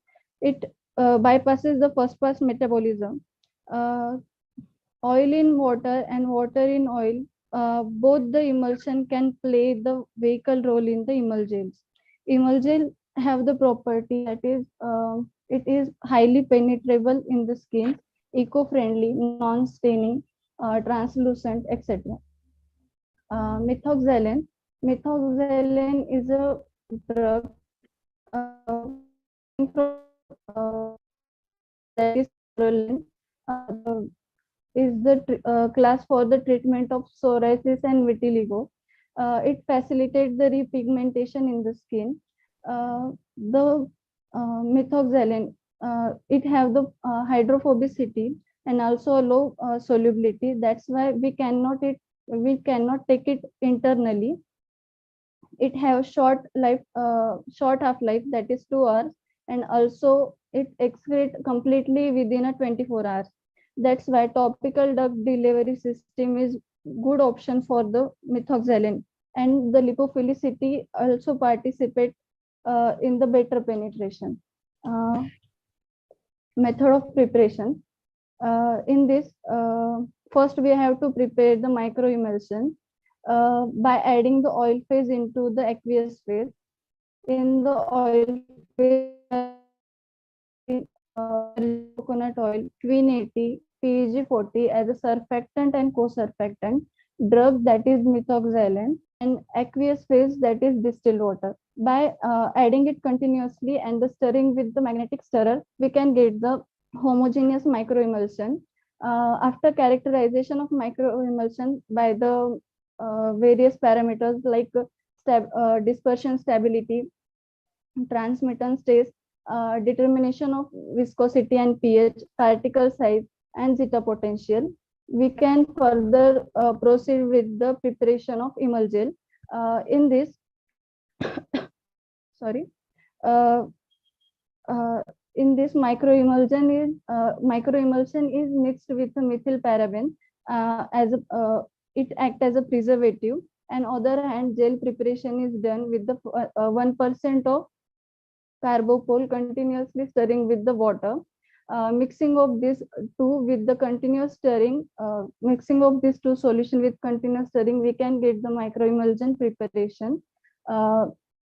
After by adding the TEA, that is trithenolamine, we can adjust the pH of the microemulgel.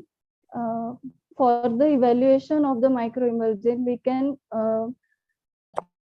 evaluate some parameters, that is physical appearance. In that, we can evaluate the color, homogeneity, and consistency of the emulgel. In rheological study, viscosity can be done. pH determination, spreadability. Spreadability is performed for the to know the spreading efficiency. Drug content determination can be performed with the measuring the absorbance with the help of UV spectrophotometer, and in vitro diffusion study with the help of transdiffusion cell, and the stability study according to the guideline of Q1R2. So this is the optimized formula and the appropriate results of the optimized formula for the evaluation parameters like appearance, pH, viscosity, spreadability, drug content, and percentage drug release. These are the results for the stability testing of emulgel. There is no such observable difference in two of these formulations. In the for the comparison, for the percentage CDR, that is cumulative drug release evaluation parameter, we are going to perform the comparative study with the marketed preparation with the emulgel. As per the graph shows, emulgel gives the more drug release than the marketed preparation. After that, we have the results of we have the results of globule size and zeta potential. Globule size results are 402, that is good as per the results, and zeta potential, that is minus 15.1, which is good and under the limit of minus 32 plus 30 millivolt. It can stabilize the formulation. The conclusion, microemulsion emulsion is a good approach for the topical drug delivery system. It increases the surface area of exposure. It also enhances the solubility of hydrophobic drug. It have better penetration and percentage cumulative drug release, and also stable formulation. These are the references. Thank you. Thank you, Ms. Mandlik. You have observed the timings very well. Thank you, sir. Dr. S.B. Patil is also available in the room. I invite the evaluators, Professor Adivale Adiloe, for questioning, and then we will shift to Dr. Shailendra Guru for his questions. Thank you, Ms. Aruta, for the presentation. It's very good.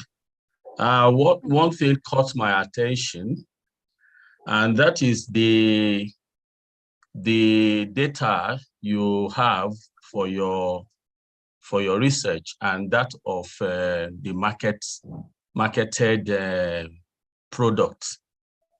Please, can you go to that slide? Yes, sir. Yes, here. When you compare the Emogel, when you compare it with your marketed ointment, there are a lot of vast differences.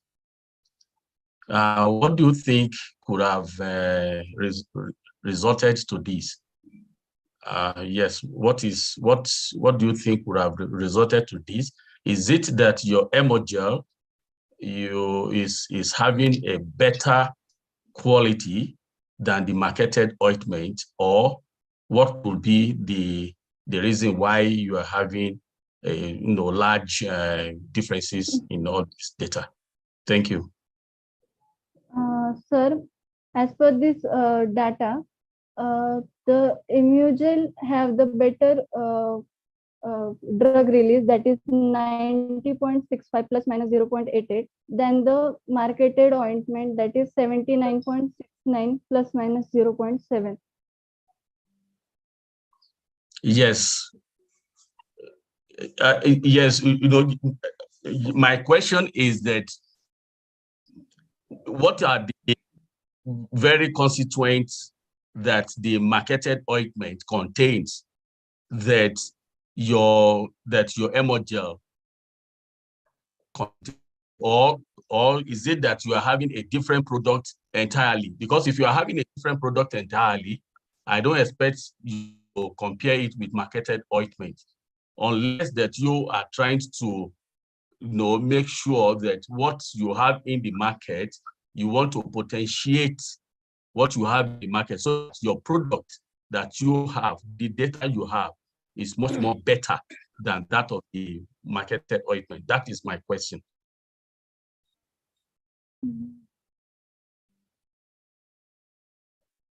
Hello?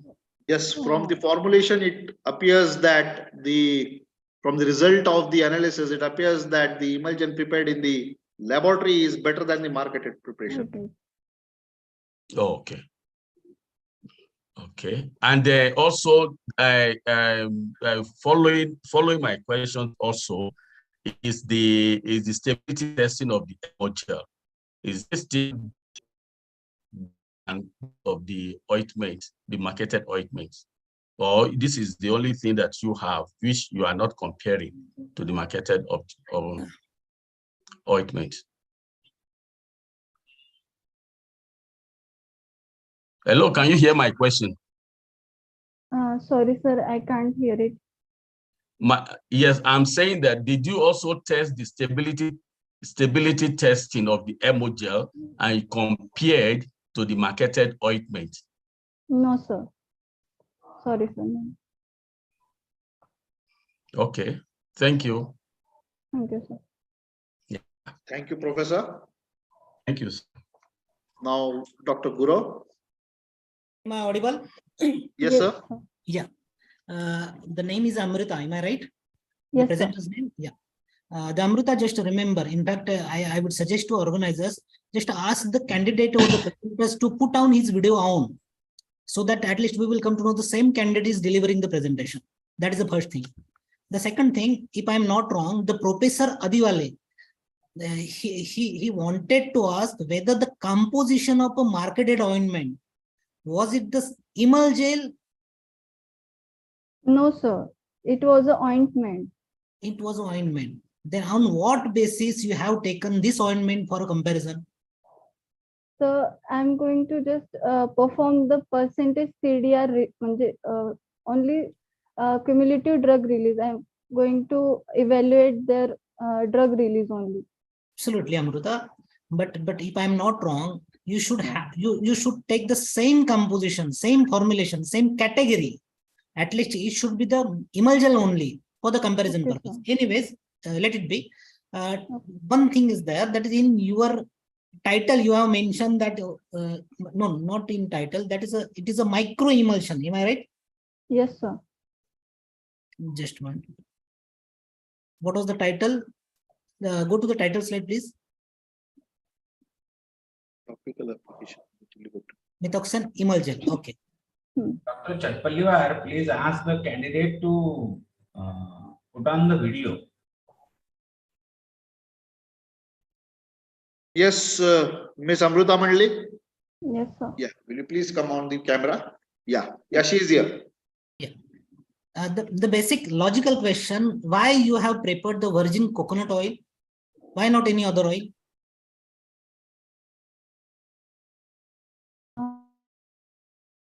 Amruta, are you getting my question? Hello? Yeah, she is freezed. I think the connection has been, there has been a disconnection. Yeah, she is back. Yeah, continue, Miss Shraddha. Hello? Yeah, you are audible. Yes, sir. Virgin coconut oil I have preferred because coconut oil we can use it regular basis. We can use it on a regular basis. It don't have much side effects or irritability. That's why I have preferred the coconut oil. I don't think that is a scientific rationale for selection of virgin coconut oil. It is easily available and it is convenient. That cannot be the proper rationale in my view. That is one thing. In the formulation, you have used only one concentration, carbable concentration, 1% only. Am I right?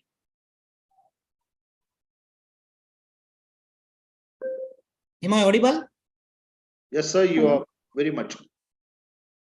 Amrita?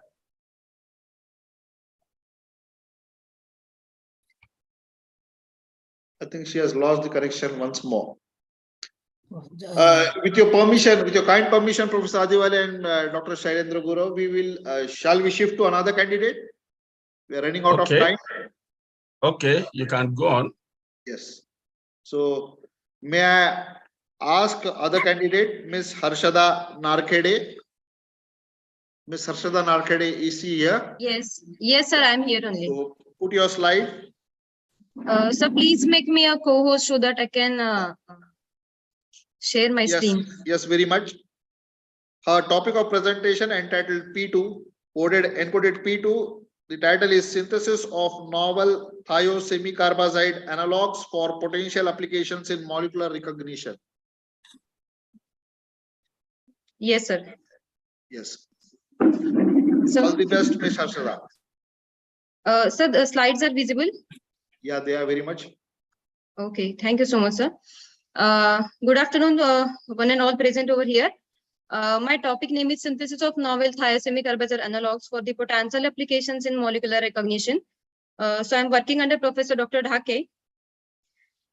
Before going for the, we should understand what is molecular recognition. So molecular recognition consists of, we are going to analyze a particular component by any way. It's simply known as a molecular recognition. So there are basically, just wait 1 minute, I will on pointer. So basically there are two types of anion recognition, molecular recognition, that is anion recognition and cation recognition. So if you have any kind of a sensor, and if you any kind of a sensor, if you're going to add any kind of anion as a guest molecule, so it is giving you a physical response in terms of a color or fluorescence. That basic principle is applied over here. So if we compare, the anions play a very important role in the in our system. For example, in biological aspect, economical aspects, so ecosystem, then medicines and catalysis, it has played a very significant role in case of all these systems. So there are n number of anions are present, like a cyanide, fluoride, dihydrogen phosphate, nitrates and sulfides are present, which play, these are the different roles in some are there in medicinal roles, some are biological processes, some are in the environment. So thus, because of which the anion plays significant role for the recognition. So consider there are many number of already sensors are available in the market, but why to go for the newer synthesis of or design of a newer sensor? For example, consider this is the one case study which involved the thiosemic herbazole analog, and they have tested for it hydroxide, fluoride, acetate, chloride, and dihydrogen phosphate molecule. But if we compare, all the ions have shown the same color, because of which the sensor could not able to be a specific or selective sensor. Consider the one more case study where in these, again, only a fluoride ion has become a specific, or it is become selective, but others are not. And therefore, our challenge is to design and synthesize a selective receptor for the anion sensing ability as a tool for the supramolecular chemistry. So the objective of our study is to synthesize a novel thiosemic herbazole analog for their analytical applications. For this, we have synthesized first DTC and aryl thiosemic herbazole derivatives. Then we have characterized through FTIR, NMR, and mass spectroscopy. And further, we have studied anion recognition studies.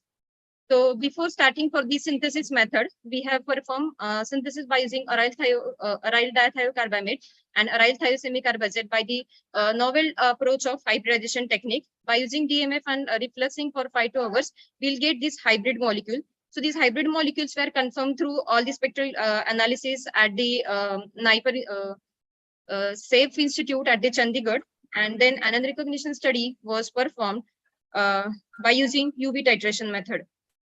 So regarding the mechanism of the reaction mechanism was also given. So S-methyl, it is a nucleophilic substitution reaction where the S-methyl replaces very easily because of attack of nucleophile. So because of which methyl mercaptan, which is obtained as a byproduct, and because of which confirms that the mechanism has process. Then these are the spectral data for the synthesized prototype compound. Then second, we have performed the anion recognition study. The anion recognition study was based, we have selected colorimetric UV colorimetry titration method, in which sodium and potassium salts or different anions were used. In this, astronitrile, DMSO, and ethanol were used as a preliminary purpose. But we have observed that since the mechanism of this anion recognition is a hydrogen bonding, it cannot able to perform in the aqueous media. So we have continued our study in astronitrile and DMSO. So we have used all these different kinds of anions, that is fluoride, chloride, bromide, nitrate, and all these types of different anions we have used. Then solvent system, we have used 9:1, 9:4. Then different concentrations or series of anions from 1:4 ratio we have prepared. And then we have performed a UV titration study. After plotting a graph of these, we have calculated for dissociation constant to study what is the complexity between our sensor molecule and the anion. The dissociation constant we have obtained for the for the one compound, that is 1.1509. So these are the UV titration curve which were observed. So this was the titration curve which was reported for only a sensor compound, that is 388.5 nanometer lambda max was observed. After adding an anion, there was a formation of a complex, because of which the lambda max shifted to its shifted to right side at 503 nanometer, and shows that there was a redshift was observed due to the color change. So if we perform for example, there I have also quoted one negative result. For example, sodium nitrate. If I am going to add a nitrate ion to these sensor, there was no change in the significant shift was observed at the higher wavelength. Since it was not selective for the nitrate ion. So the sensor which we have developed, it has shown a selective ability to sense this acetate ion. So this effect is only due to the dilation effect, because it is based on 3 the minutes titration. left. Yes, sir. So this was a result and discussion and recognition property. So these are the decision constant. Out of our 5 compounds, 3 compounds have shown the positive result. So this we can observe here the color change. So this was the color change from yellow to light pink or dark colors were observed. So this was the proposed mechanism of hydrogen bonding, which is matching with the organic letters, which was already reported by the other scientists. So the summary and conclusion of my work is, we have synthesized the 5 novel aryl thiosumic herbazole derivatives from the novel technique of hybridization. All the sensors were characterized by the spectroscopic data. The conjugates were evaluated for the anion sensor ability.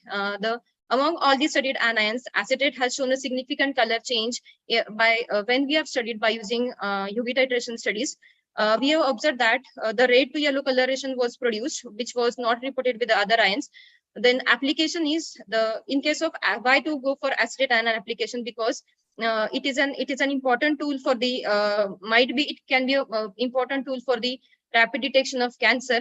So our next future target is to develop a sensors for the cyanide or the fluoride ions. These are some references which I have referred.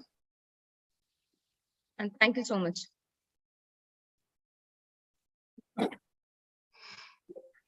Thank you, Ms. Harsha. Over to you, Professor Adiwale, for your comment. Yeah, Ms. Nakede, thank you for your presentation. Yes, I have a lot of questions that I've put down here so that other people that have listened to your work might look at it. From your abstract, first, I look at supramolecular chemistry. Yes, then sir. From your presentation, I couldn't see anything that resemble supramolecular compounds in what you synthesize.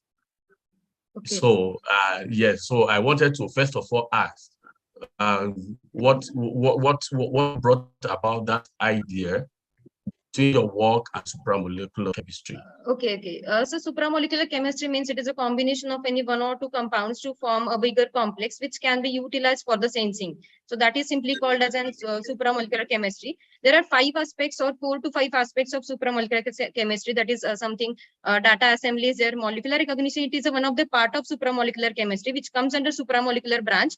So I have mentioned it as in a broader sense. I have mentioned it as a supramolecular chemistry, but molecular recognition, it is a sub part of supramolecular chemistry, in which we have synthesized a sensor, and to that we are going to add some ion. So that will give you a little bit of different type of complex. So that's why I have called it as in supramolecular chemistry. Okay.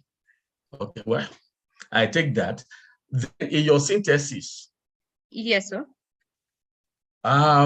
What is the percentage yield of your product? Sorry, sir. What is the percentage yield of your product? Sir, is it just your, because I can see 2 reactants, then you use DMF flux between 5 and 6 hours, then you get the different product that you have. Yes. What is the percentage yield? Do you have? Yeah. Yeah, it is in between 72. I have tried it by 3 different methods. I have tried in different system, that is alcohol. I have tried different solvent system I have got, but in DMF I have got the good results. It is all the compounds have shown above 70% yield approximate. Actually, I could not able to exact values, but it is exactly all the values are above 70%. Okay. Then another important thing that you also mentioned during your presentation is that when you add your anion to your product, then you have a red shift in the UV. Yes, here. Yes. From your Landerman, you have it ordinarily at 388.5. Yes. Then when you add when you add your anion, you have 503.5, which is very interesting. What could have led to that? Yes, okay. So this 388 is because of, a minute, I will on point once again. So these are the spots, or these are the values which are because of the sensor, because we have performed a titration. So when I have added slowly increasing the concentration of anions, I have taken first sensor. To that sensor, I have added gradually increase in the concentration of anions. When the anions are added at the value of 503, at the first point, there was no shifting was reported at 503 nanometer. But when I have added more amount of anions, when the concentration is exactly reaches to 1:2 ratio, at the same time that concentration, it has shown the it has shown the 1 newer lambda max at 503.5. So that I have taken here. Yes, as a scientist, what I expected you to first of all do is that you run your product apart and that of the and that of your anion. You run it also in UV so that we can see when that it is when you add this to your synthesized product, that's when you are having a bathochromic shift to 503. Yes, yes, sir. I think yes, I think that is very, very, very important. Yes, yes, because I would have asked you to say what is the structure of your anion, because you should have looked at it during on that angle. What is the structure of your cation? Is it if you don't add it to your product, you still have that 5.5 there. So that's one of it.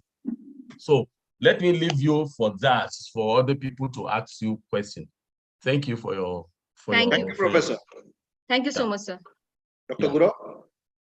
Yeah, Harsha. Yes, sir. Really, I appreciate your work, no doubt. Okay, thank you, sir. Just I have one question. In your abstract, you have mentioned your work has a new approach for detection of cancer and some environmental applications. May I know how it will help in detection of cancer, as well as which are the other environmental applications? Actually, sir, in case of cancer, generally in case of prostate cancer, there are many articles are there which says that during the prostate cancer, the number of acetate ions has suddenly increased because of some metabolic disorders. So increase in the concentration of acetate, we can directly measure by using our sensor. So that is we are going to preparing one tool that will be used for the detection of an acetate, increase in the concentration of acetate. So that is only the best I have used for this purpose. And environmental applications? So environmental, it is only I have whichever the byproducts are coming from the industries. So on that basis, I have given for the acetate, because I'm working on fluoride and others as well. So I'm commonly written as a future plan for the application part. Okay, and thiosemicarbazides, if I'm not wrong, those are specifically important or have a potential in case of a CNS treatment like Alzheimer's and all the things. Am I right? Yes, sir. Yes. Can't you target those disease conditions, or in case of those disease conditions, cannot be evaluated? Yes, the same targets I have used already for the CNS, and I have already published the paper on same. But in vitro in vitro, I have already performed the animal activity, and it was already published. So these was some newer thiosemicarbarized analogs I have synthesized, and I'm working on some in vitro analytical models for that. Okay, good. All the best. Thank you. Thank you so much, sir. So Thank you, Doctor. Should I stop screen? Yeah. Thank you so much. Next candidate, Mr. Jitendra Bhalavi, is ready with his presentation. His presentation is encoded P3 in series, entitled In Silico Approach of Interaction Studies of Sphaerita cirrhata Phytochemicals with Angiotensin Converting Enzyme for the Evaluation of Antihypertensive Activity. Yes, sir. Mr. You can. Jitendra Bhalavi, yeah. Yes, sir. Yeah, you're audible. Will you please put it into presentation mode?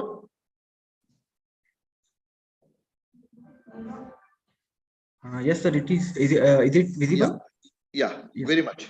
Your time starts now. Yes, sir. So, good afternoon, everyone. Myself, Jitendra Balabi, the student of the M.Pharm Pharmaceutical Chemistry Department from the Priyadarshan Jail College of Pharmacy, Nagpur. Okay.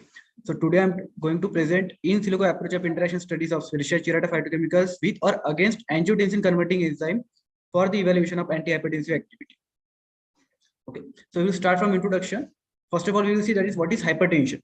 Okay. So as all we know, the hypertension is a systemic disease in which the normal blood pressure get elevated up to the 130 to 139 mmHg systolic and 80 to 89 mmHg diastolic. This is hypertension 1. Okay. So generally the hypertension is get diagnosed when the blood pressure is get elevated above the 140 to 190 mmHg and is considered severe blood pressure get elevated above the 180 to 120 mmHg. Okay. If it is not get detected, it may cause heart diseases, brain diseases, kidney diseases, and other diseases. Okay. And the hypertension rate is the 46% of the adult are suffering from the hypertension in worldwide, but they are unaware about this. They are suffering from this condition. Okay, so this is the WHO data, and 42% of the adults or less than half with hypertension are diagnosed and get treated. Okay, so this graph shows the hypertension rate in a worldwide region. Okay, so we can see here the India in comparison with other world region, the India has a greater hypertension rate. Okay, so is in India, that is NIR. NIR means North Indian Rural Region has a 5.50% hypertension rate. In India, that is North in urban region, it has a 23.80% hypertension rate. And in India, West Indian urban region has a 30 to 70% rate, and India in West Indian rural region has 22.00% rate. So this is the overall region. Overall reason of the hypertension, but the main cause of the hypertension is the formation of the angiotensin 2. Okay, if angiotensin 2 are formed, it get bind to an AT1 receptor and activate it. If the AT1 receptor get activated, it cause the vasoconstriction, and if the vasoconstriction occur, so our blood pressure get increases. And the main reason for the formation of this angiotensin 2 is the angiotensin converting enzyme. This enzyme convert angiotensin 1 to angiotensin 2, and which causes increase in blood pressure. So that's why I have to the crystal structure of the Drosophila ANC with a PDB ID IJ36 from the protein data bank files. Okay, which is a monomer and which has expressed in the Spodotera frugiperida and has known crystalline structure, which consists of the 607 amino acid sequence with 2 chains, and that is A and B. And the important thing in this protein is that there is no mutation is present. Okay, so this is the enough information for doing the molecular docking study. That put in extra information is that this macromolecule has a content and has some content that is total structure weight 141.82 kilodalton and has the atom count 10,263 and model residue count 1,196 and deposit residue count that is 1,214 and has a unique protein chains that is 1. Okay, and the next step is the materials and method. For performing the molecular docking study of any protein and ligand, we have to follow some step. That is, the first step is the protein preparation, that in which we have to prepare the protein, and the second step is the ligand preparation, and then we have to perform the molecular docking study. Okay, so my first step was protein preparation. First of all, initially I have downloaded this crystal structure of Drosophila ANC from the protein data bank files, and with a resolution that is 2.40 Armstrong. And after downloading for the preparation of that protein, we have to delete all the non-standard which are pre-associated with that macromolecule, and the pre-associated means which maybe a ligand are pre-associated with that protein molecule or water molecule. So I deleted all non-standard which are pre-associated with that macromolecule and converted it into the PDF format, PDF, and save it. Okay, then next step is the ligand preparation. For the ligand preparation, I have selected the 6 bitter glycoside from the Escherichia chirata and 2 standard which is captopril and lisinopril. Okay, so I have selected total 8 compounds for the molecule for the interaction with or against angiotensin converting enzyme. And after selecting, I have drawn the structure in a chem sketch and generate their smileys and put in the Avogadro and save it into the PDF format. Now my protein and ligand are ready for a molecular docking study. Okay, so and in the next step, that I was performed docking, that is protein ligand interaction study, which is generally called as molecular docking. And I have performed this molecular docking by using UCCF Chimera 1.14 software, and next one is the MyProster Photo software, and another software is the Pyrex software. Okay, this software giving the molecular interaction between that. What can I say, that protein and ligand interaction. Okay, and the grid center for the docking was set at x equals to 17.3087, y equals to 8.26931, and z equals to 54.6642, and grid box was set at 51.6212 Armstrong and 9.611132 Armstrong and 125.247. Okay, if after the setting of the grid box on which that I wanted my the ligand going to attach at that side. So this is the work of grid center. The next, after setting this grid box, the molecular docking has started. And if molecular docking, and they give their docking score, okay, we will see in the table format. That is, we can see here the captopril and lisinopril I have selected as a standard, and they are giving a docking score of -9.2 and -7.4. Which is very less energy. Less energy means the molecule has a stable binding apparatus, stable binding fit with that protein molecule. Okay, as compared to standard, among the I have selected the 6-beta glycoside. The mangiferin shows the lowest binding energy than the standard, that is -10.2, with a molecular weight 422.3, and rotatable bonds it has 2 rotatable bonds, and hydrogen acceptor has 11, and hydrogen bond has 8, with topological surface area 201 Armstrong. And log P has a -0.4, and but it doesn't follow Lipinski because of the criteria for the hydrogen bond acceptor and hydrogen bond donors are greater, and it violates the 2 rules of Lipinski parameter, and it is evaluated by the Swiss ADMA and Lipinski parameter. Okay, apart from mangiferin, there is a sfertiamerin. Sfertiamerin also shows the lowest binding affinity, that is -8.7. Peridipurin shows -7.4. Gentianin shows -6.7, and Gentiapicrine shows -6.2. Okay, this is the visualization of the ligand with the amino acid of the protein molecule. We can see here the captopril forms the interaction with the amino acid of the this protein, and this amino acid is the glucine, that is, okay, glucine A57, and it forms the conventional hydrogen bond interaction, and it also forms the alkyl interaction, which shows in a just a faint purple color, and the green color shows the conventional hydrogen bond. Okay, 3 minutes more. And mangiferin also shows conventional hydrogen bond. Okay, so this is the comparison between this result of the docking score. We can see here the captopril and lisinopril are equal to our phytochemicals. Okay. These are the ADME evaluation. ADME are evaluated by using Swiss ADME online software. Okay, in which the absorption, which shows the absorption of the mangiferin, which are evaluated by the Seprotec CaCO2 permeability assay method for the prediction into absorption of the drug, is low, and distribution is high of mangiferin, with which is up to 85.20%, which is high in nature. Okay, and the conclusion is that these computational docking studies of beta glycosylation, Drosophila A and C, which help to identify novel therapeutic effectors. Okay, and after that evaluation, libraries of the 6 glycoside, and reveal that mangiferin bind the target efficiently and may have the value and as an antagonist of ANC 1J36. Okay, thus we have concluded that these phytochemicals can be used in the hypertension, and suggest that in vitro or in vivo experiment may provide better insight into the optimal glycoside structure for preventing and treating the hypertension and use as anti-hypertensive agent. So these are the references, and thank you very much.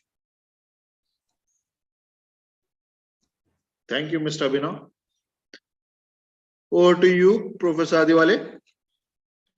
Yeah, thank you, my brother, the presentation. I would like us to look at it in different ways, that what you presented to us will not just be on one side. First, I want to ask, is your work under a collaborative, do you have a collaborator that check the aspect of your work? Do you have a collaborator? No, sir. Doctor may be asking with whom you have collaborated for this work. Hello, can you hear me? Yes. Yeah, you can. Yeah, you are audible, sir. I think the Yes, network yes, is. Sir, please repeating your question. I can't hear you so properly. Yeah, I will clarify it. Doctor is interested to know whether you have collaborated with some laboratories to have this data. No, sir, I have not yet, sir. Actually, not yet. I have not collaborated and not validated this result with any lab, or it is just ongoing, sir. Okay. I have to isolate this mangiferin from this Escherichia chirata. Then after that, I can collaborate it with laboratories. Okay. Yes, Professor Adiware.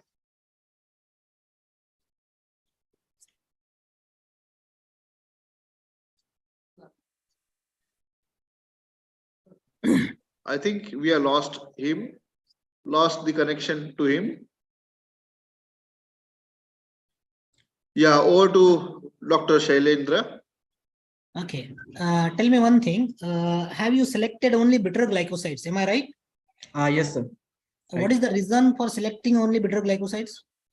Sir, I have searched before performing this docking study of many drugs, many herbal drugs, many phytochemicals, so that they have evaluation for the anti-hypertensive activity. So I've been search about this chirata, and no one has performed the anti-hypertensive evaluation on that. So I mean to say, other than bitter glycosides, other constituents are also there in Escherichia chirata.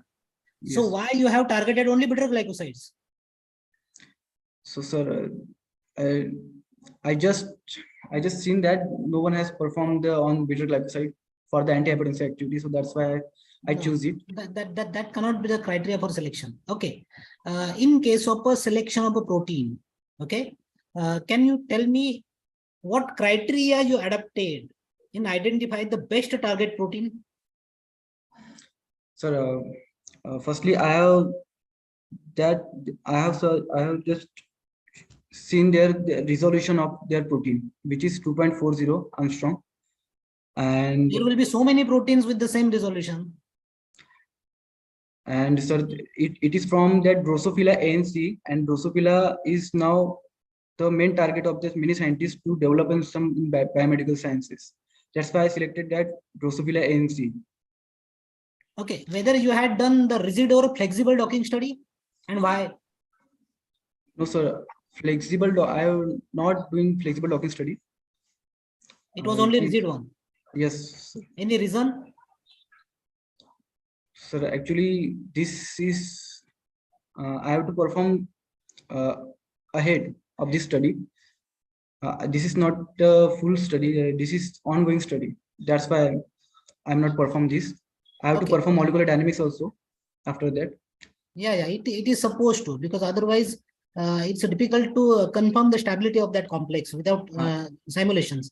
Okay, Yes. While selecting the receptor grade, whether you have selected the receptor grade to hold receptor or the only active site? So I have selected some medium portion, means middle portion of that macromolecule. I've Either included whole which receptor or only site. to active site? No, sir. Only I have to.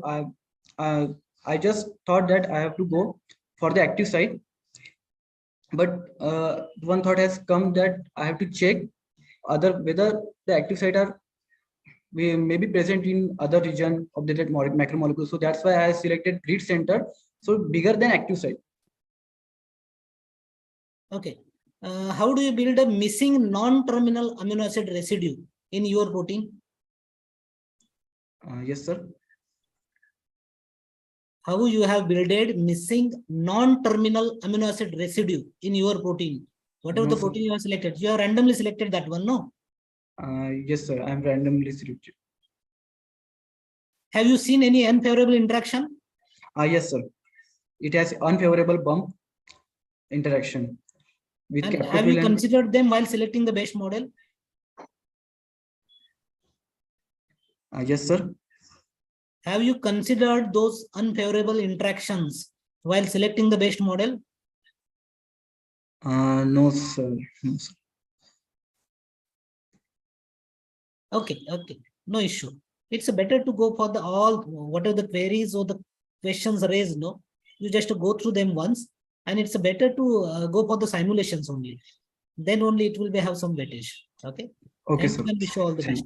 Thank you very much, sir. Thank you, Dr. Shailendra.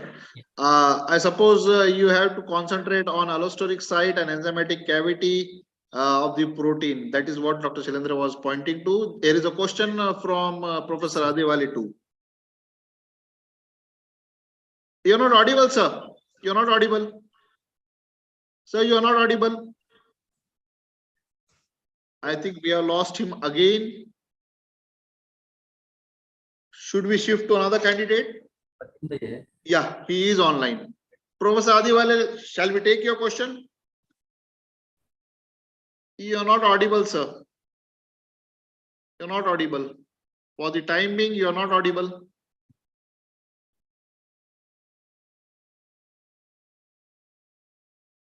For the time being, you're not audible, sir. Can you hear me now? Yeah. Can you hear me? Yes.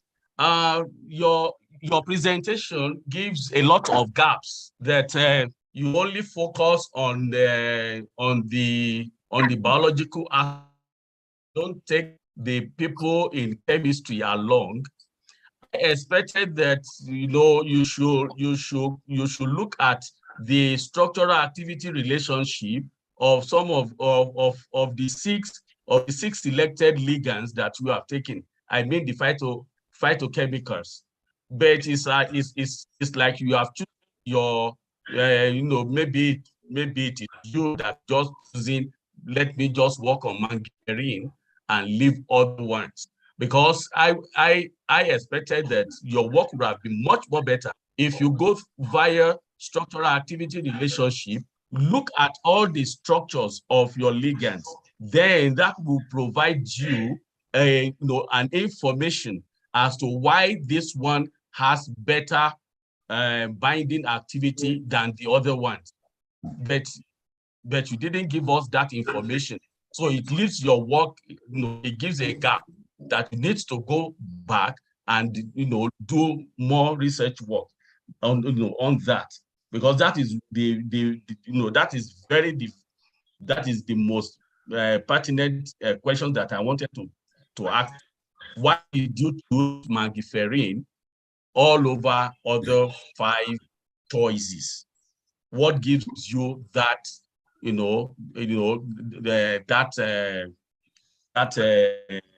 interest to choose mangiferin over other ones?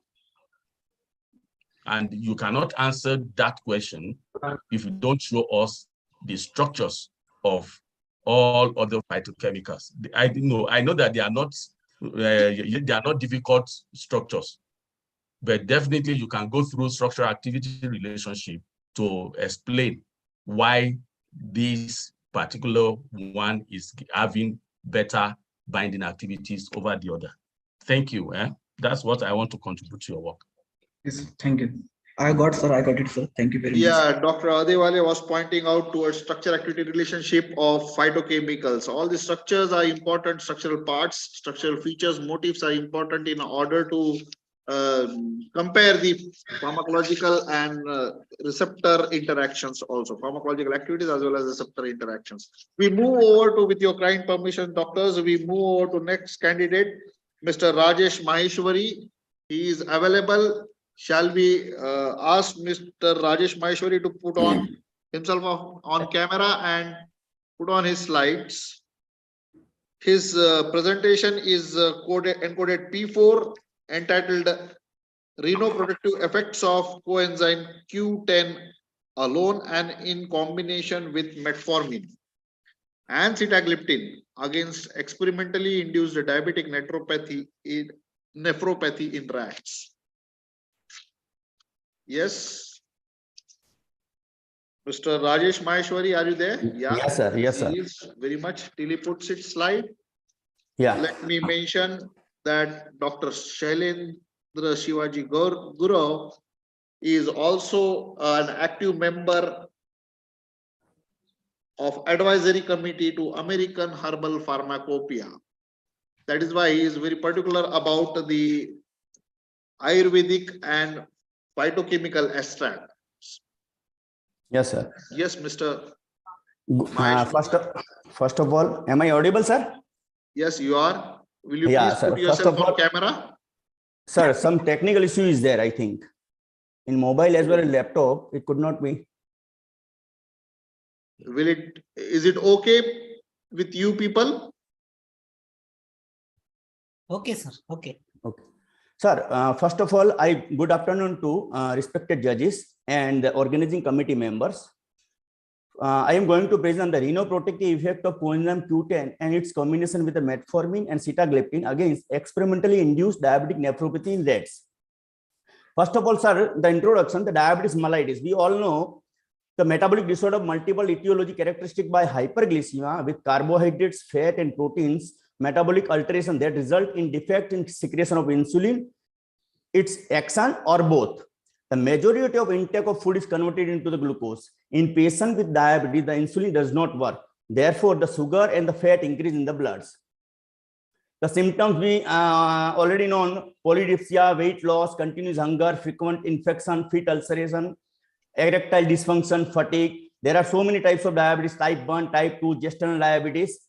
World view, sir, 177 million worldwide, fourth leading cause of death by the disease. In India, 33 million people with the diabetes. In China, 23 million people with the diabetes. Population of diabetes will double to triple by 2025. 1 out of every 3 Americans born today will develop the diabetes, sir. But the problem with diabetes is not diabetes, it's the complication like nephropathy, neuropathy, retinopathy, feet ulceration, hypertension, hyperlipidemia, erectile dysfunction, gestational diabetes, like that. The goal, news about the diabetes complication. First goal is to research effective strategy for the reducing the complications. These therapy are being used. Rates of the complication are decreased. Here, the mechanisms which leads to the vascular complication, micro and macrovascular complication of the diabetes, if the diabetes is not treated well. Ultimately, what happens? Hyperglycemia, which leads to the age formations, glucose autooxidation, sorbitol pathway, decrease the antioxidant activity, and ultimately it leads to the free radicals and oxidative stress, and release the pro-inflammatory and inflammatory cytokines, ultimately leads to the vascular complications. Here are seen the retinopathy, feet ulceration, diabetic foot ulcer, as well as diabetic nephropathy. First, type 2 diabetes is the leading cause of morbidity and mortality due to its complications like nephropathy and other cardiovascular disease. Diabetic nephropathy, nephropathy diabetica, Wilson syndrome, or nodular diabetic glomerulosclerosis is the major cause of end-stage renal failure, sir. Proteinuria is an indicator of underlying diabetic nephropathy, which is usually worsen the progression of diabetic kidney disease. It is characteristic by decline in the glomerular GFR as well as kidney structural changes, including thickening of basement of membrane as well as mesangial sclerosis.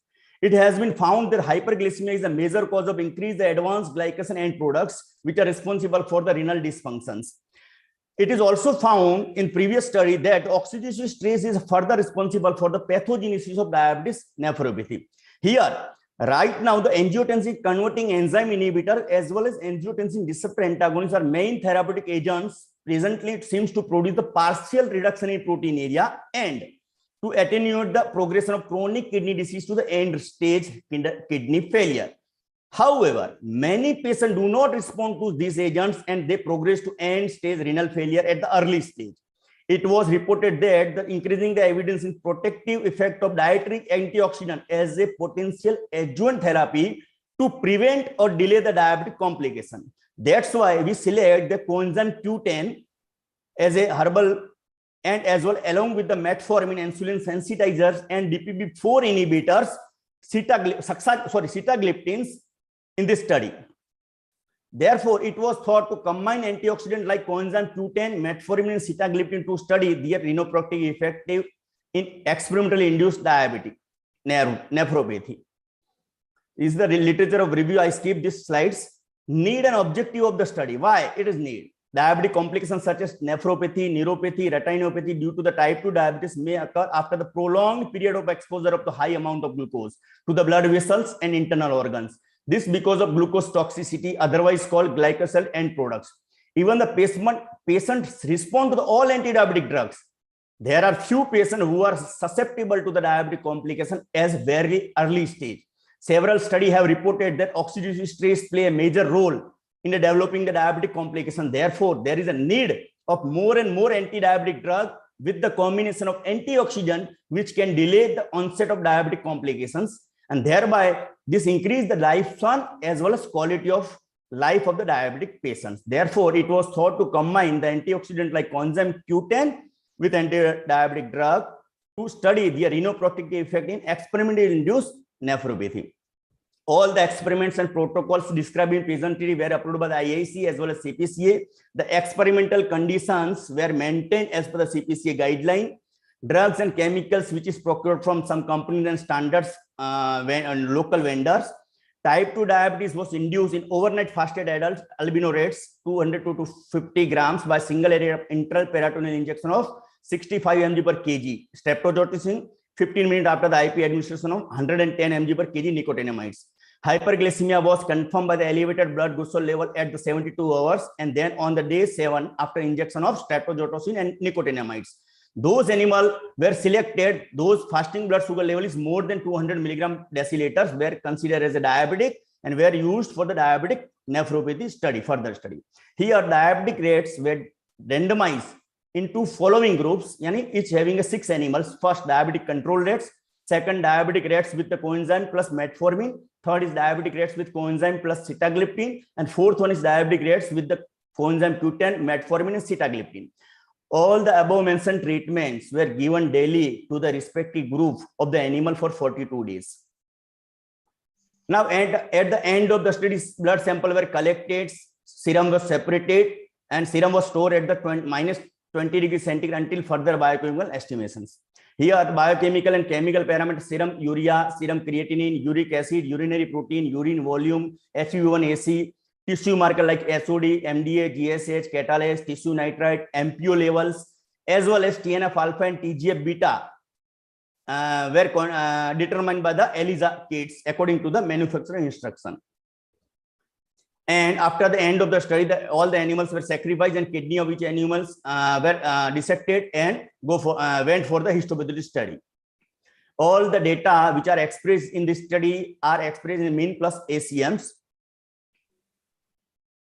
Now, the part of result. Here we see that the urinary volume and urinary protein were significantly increased in the diabetic control rates, but in the treatment of coenzyme Q10 and metformin or coenzyme Q10 and sitagliptin showed a significant reduction in urinary protein as well as urine volume as compared to the diabetic control rates. However, in this study, the combination of coenzyme Q10 as well as metformin and sitagliptin showed a better renoprotective effect to reduce the urine volume and urinary protein as compared to the combination of coenzyme Q10 plus metformin and coenzyme Q10 plus sitagliptin.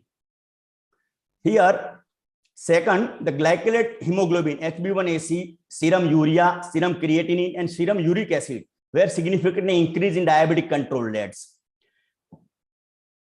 However, the treatment with coenzyme Q10 metformin and coenzyme Q10 sitagliptin showed a significant reduction in the above mentioned parameter HbA1c, urea, as well as serum creatinine and serum uric acid as compared to diabetic control rates. In addition to that, the combination therapy of triple and coenzyme Q10, metformin, and sitagliptin showed a better reduction in HbA1c, serum urea, serum creatinine, serum uric acid as compared to the combination of both. Same way, the MDA, catalase, SOD, and GSH. Here, MDA level was significantly increased in diabetic control rates, but the treatment with the coenzyme Q10 metformin, coenzyme Q10 sitagliptin, coenzyme Q10 plus metformin plus sitagliptin showed a significant reduction in MDA levels, while in case of in reverse, the SOD, GSH, and catalase were significantly reduced in the diabetic control rates, but treatment with the coenzyme Q10 metformin, coenzyme Q10 sitagliptin showed a significant increase in the GSH level, catalase level, and SOD levels, While 3 in minutes case more.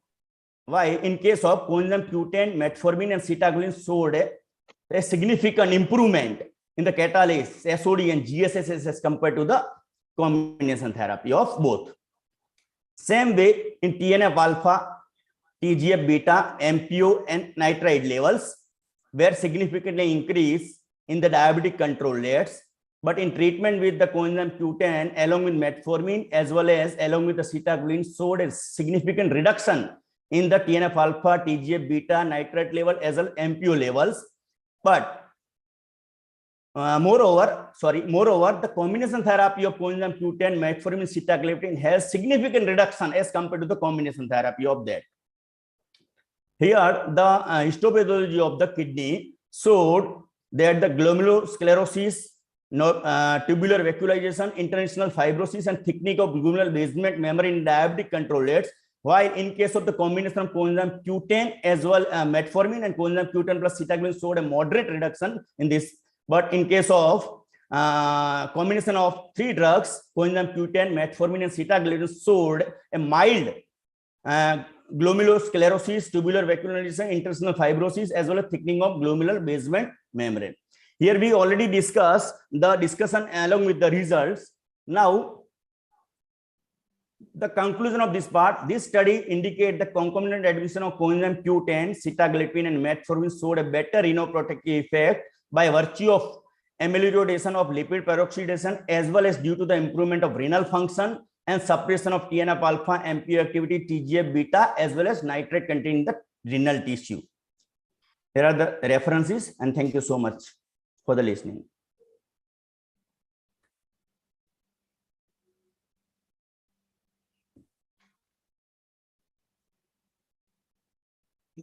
Thank you. Thank you, sir. Now I invite Professor Adewale for having his comments and questions. Thank you, the presenter. Sorry if I don't mention your name because we don't have much time and to save time. Thank you for your presentation, and it is very interesting. But yet there are still some questions that I wanted to ask you. One, we know that metformin is used as is used for diabetes. Is it metformin alone that you use as your diabetes control drug? Yeah, pardon, sir. Is it metformin alone? What material did you use as your diabetic control? Sir, pardon, could not able to hear you. What material, what drug did you use as your diabetic control? Yes, before sir. You now. Yeah, sir. Listen to sir. This is the huge study. I have total eight set of this study. Out of 8, sir, 6 studies were already published and presented in all conference. So we reduce the remove the normal control group in this study because it already presented and published. So yes, why I asked that question is that I don't know what you use for your diabetes control, but you just started to tell us that you add metformin with your Q10 and with your other for the statistical comparisons. Okay. For the statistical comparisons, if the diabetic control rate is untreated, sir, there was no any treatment given to the animals. And remaining groups, group 3, group 4, and group 2, 3, 4, diabetes is induced, but along with the diabetes, we give the treatment for 42 days. Okay. Then another question that I wanted to ask is, during your experiment, do you record any negative results? Any negative results? Yes. Yeah. Sir, negative results I could not generate, but in some studies, some animals, mortality is there due to the STZs and nicotinamides. Out of 6 animals, in one group, 1 animals is died. Okay. then what is your optimum? You didn't tell us the optimum concentration that you have used, that if you go over this particular concentration, this is what happened. You did not tell us. Okay, sir. As per my dose selections criteria, as per the previous review of literatures, that is the reported dose, and I used only the therapeutic dose which are widely used by the researchers, sir. I did not did the more study and the missed dose dependent manner, sir. Yeah, you see now that it's, it gives room for, it gives room for people to continue to ask you questions, because I want to believe that when you carry out a research, you must have your own, apart from what the literature says, you must have your own way to say that at this particular concentration, if you increase the concentration of your drug. Yes, sir. Absolutely right, sir. But I did not perform that. We'll do in future, sir. Thank you for your suggestion, sir. All right. Okay. Thank you. Thank you for your presentation. Mr. Rajesh, you have mentioned somewhere that is you have removed the diabetic control group. Something you mentioned, no, the data has been already published. That's why you have removed that data group or something. What was that? No, sir. Actually, in this is a huge study, sir. Main group is a normal control, diabetic control, coenzyme Q10 alone, metformin alone, sitagliptin alone, coenzyme Q10 plus metformin, coenzyme Q10 plus sitagliptin, coenzyme Q10 plus metformin plus sitagliptin, sir. Okay. Total 8 groups are there. Yeah. And the 2 models is selected, sir. The nephropathy as well as neuropathy, sir. No, just talk about nephropathy regarding with present sir. Okay. Sir, as per the previous study, sir, just 1 minute, sir. Diabetic control, sir. Generally, we can keep this diabetic normal control in these slides, but we skip this already, sir, presented and published. And we know the diabetic control is. Mr. Rajesh, if you are skipping that particular group in your study, I don't think there will be any basis for this study. It is your study is meaningless in my view. No, sir. I didn't skip the study. Already in my study, there was a group is there, normal control dates. Because in the biostatistical is can you go to this normal control slide? Can you go to the slide? Can you go to the slide to show us what you have done? Can you go to the slide and explain? Yeah, sir. To us. In our study, in our study, there is a normal control group is there, but in this presentation, I remove these slides. Remove this group. Yeah, it would have helped you better in a better way. In the title only, you have mentioned. Just show the title.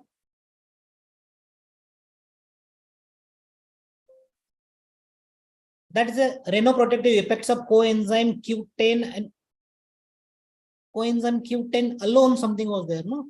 Alone is there, sir. Yeah, alone is written in the. Sir. I agree with you. I agree with you. That now is the title has been error, changed. Sir, that is a typographical error. It cannot be typographical error because you haven't kept the coenzyme Q10, the single group also. Yes, sir. You are comparing without that. And just to tell me one thing, whether this combination have been tried by anyone else or the data has been published by someone else? No, sir. No, yes, then it's good. But again, the question is, what was the rationale for a selection of a dose in a combination? How you selected the dose? As per the literature review, sir, already published in a single monotherapy, sir.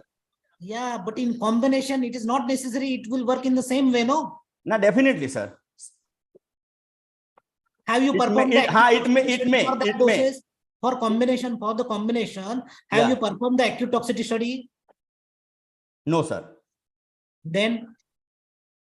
I agree, yes, sir. I agree, Rajesh Maheshwari, it's obvious that there are a few lacuna in your work, and as per the suggestions of Professor Adewale and Dr. Shailendra, These two scientists are quite eminent, and they have published near about 100 papers in international journals of repute. So nothing can escape their eye, their watchful eye. I wish you all the best, Mr. Rajesh. We are running out of time. Other candidates are also waiting in queue. So Okay, sir. I wish you, I bid you all the best. Thank you, sir. For your further endeavors. Next candidate, Miss Rajeshri Nagane. Is she available? Yeah, she seems to be available. Her presentation is encoded P5. It is entitled Evaluation of Glycosides and Phenol content in Enriched Arjuna Extracts. Are you ready, Miss Rajeshri? Yes, sir. You will get 10 minutes. You will be notified after 7 minutes. Put your slides on screen. Sir, can you see my slide? Not yet. Not yet.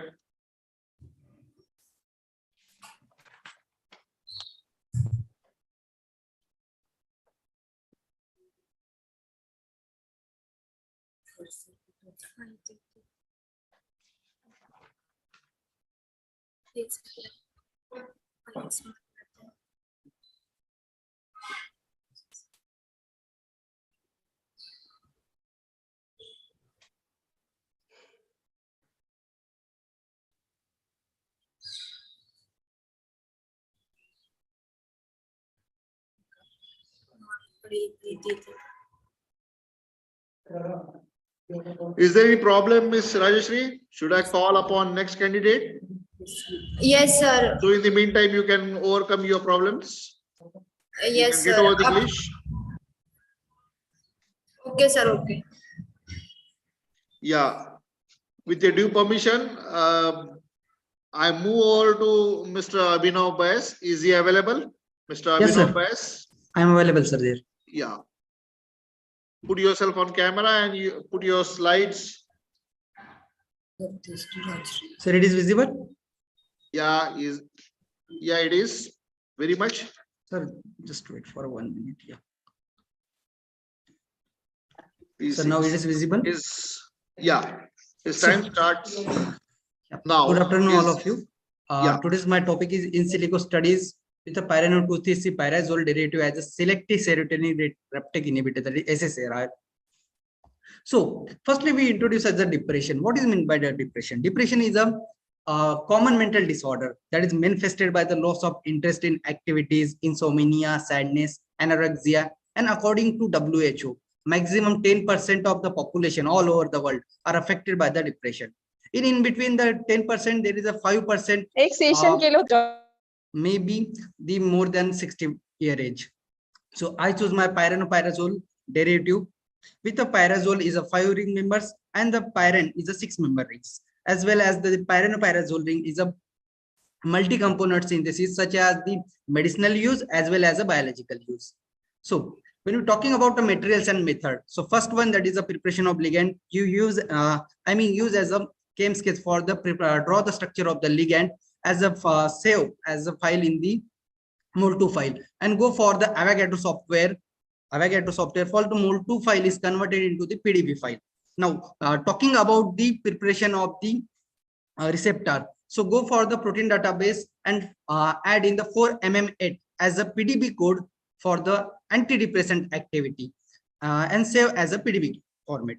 Then go for the Autodoc software for the Autodoc Vina 4.0 for the receptor and ligand docking and the grid box, and go for the Pyrex for the virtual screening of the derivatives library, and go for the Discovery Studio for the visualization and interaction, and find out the amino acid be present. Some online properties calculator also be there, such as the mole inspiration, and go for the toxicity as a Protex 2.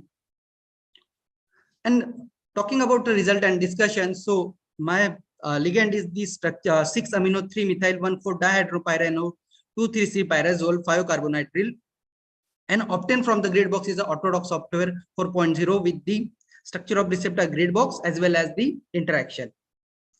And the result of the docking is sub as a in silico study by the virtual screening from the Pyrex software, such as the docking of the ligand receptor, and some amino acid were be found it, such as the ligand and the receptor are binding to each other. Such amino acid is TYR106, VAL104, PHE252, GLY256, Pro101, PHE259, extras.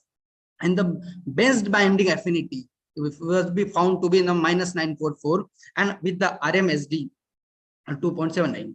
Then when talking about it, the RMSD or the binding affinity, the table, that is a modes affinity are there. There is a -9.4. Distance from the RMSD is 0. Then best mode the RMSD 0.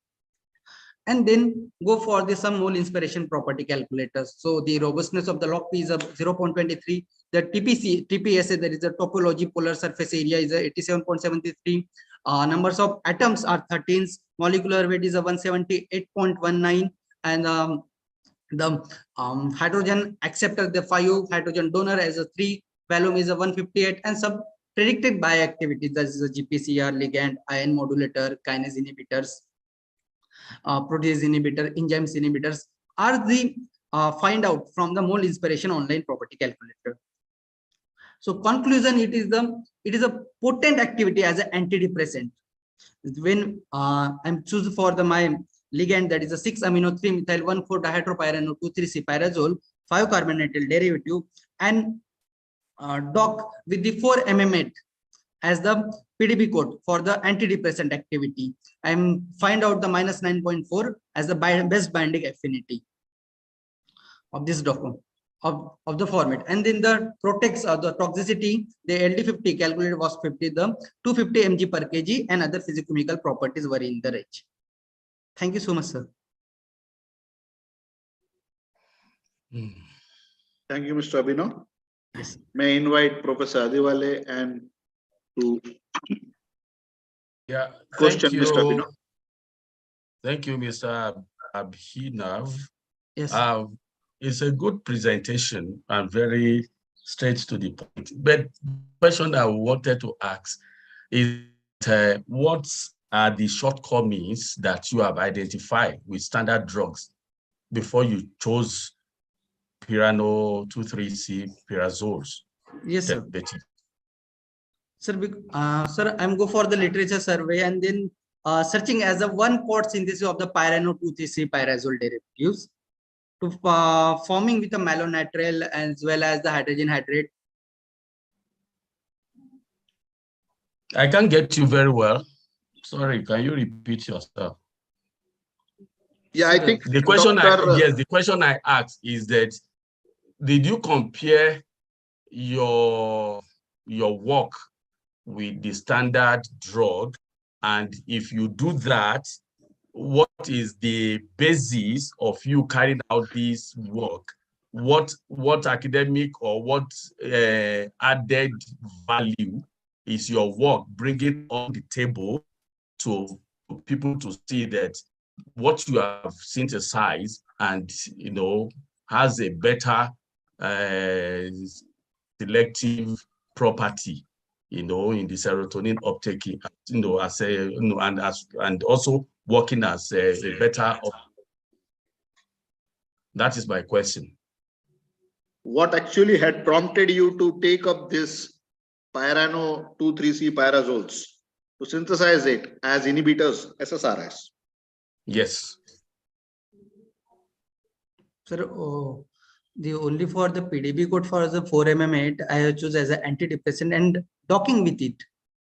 No, the question is whether it is required in the market. Yes, sir. What for? Aren't there any drugs in the market? Sorry, sir, I did not this answer. Yeah, there are few drugs in the market which are doing well. Such as the fluoxetine, as the extras. Yeah, they are doing well. There should be some problem with those drugs, fluoxetine, and so you have been prompted to prepare these new derivatives. Do you know any of those drawbacks? No, sir.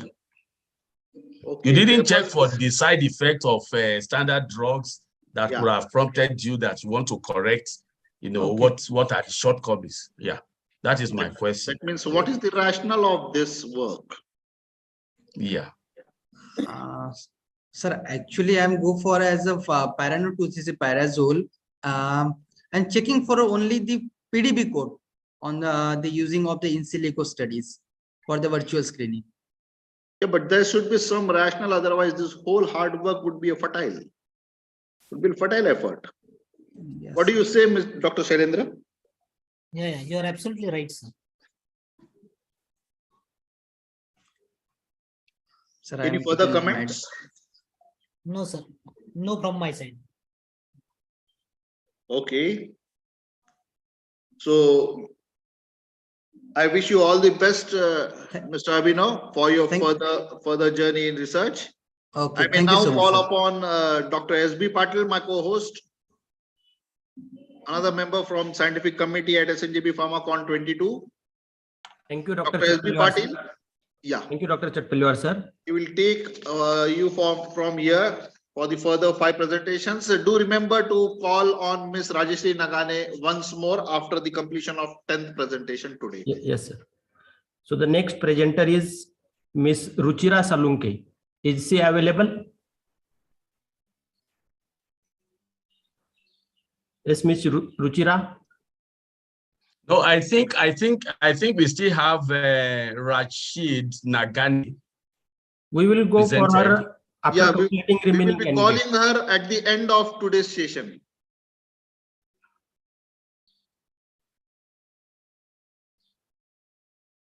Okay. Yes, Miss Ruchira. Hello, sir. Yes. Sir, can I present Miss Ruchira Salunke? Yes. You have to. It's your turn now. You can share your presentation now. Sir, myself Rajeshri Nagane.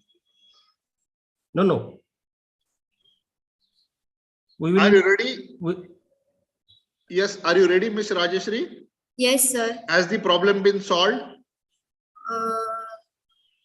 Yes, sir. Have you tested?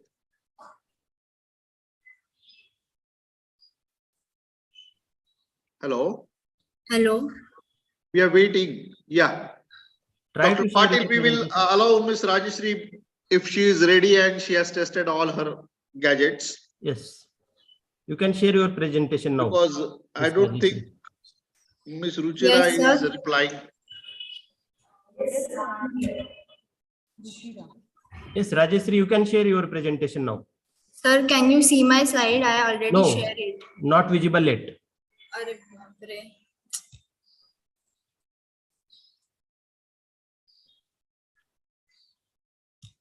Sir, it's not visible to you. No. No, not yet. Some technical glitches are inhibiting the proceedings. Yeah, in the meantime, may I make one more call for Ms. Ruchira Salunke? Is she here? Yeah, Yes, sir. She is available in chat box. Yeah. Am I visible? Are you ready? Yeah. Yeah. Okay. Yeah, you can share your presentation. Could you please raise the voice of your gadget? Yes, sir. Am I audible, sir? Yes. Yeah, very much. Thank you. Now put your slides. So the next candidate is Ms. Ruchira Salunke. Her presentation is entitled Synthesis and Comparative Evaluation of Antioxidant Activity of Silver Nanoparticles and Rajat Bhasma using Albizia lebec bark extract. Over to you, Ms. Ruchira. Yes, sir. A very good afternoon to one and all. As we know that the cardiovascular diseases are the major cause of fatal consequences worldwide. And here after COVID-19, we can see the rate of cardiovascular diseases have been increased. There are so many treatment modalities already available in the market for treating the cardiovascular diseases. But with that or the chemical or the allopathic treatment modalities, there are so many of the side effects associated with them. So I have started working on the synthesis and comparative evaluation of antioxidant activity of silver nanoparticles and that of Rajata Bhasma, which is an ancient age-old system of Ayurvedic medicine, and for which I have utilized Albizia lebec lin, a bark extract. okay, which is also one of the very ancient or very traditional herbal drug which we use in the case of cardioprotection. So is the slide visible for this introduction? I guess some part is missing. Yes, madam, it's visible. Oh, okay. Yeah. So as I told you that we are facing cardiovascular diseases are the major cause of diseases, are the major cause of fatal consequences, and we are facing so many issues while properly designing the dosage regimen, because all the treatment modalities which we have are associated with certain side effects, or you can say they lack the target specificity. If we talk about conventional treatment modality, they have certain adverse effect. If we talk about the Ayurvedic medicines, or if you talk about the medicinal plants, then there are certain patient non-compliances, lack of target specificity has been seen. So for nowadays, or it has been trend of using the nanophytomedicines for treating this or for overcoming the associated drawbacks of various conventional treatment modalities. So with this aim, sir, I thought that why we have a very known bhasma as an ancient Indian Ayurvedic metallo-mineral preparation, which has been which has been enlisted in the Charak Samhita, and since it is a very good you can say Ayurvedic preparation, so why cannot we compare our own bhasma with that of the nanophytomedicines or the nanoparticles which we are using, or the usage of the nanophytomedicines has increased. So that is why I have compared both the formulation for cardioprotective activity. So herein what I have done the synthesis of Rajata bhasma, that is silver bhasma, using the Albizia lebec extract, that is Shirisha extract, in the Marana process. So for synthesis, I have done first Shodhana of the silver metal, which is followed by Marana and incineration at 480 degrees Celsius in an electric muffle furnace, which lead to the formation of the bhasma. Further, I have also prepared the Albizia lebec mediated silver nanoparticles. Now, since here in Albizia extract, I'm using it as a bioreductant. So it will reduce, that is Ag plus will get converted into the Ag neutral or elemental Ag, and it will be further utilized, or it will with the help of various polyphenols or with the help of various flavonoid content of the extract, a capping of the extract may take place around this silver element. So ultimately the formation of the bhasma as well as the silver nanoparticles I have checked for its content. So in case of bhasma, I have checked the entrapment efficiency, that is the content of silver present in the bhasma, using the UV visible spectroscopy, which was found to be 70% of the silver content. In case of the Albizia lebec mediated silver nanoparticles, I have quantified its entrapment by the ICP AES atomic emission spectroscopy, which is coming to be 82%. Further, to confirm the formation of the silver nanoparticles, I have performed various spectral analysis, including the UV visible spectroscopy, wherein I saw a very nice sharp peak at 432 nanometer, indicating the formation of the silver nanoparticles, for which I have further subjected them to the dynamic light scattering microscopy, wherein I got the particle size of the silver nanoparticles of 97.5 nanometer with the polydispersity index of 0.29. Also checked for the zeta potential, which was coming to be the minus 17.2, which is in the range of a good nanoparticles. Then further, I have also checked the bhasma preparation with the for its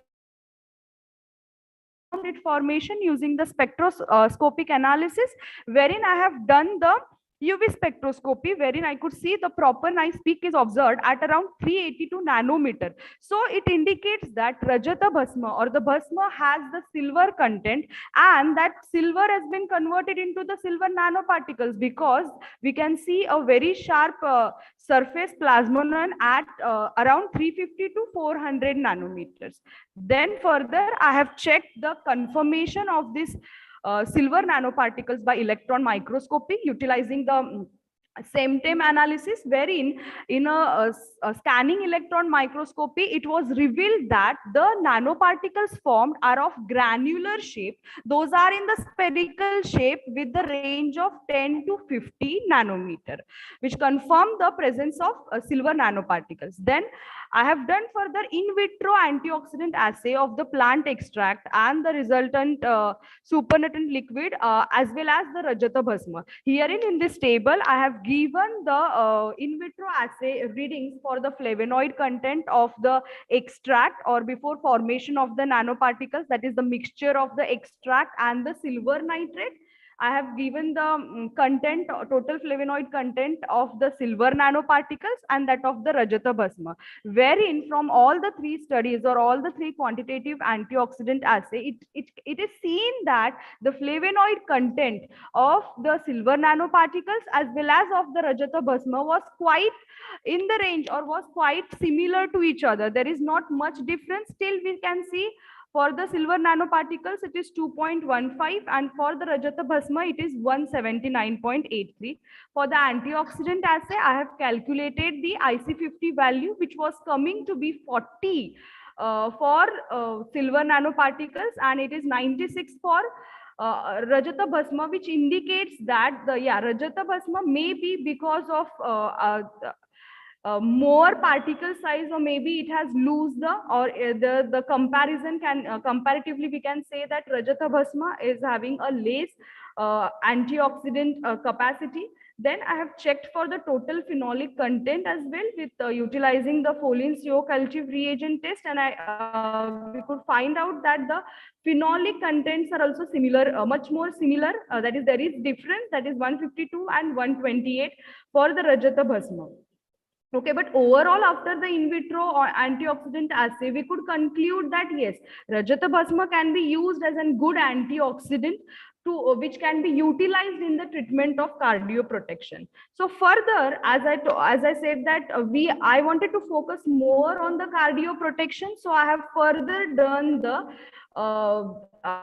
view exclusion assay of the cell viability to check the toxicity of the silver nanoparticles on the cardiomyocytes of the rat. I have used the cell line of H9C2 rat cardiomyocytes, wherein I could say that the number of the viable cells, the number of the cells that are viable upon treatment of the trypan blue. 3 minutes, Ms. Ruchira.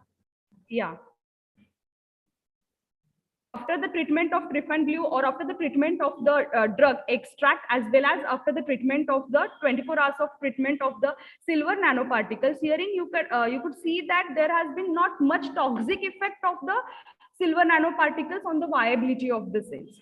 To support this study, I have done the CAM assay since I wanted to focus more on the pro-angiogenic activity of the silver nanoparticles, more specifically Albizia-Lebec mediated silver nanoparticles. So I have performed the CAM assay, wherein I could see that there has been increase in the number of branching vessels when I compared the extract alone with that of the silver nanoparticles or the silver nanoparticles prepared from utilizing the extract. Also, the percent angiogenesis index of the extract was found to be 135 for the 2 mg per ml, and that of the Albizia-Lebec nanoparticles, it was found to be 252%. So it indicates that after the formation of the nanoparticle, there has been increase in the number of the branching vessels, which can be utilized as a good pro-angiogenic activity.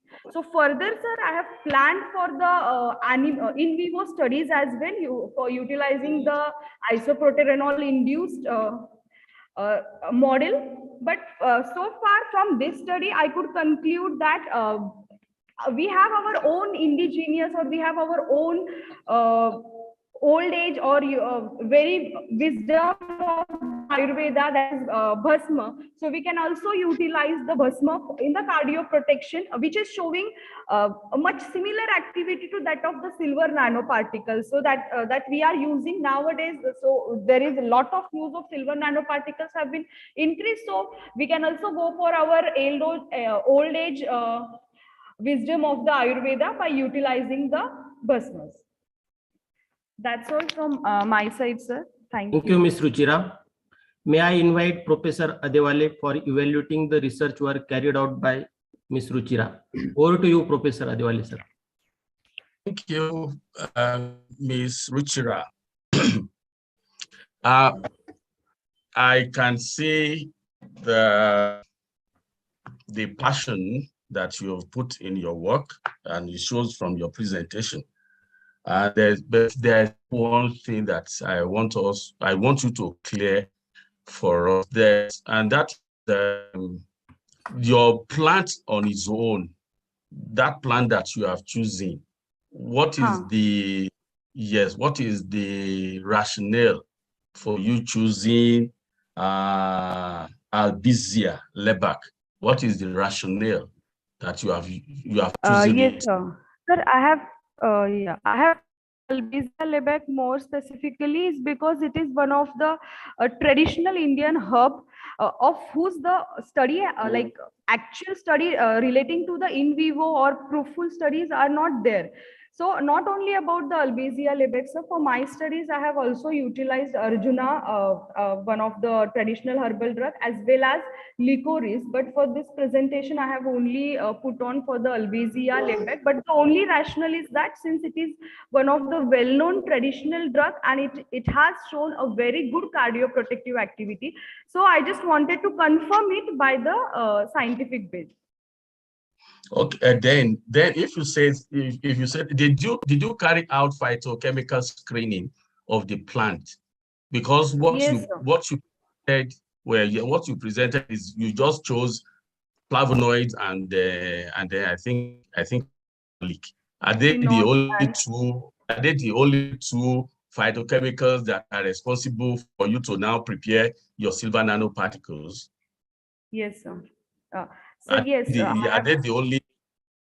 No, sir. No, sir. There are so chemicals. But why did you choose just flavonoids and the phenolics? What is special about flavonoids and phenolics? That's what I. Yes, please. Sir. I have focused. Yes, sir. I have focused more specifically on the flavonoid and phenolic, polyphenolic compound is because from the literature survey, it has been came to know that basically these polyphenols or the flavonoid content of the plants are acting as a bioreductant to reduce the silver nitrate. That is why I have focused more on those contents so that I could, so that at the end I could conclude that whether this polyphenols and or the flavonoids have been actually used as a capping agent, or what is the role of them in the reduction of the silver nitrate solutions. Thank you. Thank you, sir. Over to you, Dr. Gurav, sir. Ms. Ruchira. Yes, sir. You have mentioned that is we have ancient medicine, that is the bhasma, right? Yes, Rajat bhasma, and which yes, has been already proved its potential. Then why did you feel to go for the silver nanoparticles of the Rajat bhasma? Sir, actually my focus first of all was only on the silver nanoparticles, but afterwards, since the bhasmas are available and since they are very much potential, so I thought actually initially I have started only with the silver nanoparticles. I wanted to do synthesis of the silver nanoparticle, but in between study I thought about comparing it with that of the Rajata Bhasma, which is of our own, it is of the Ayurvedic based medicine. And I wanted to utilize that particular extract of Albizia lebac and wanted to check whether this formed Bhasma utilizing the Albizia lebac extract, whether it is showing the cardioprotective activity or not. No, that is silver nanoparticles synthesized by using Albizia, that is okay. But Yes. Why did you feel to process the Rajat bhasma also by using silver nanoparticles? Because sir, bhasmas are the those are the preparation which are also known as biological. Bhasma are already nano formulations, right? Yes, sir. Yes. So again, yes. why do you want to convert to nano by using silver? It is already nano formulation, no? It is already. I just wanted to compare it with the No, nanoparticles. I don't think that that part. I don't think any rationale is there, in my view. Now, in here you have mentioned in second slide only entropin deficiency. Entrapment efficiency of what? Entrapment efficiency of the bhasma, like how much amount of silver has been entrapped in the. How did you confirm that one? So using UV photometer, what I have done. You must have done the calibration curve for the same initially. Yes, sir. Calibration Yes, curve sir. of what? Calibration curve for that I have utilized silver nitrate, sir. Silver nitrate. No. Yes, sir. I have utilized. No, I don't think something is missing there. Now see, even the synthesis of Rajat Bhasma. Rajat Bhasma, which was prepared. Okay, here it is by using silver and albazian. Okay, go to next slide. Now here you have taken that the 20 gram in 100 ml. Why 20 gram in 100 ml? Why not 1 gram in 100 ml? Or why specific this concentration only? Have you optimized this concentration? So that is I have used for preparing the extract. That is for the means the extract preparation, the concentration of a bioreductant. In your words, the plant is using as a bioreductant, no? The plant I am using. Bioreductant. Then what was the concentration you have taken? Sir, have you here taken I it have randomly or have you taken it randomly? No, sir. I have optimized it. How? Sir, yes, sir. So first, the herein I have given 20 gram in 100 ml. It is for the extraction process. For the preparation of the nanoparticle, I have used 1 ml of the plant extract and I have mixed it with the 10 ml of 1 the ml silver of this nitrate. one, but that 1 ml was prepared by using 20 in 100. Yes, sir. Why not 5 U in 100? Means that was the initial concentration. That is one thing.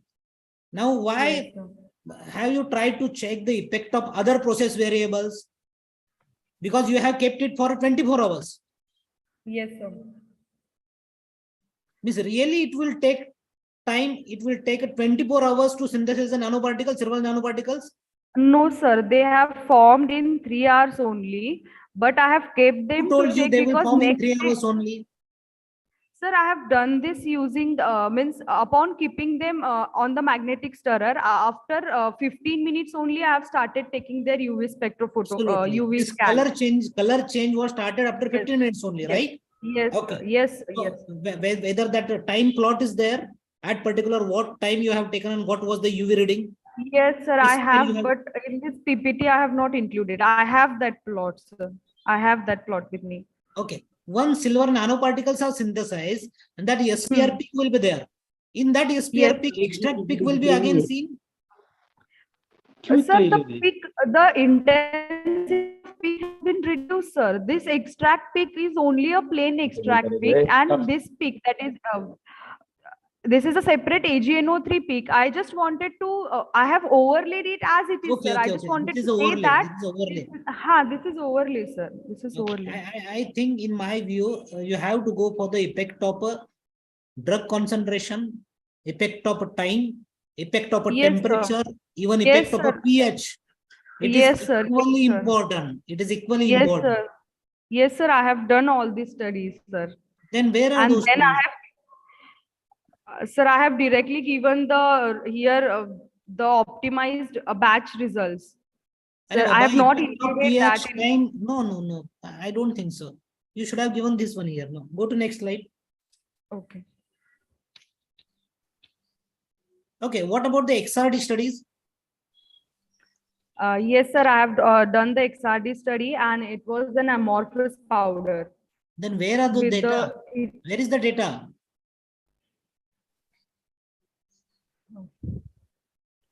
Yes, it is not there in this slide. Then it should be there, no? Sir, just frankly speaking, because of the A side limitation, I was unable to put so many of the data. About FTIR also I have not included. About ICP-AES in detail. About XRD also I have not included, sir. No, I am expecting that one. It is required, no? It is required. Yes, sir. It is the base of characterization of the nanoparticles, sir. I know that. In particle size analysis, what was the particle size you got?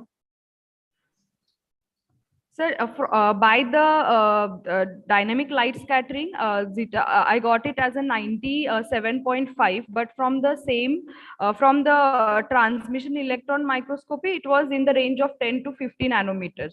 What is the reason for this difference? So because in here, when I have given them for dynamic light scattering spectroscopy, so herein I have given the colloidal solution of overall that formulation.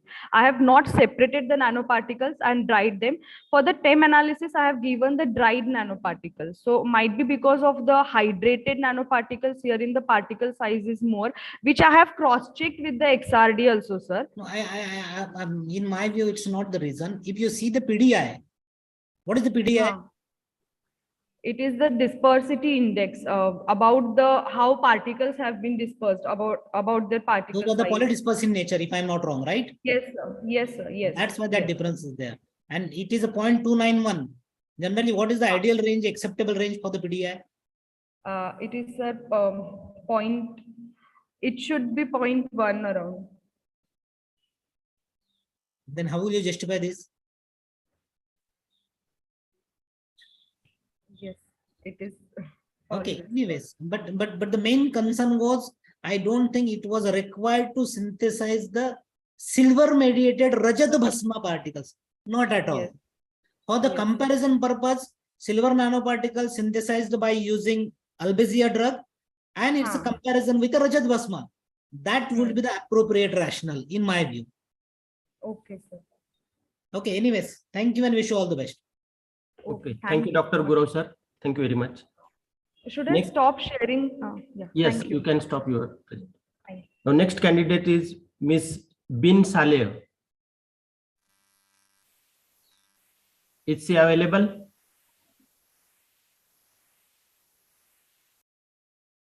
Her presentation code is P8. Miss Bin Saleh.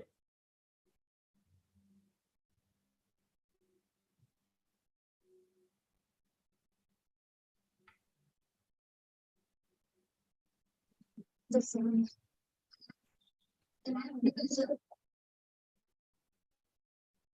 please share your presentation. Miss Bin Saleh.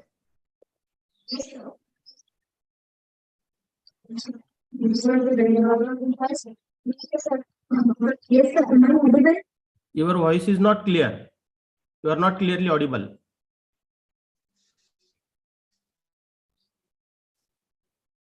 Start sharing your presentation.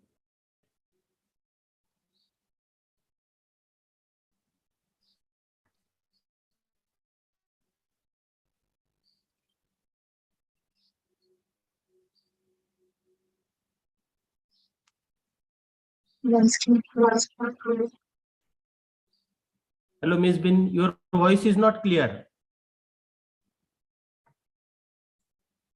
Make slideshow. You are not clearly audible.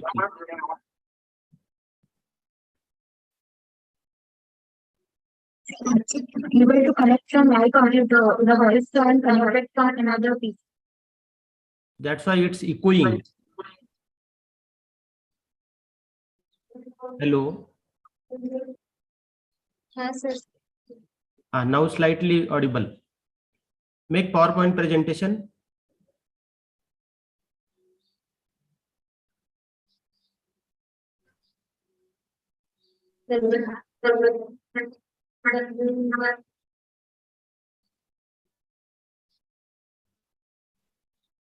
Hello. Hello.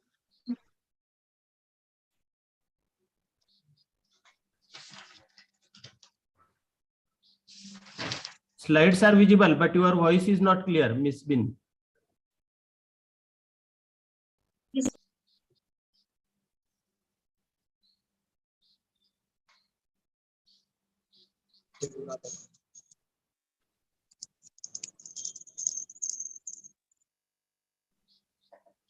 Hello, sir. Now am I? Yeah. Now audible. So the next presenter is Miss Bin, whose presentation is titled "Development of Novel Co-Processed Excipients by Using Sodium Bicarbonate and Mannitol for Effervescent Formulation." Hello. Over to you, Miss Bin. You can start now. Hello,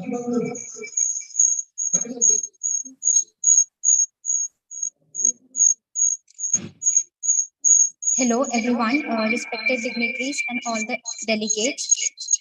My name is Binawel Manal Salim, and my topic for the presentation is development of novel co-process excipient It's echoing. by It's using echoing. mannitol and sodium bicarbonate for effervescent formulation Hello? under the guidance Hello. of Dr. Hello, Miss Bin. It's echoing now.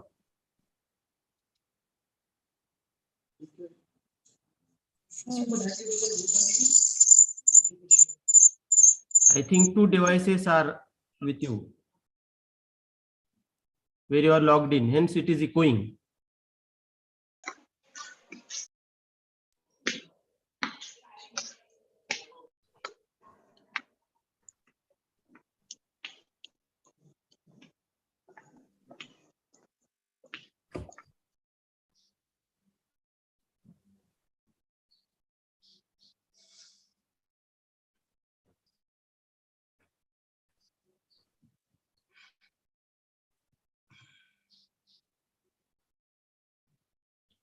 Hello, Miss Bin. I think she is not available. We will. Oh, no, sir, I'm there. Just Yeah, 1 second.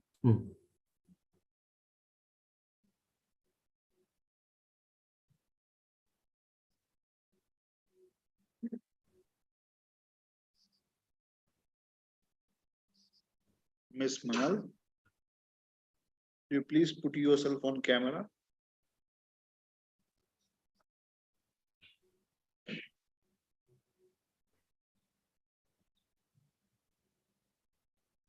Yes, sir. Sorry, sir, just 1 second. I'm just sharing my screen. Yes.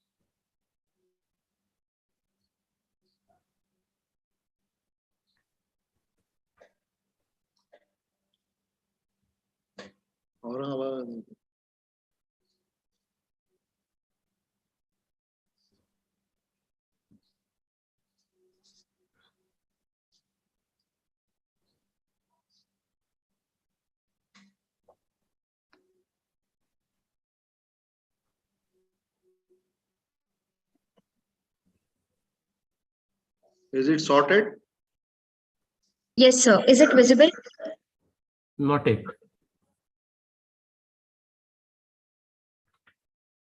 No, it's not. Now? Yes. Yeah, it is. Okay. Sorry, sir. Extremely sorry. Yeah, never mind. Okay. Please make slideshow. Yes, sir.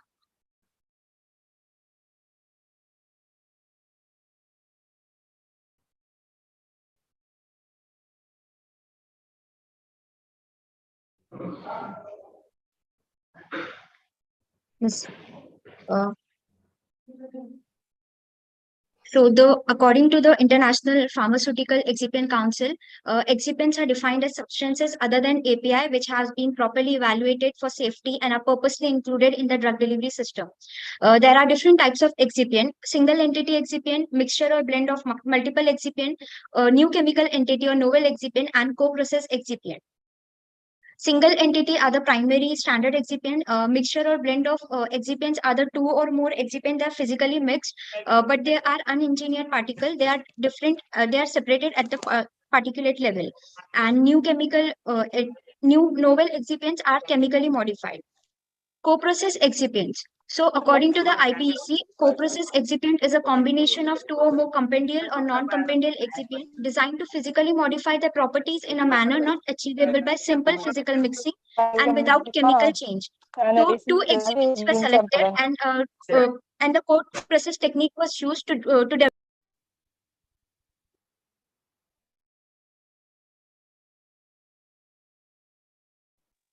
Ask her to unmute herself. Hello. Hello. Hello, Miss Bin. You are muted. Okay. You are unmuted. I was not audible from. Yes, now audible. You can continue.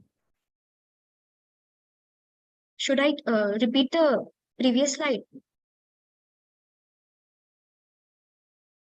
Yes, you can continue.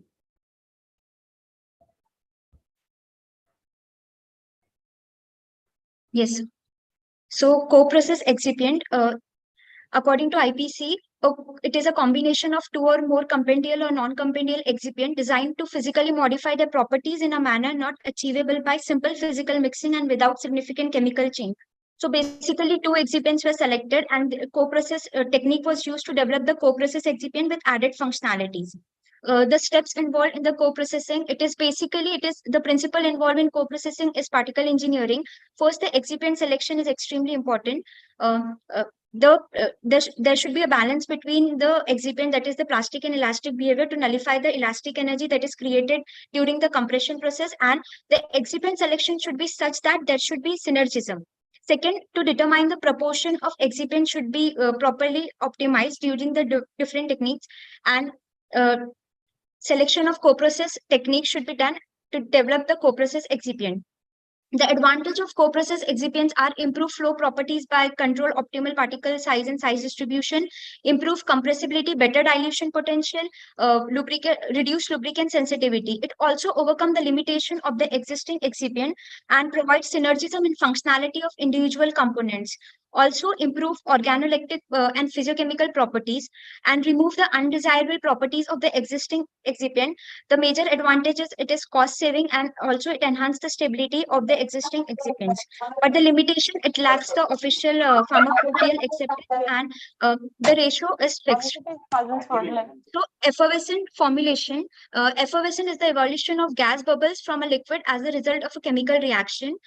Basically the raw materials that are used during the effervescent formulation are acidic material, alkalining material, binder, lubricant, and certain additives. The advantage of effervescent formulation, it is the fast onset of action, no need to swallow the tablet, improved palatability, incorporation of large amount of API, good stomach and intestinal tolerance. But the major limitation in manufacturing of effervescent product is it requires a completely closed and integrated handling unit, which it requires specific relative humidity and temperature condition, and poor compressibility of majority of excipients, which limits its use, hygroscopicity, large dimension of tablets, etc. So for the co-processing, the different methods are used for co-processing, such as spray drying, solvent evaporation, sonication, crystallization, granulation, co-transformation, roller drying, milling, etc. The need for co-process excipient in effervescent formulation, since the major drawback of majority of excipients, especially the sodium bicarbonate which we have used, it has hygroscopicity and poor compressibility issues, which causes major formulation challenges, and it requires a specialized production facilities like a specific maintenance of relative humidity, temperature, and a close integrated system, which makes it extremely costly process. Literatures have revealed that few attempts have been made to develop such co-process excipient for effervescent formulation. So an attempt was made to solve the problem related to the compressibility as well as hygroscopicity and reduce the cost of the existing effervescent formulation. The rationale behind my work is the sodium bicarbonate, it is used as an alkalizing agent, and it has poor compressibility and high hygroscopicity issue. It is a primary component used in the effervescent formulation. But the major drawback is that even in the presence of small acid or water, it immediately effervescent, like it causes the premature effervescence. So mannitol is commonly used as a directly compressible diluent, which is a non-hygroscopic in nature. So in this work, an attempt was made to coat or to formulate a co-process excipient using sodium bicarbonate and mannitol, so that premature effervescence is protected, and enhanced compressibility and low hygroscopicity issues of the sodium bicarbonate was tried to resolve. So the methodology which I have used for the development of co-process excipient is ultrasonication technique. Basically, the tablet was formulated using plain sodium bicarbonate, using physical blend of mannitol and sodium bicarbonate, and co-process excipient using sodium bicarbonate and mannitol by ultrasonication technique with the help of prosonicator. The experimental work done was the organoleptic evaluation of the drug and excipient melting point determination, calibration curve of ondansetron. The ondansetron hydrochloride was used as a model drug for the effervescent formulation. And the pre-compression and post-compression evaluation of the co-process excipient was done. These are the organoleptic evaluation and the determination of the melting point. The UV spectrum and calibration of the ondansetron was done using the phosphate buffer, pH2 acid phosphate buffer, and lambda mass was obtained at 310 nanometer. The IR interpretation.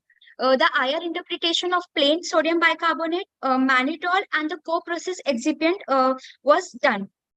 The IR of the co-process excipient indicated that the characteristic peak of the sodium bicarbonate as well as mannitol was observed without any chemical change, which is important in the case of co-process excipient. The microscopic parameters were studied, such as the angle of repose, flow rate, bulk density, tap density, Karsh compressibility index. As it can be seen in case of the sodium bicarbonate, and which in comparison to physical blend and sonicated co-process, the angle of repose was increased, which causes the co-process excipient, it enhanced the flow property of it. Also, the effervescent time was reduced in comparison to the plain sodium bicarbonate.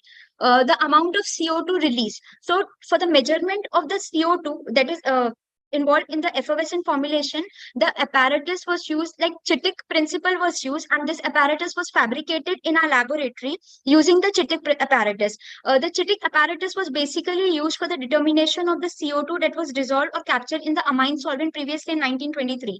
But using that principle, we have fabricated this apparatus in a laboratory. This is a conical flask, which was connected with the help of the tubing to a graduate two burettes, again with the tubing.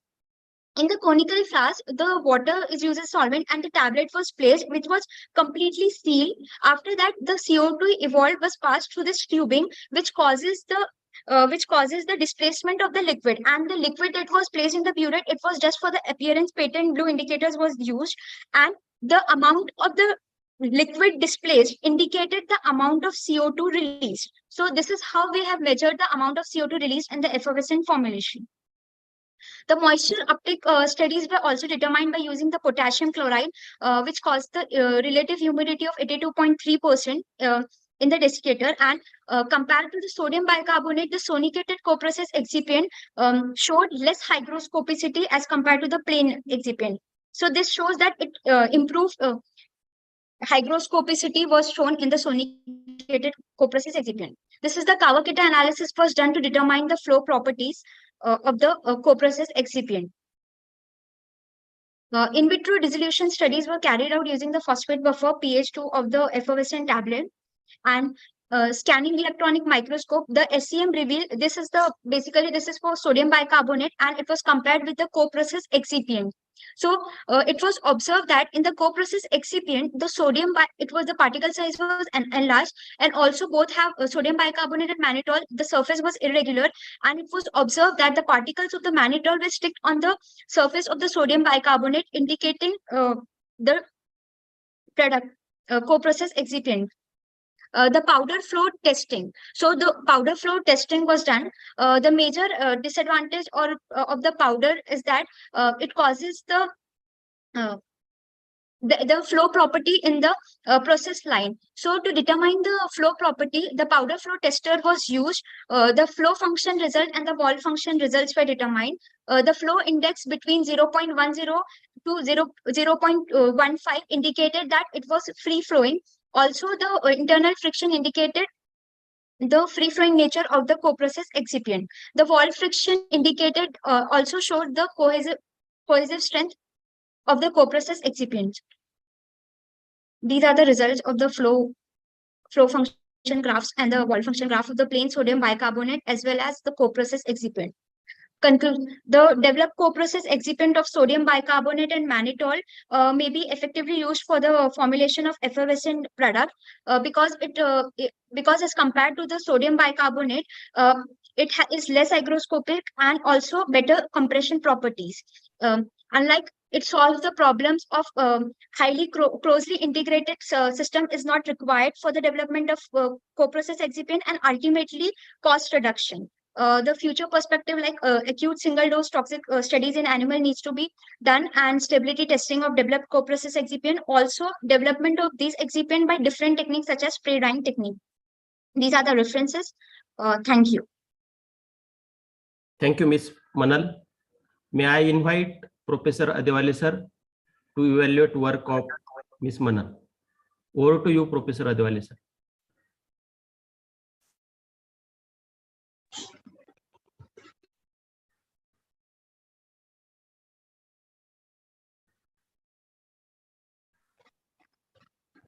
Over to you, Dr. Gurav sir.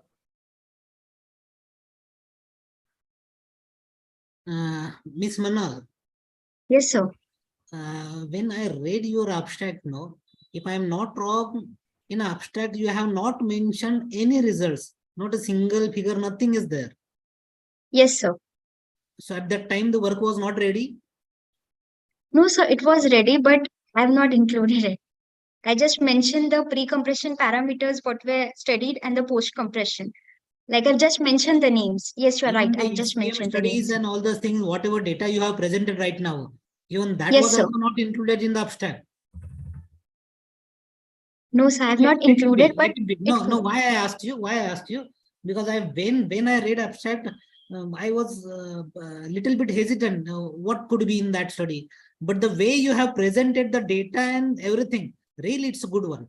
Means I really congratulate you as well as your guide, that is Lahoti sir.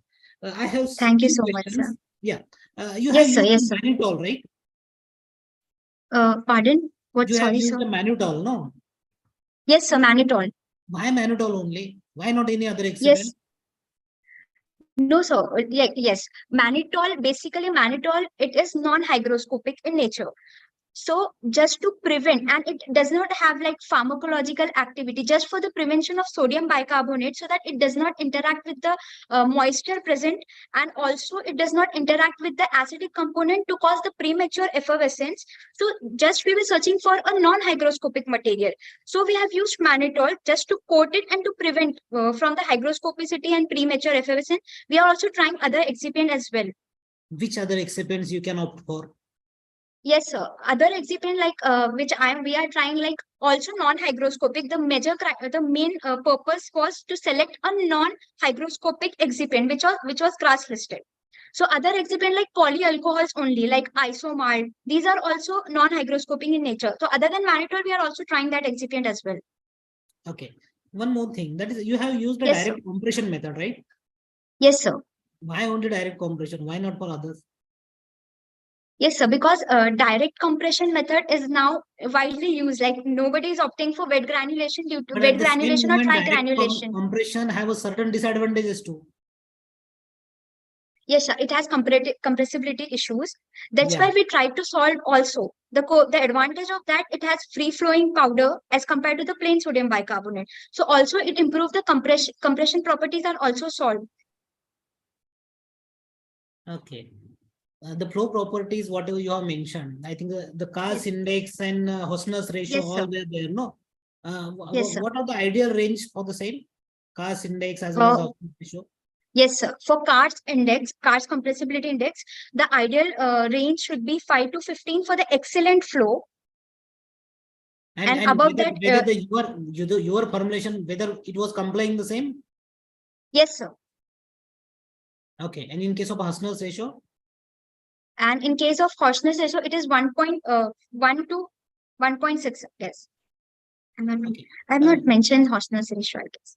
Okay. I have seen some in vitro dissolution studies, right? Yes, sir. Yeah. Can you go for that? Okay. Yes, sir. Okay. In vitro dissolution studies. Which drug was used here? Ondansetron hydrochloride. Was there? Yeah. Yes. Okay. Go to the previous slide. That is IR specifically. Yes, sir. Okay. Just explain me the IR. How will you interpret the IR? Yes, I have not mentioned all the values, but the characteristic peak. 1 minute, sir. I'll just have the readings with me. Let's. What do we generally look for in these type of studies using IR spectroscopy? Yes, sir. We in the like in case of co-process excipient, there should not be any chemical modification. So in case of this, the characteristic peak of sodium bicarbonate and mannitol should be visible in the co-process excipient, and there should not be any formation. Like in case of eutectic mixture, there should not be a new bond formation or something. So that's what we interpreted, and there was no such bond formation. So it indicates that it was compatible with each other. Have you tried to focus the changes in the peaks with reference to sodium bicarbonate and mannitol only, or also you search for the other peaks of the other functional groups? Any change in other functional groups? No, sir. We have just seen the sodium bicarbonate and mannitol. Only these two one. Okay. Yeah. Okay. Thank you and wish you all the best. Thank you so much, Gaurav, sir. sir. Over to you, Professor Adewale. You are on mute, sir. Please unmute yourself. Please unmute yourself. All right. Can you hear me? Yes, sir. Yes, Can you hear me? All right. Thank you for your presentation.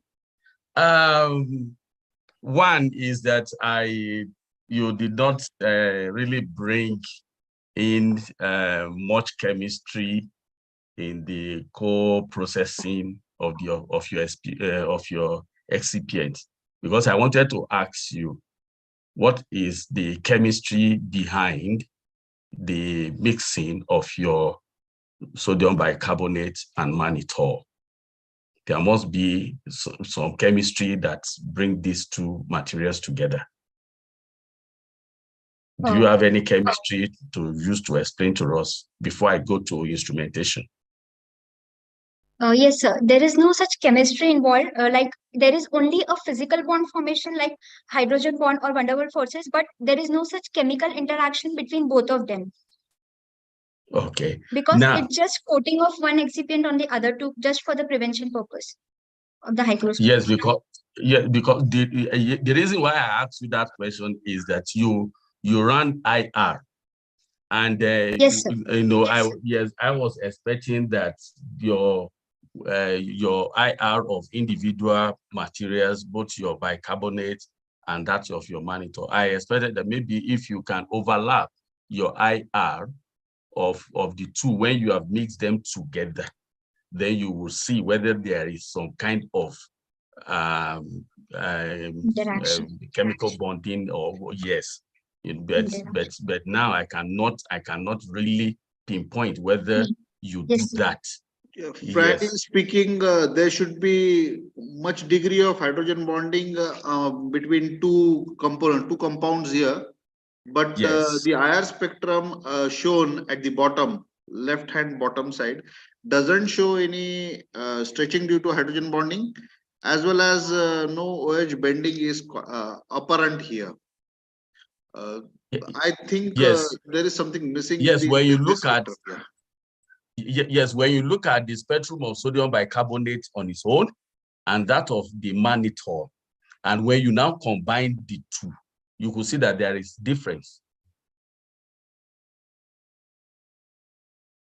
But you are telling us now that there mustn't be any chemical stuff. But yes, there is difference, because when you look at, I think this is around where you have the CH bond.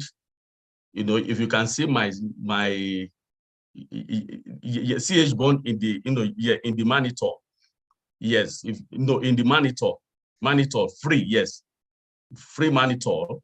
When you look at the CH, yes, CH aliphatic, which is this broad one. Yes, I think yes, it is the CH. You understand?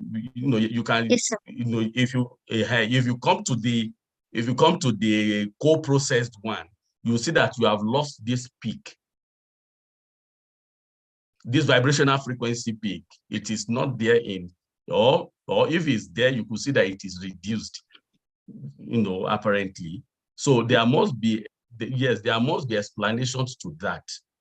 The percentage of mannitol seems to be very, very less in co-processed excipient. Yes, sir. Okay. Yes. Then there was, when I read your abstract and you used the word novel, that word caught my attention, novel.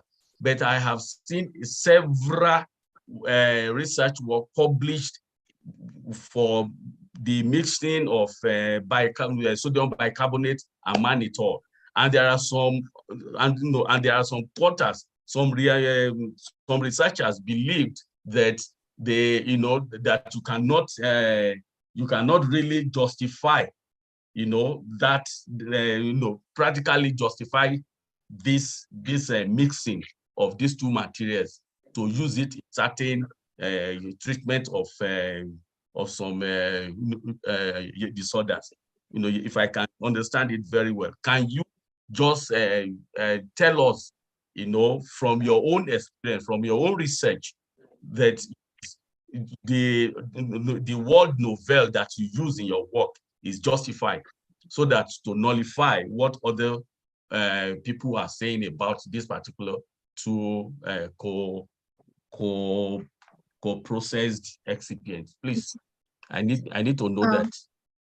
Yes, sir. For the preparation of the effervescent formulation, a specific completely integrated systems are used, such as like relative humidity between 10 to 20% and temperature less than 25 needs to be maintained. Like it requires completely closed integrated system. So in this, like there are many co-process excipient, but especially for the effervescent formulation, in case of effervescent formulation, there was no such co-process excipient. So we made an attempt to develop a excipient that will prevent the hygroscopicity issue, like it won't cause the premature effervescence. So just an attempt was made to protect the molecule that is the main alkali source of CO2, that is sodium bicarbonate, so that it does not react immediately with the acid and cause premature effervescence. So an attempt was made to coat it with the mannitol, that is a non-hygroscopic material, and to prevent. So ultimately, it will reduce the cost, and no such completely integrated system or such will be required. So it was just an attempt made to in comparison to the existing technology. Okay, now, if I want to advise you so that your work is distinct from what other people have reported or whatever, I would have wished whether if you can, I don't know whether you have done it, I don't know, but if you can, do your work systematically in order for you to get the optimum quantity of your sodium bicarbonate with your mannitol, yes, to say that if you go over this quantity, then you have a bad product, and if you don't get to this particular optimum value, you may also get a bad product. You know that, if you are to to make this one in the in the industry, you have to be you have to look for the optimum value that can give you the best results. So that is my advice for you.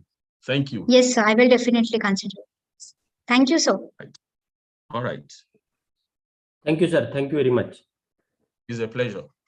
Next presenter, Ms. Ankita Patil, with presentation code P9 is absent. So we will move to the next presenter, that is P10, Ms. Maurya Pratibha.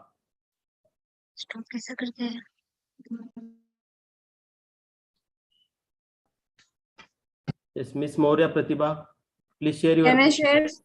Hello, sir. Just wait. Miss Audible? Miss Manal. Miss Manal, will you Stop please your presentation? Yes, sir. Yes, I am.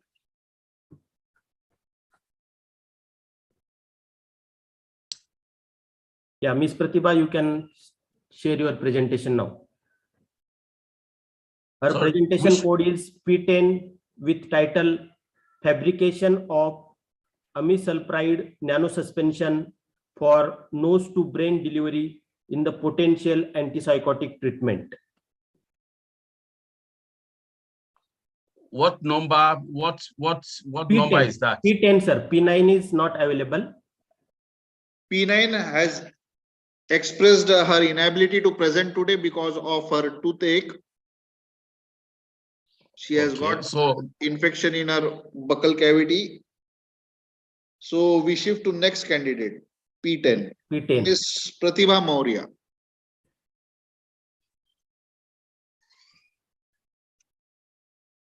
Hello, sir. Am I audible? Yes.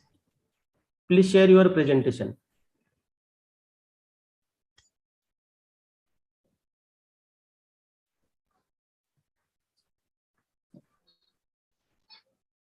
Is screen visible? Yeah. Hello. Yeah, it's clearly visible. You can start now. Good morning, everyone. Myself, Pratibha Maurya. My topic is a fabrication of amisulpride nanosuspension for nose to brain delivery in the potential antipsychotic treatment. Psychosis. What is psychosis? It is a psychological condition and syndrome which is impaired by perception of reality. It is primarily involved delusion, thoughts and belief, visual and auditory hallucination. Amisulpride. May I interrupt, Miss Pratibha? Your requested to put on your camera. Yeah. Yes, sir. Sorry. You may continue. Amisulpride is benzamide derivative or dopamine receptor antagonist that selectively block the antagonize the dopamine D2 and D3 receptor. It is used in treatment of psychosis and dopamine antagonist. Background for research. Amisulpride has low bioavailability and it is degraded in gastrointestinal tract by enzymes, and it has some side effects. So we develop nose to brain delivery. Aim and objective. Aim is to develop a stable and patient compatible amisulpride nanosuspension for nose to brain delivery and to evaluate it for in vitro and ex vivo studies. Our objective is to develop an optimized amisulpride nanosuspension to characterize and optimize the various. 1 second, sir.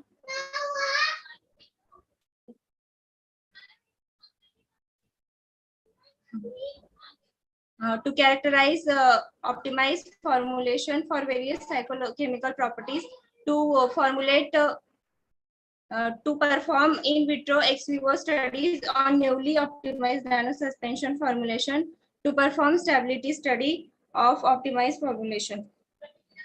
Formulation of nanosuspension.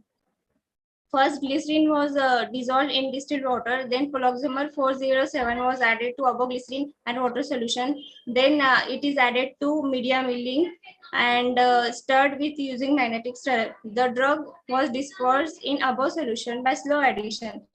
Then the above mixture was stirred using magnetic stir for 3 hours at 1500 to 2000 RPM. Characterization of optimized formulation.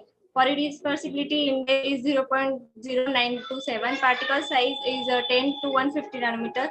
Zeta potential plus 39 plus 39.14 millivolt, and drug content is 88.12 plus minus 2%. DSC of amisulpride optimized nanoformulation. The shifting peak to exothermic peak of amisulpride is due to change in physical state by use of media milling procedure, which help in reduction in particle size. We can conclude that during application of thermal energy of pure drug has changed its amorphous nature to crystalline nature. In vitro diffusion study of nanosuspension. From diffusion study, it has been observed that formulation batch F8 with lower particle size show higher diffusion. Nanosuspension with particle size 99.15 nanometers show 88.12% of drug release in 16 minutes. By media milling, the crystalline state of drug is transformed to amorphous. Hence, it is an increase in solubility by reduction in particle size with increased surface area, which further helps to improve drug diffusion from membrane and enhancement in bioavailability. These are the data of different batches and their drug release. In ex vivo study was carried out on goat nasal mucosa by using an optimized batch F8. 87.68% of drug release permeated through the nasal membrane. The drug diffuses across nasal mucosa at faster rate and the total percentage diffusion is less than that of drug diffused through the dialysis membrane. These are the drug release data at a different time, 5 minutes, 10 minutes, 15 minutes, 30 minutes, 45 minutes, and 60 minutes. Stability study data. We use ICH guidelines to study this stability study. After completion of 3 months, the formulation was analyzed for drug content and drug release. From investigation, we concluded that there were no major change in formulation after storage condition on physical parameter of optimized formulation. Formulation is stored at 40 degrees Celsius plus minus 2 degree and 75% plus minus 5% relative humidity, and they are checked for drug content and drug release parameters. So we conclude that the nano suspension helps in directly targeting the brain using nasal route, could show greater potential with less systemic side effects. References, and thank you. Thank you, Ms. Pratibha, for completing the presentation within time. Over to you, Professor Adewale sir, for evaluating her work. Good. Thank you so much for your presentation. I wanted to ask, is this presentation part of a PhD work? Sorry, sir. Your work, part of PhD work? She is master's student, sir. Okay. You've not completed your master's. Yeah. No, So I'm seated. yes, because the question that that came to my mind is that I wanted to ask you that with this your work, what new knowledge are you contributing to the already known information about preparation of nano suspension, materials for using your amyl sulfide. What new information do you want to tell us that you have gained from your work? From non-amisulpride. Suppose example, amisulpride is generally given through oral route and systemic route, by injection, oral, by tablet. It has 48% bioavailability. But if we give through nodes, it directly go on olfactory area of brain, and there is no need for crossing blood-brain barrier. So it directly goes in brain without any barrier and with less side effect and less dose. Okay. All right. Okay, thank you. That's what I have for you for now. If I have another thing, I will ask you before the time runs out. Thank you, sir. Thank you. Yeah, Pratibha, just to go to the next slide because I missed the initial slides. Methodology part. 1 minute. Methodology. Yeah, because some technical formulation there, that's why I disconnected for the time being. Okay. Formulation, sir. Yeah, this is the formulation part. Am I right? Yes.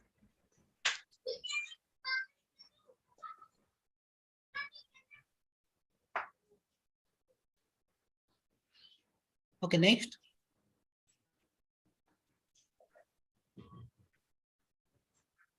Okay, so you tried with only one concentration. Have you not tried to check the other parameters for the effect of process variables like that?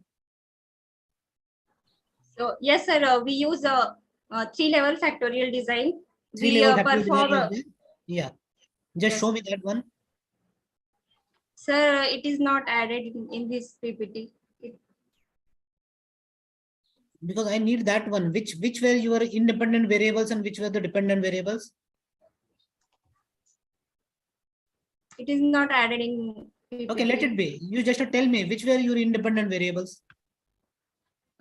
Dependent variables, we used poloxamer 188 and 407, and those we are the independent one. Poloxamer.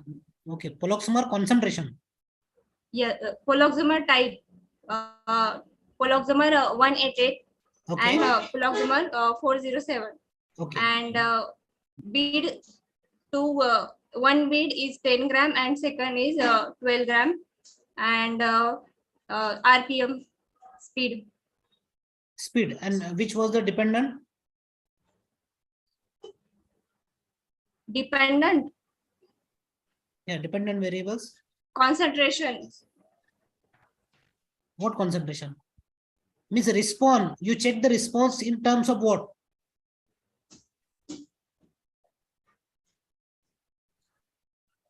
By taking different batches, you must have checked the response, no? Yes. Particle size. Only the particle size was your dependent variable? Only one? Particle size, zeta potential. So how many batches you have carried out? 8 batches. And for all 8 batches, you did the particle size analysis, zeta potential, everything? Yes. Okay. And out of that, this was the optimized one, right? F8 batch is optimized one. Okay. Whatever the process variable you just told me, that is a poloxamer type, then the bead size and all the things. If I have to go for the other process variables, what that could be? Other process variable. Because it is not necessary, those will be the same only, no? Yes.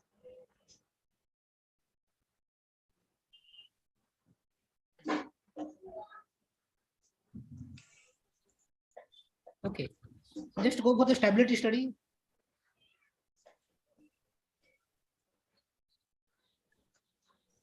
This is DSC next. Stability study. Okay. I'm just surprised to see one thing here. Normal room temperature means real-time study. If you see the percent drug release, after 3 months, it is 87%. Am I right? Yes. And the original it was? Earlier it was? It was not mentioning. Because in stability study, I would like to see the difference, no? What it was at 0 initially and after 3 months. Any changes there? No. No changes there. Not at all? Slight changes are seen, but not large. Slight changes means I am not talking about the physicochemical appearance. Physical appearance, no. I am talking in terms of a percent release and all the things. Release. Yeah. Yes. So where are those results? That's right.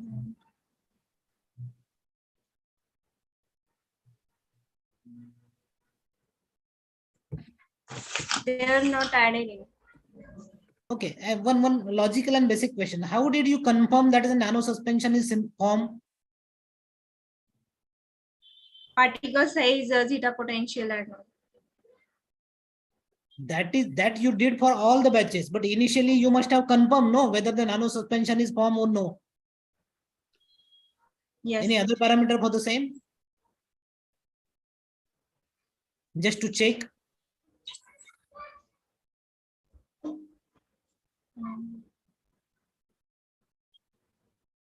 No.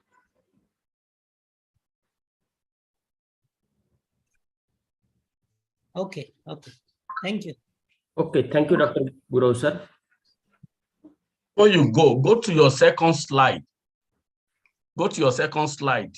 I'm much interested in your conclusion and the chemical structure of your drug. Go to the second slide. 1 minute. Hello. After your first title page, I think is the second one. The second one. Yes. Yes. Look at this structure. Look at this structure. Do you think that nothing happens to this particular structure after 3 months when you have mixed it with some other stuff and it just remains like that? Do you think? Sir, can you repeat it? Look at the chemical structures, these structures that you have here. After you have added it with every other content that you use in making your nano suspension. And you said after 3 months, you still have it intact. Could it be? Did you run any experiments to show that We what you perform started FTIR analysis for functional group detection. what sorry, what do you say? FTIR analysis. And then what did the IR showed? So there were no change in structure of drug. Means functional group, no change in functional group. Nothing. In peak. Oh, okay. But you should have showed us the FTIR so that we can scrutinize it very well, because I was looking at this aiming group here that, you know, this can form hydrogen bonding with some things so that it can change the course of your activities of the drug that you have made. But you know, all these nitrogen here are susceptible to chemical reactions when you have left it in certain media, for 3 months. But since we don't have the I think the mere statement that it is not changed or the compound has gone unchanged in presence of all the mixed chemicals, it itself becomes a bit difficult to digest. Yes. Better analysis of better analytical techniques should have been used to confirm that it goes unchanged. There are a lot of functional groups which can undergo changes on mixing with several excipients. Okay, so thank you, Ms. Pratibha. We wish you all the best for your further research progress. Thank you. There is another candidate waiting, who has been given some time to prepare and overcome her glitch. She is now ready, Ms. Ruchira Miss Rajeshri Nagane. Yes, sir, Miss Rajeshri Nagane. Are you available? Yes, sir. Your slides. Okay. So this will be the last presentation for today. We must appreciate the patience of Dr. Adivale and Dr. Shailendra. Thank you so much.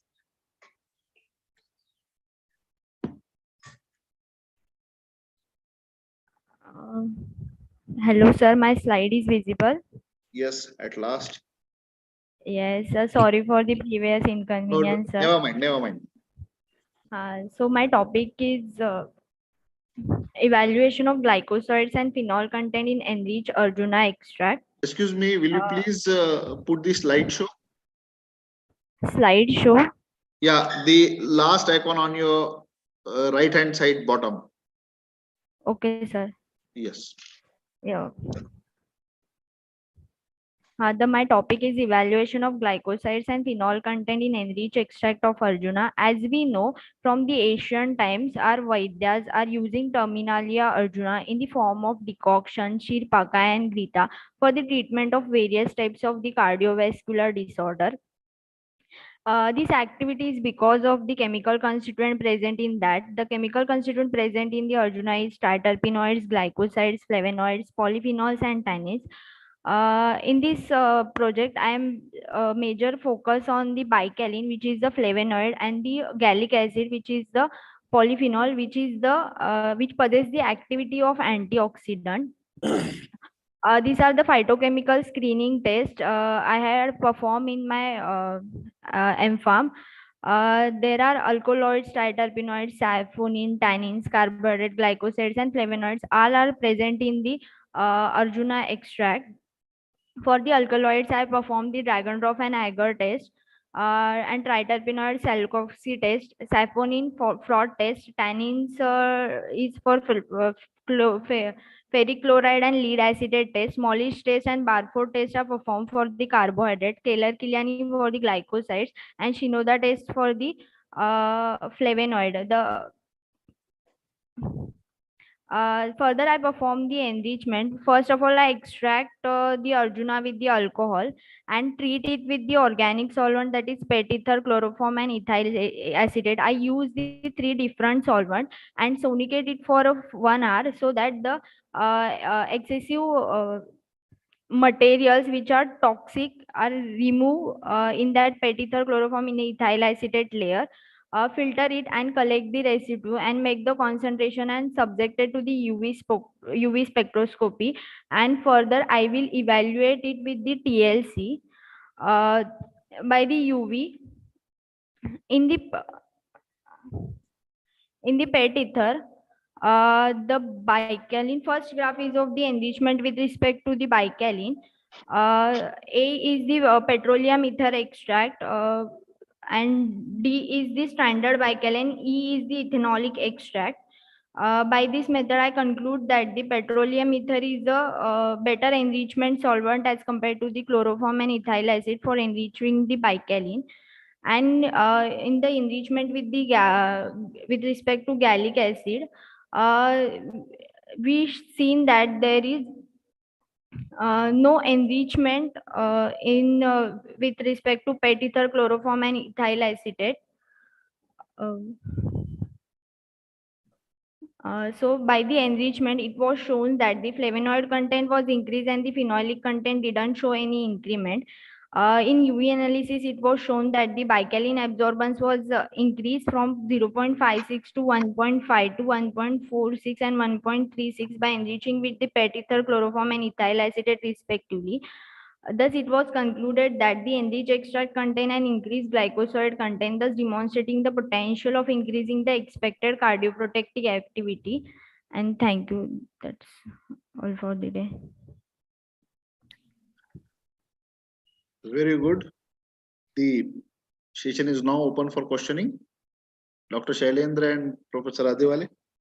I invite Professor Adewale to comment first. No, let me allow Professor Shailendra to start it. Please, you can start. Yes, Dr. Shailendra. Yeah. Rajasri. Yes, sir. Yeah. I didn't get one term, that is enrichment. You have mentioned most of the places, that is enrichment you did. Enrichment you did means what exactly you did? Sir, I treated my extract with the organic solvent in which the oils, fats are more soluble. By removing these oil fats from the extract, Can you go to the procedure part, methodology slide? Yes, sir. No, the previous one. This phytochemical screening of what? Previous slide. This Arjuna bark extract. Arjuna bark extract, but which extract? Aqueous extract, alcoholic extract, which extract? Alcoholic extract. It was alcoholic extract. Okay. Yes. Then what you did? I did it treated with the pet ether, chloroform, and ethyl acetate. Whether it was treated in a successive manner with the increasing polarity, or how exactly? Actually, sir, I make three batches. One is for pet ether, one is for chloroform, and ethyl acetate. Means the same extract you treated with three different solvents. Yes, yes. What was the sequence? Sir, pet ether, chloroform, and ethyl acetate. That's the sequence. That was the sequence. Okay, okay. Yes. Just by treating them with this petroleum ether and chloroform and ethyl acetate, if you see, all solvents are from non-polar category only. Chatpalli, sir, yes. If I am not wrong, just correct me. Yes, you're correct. Yes, sir. It is all from polar category. Polar or non-polar?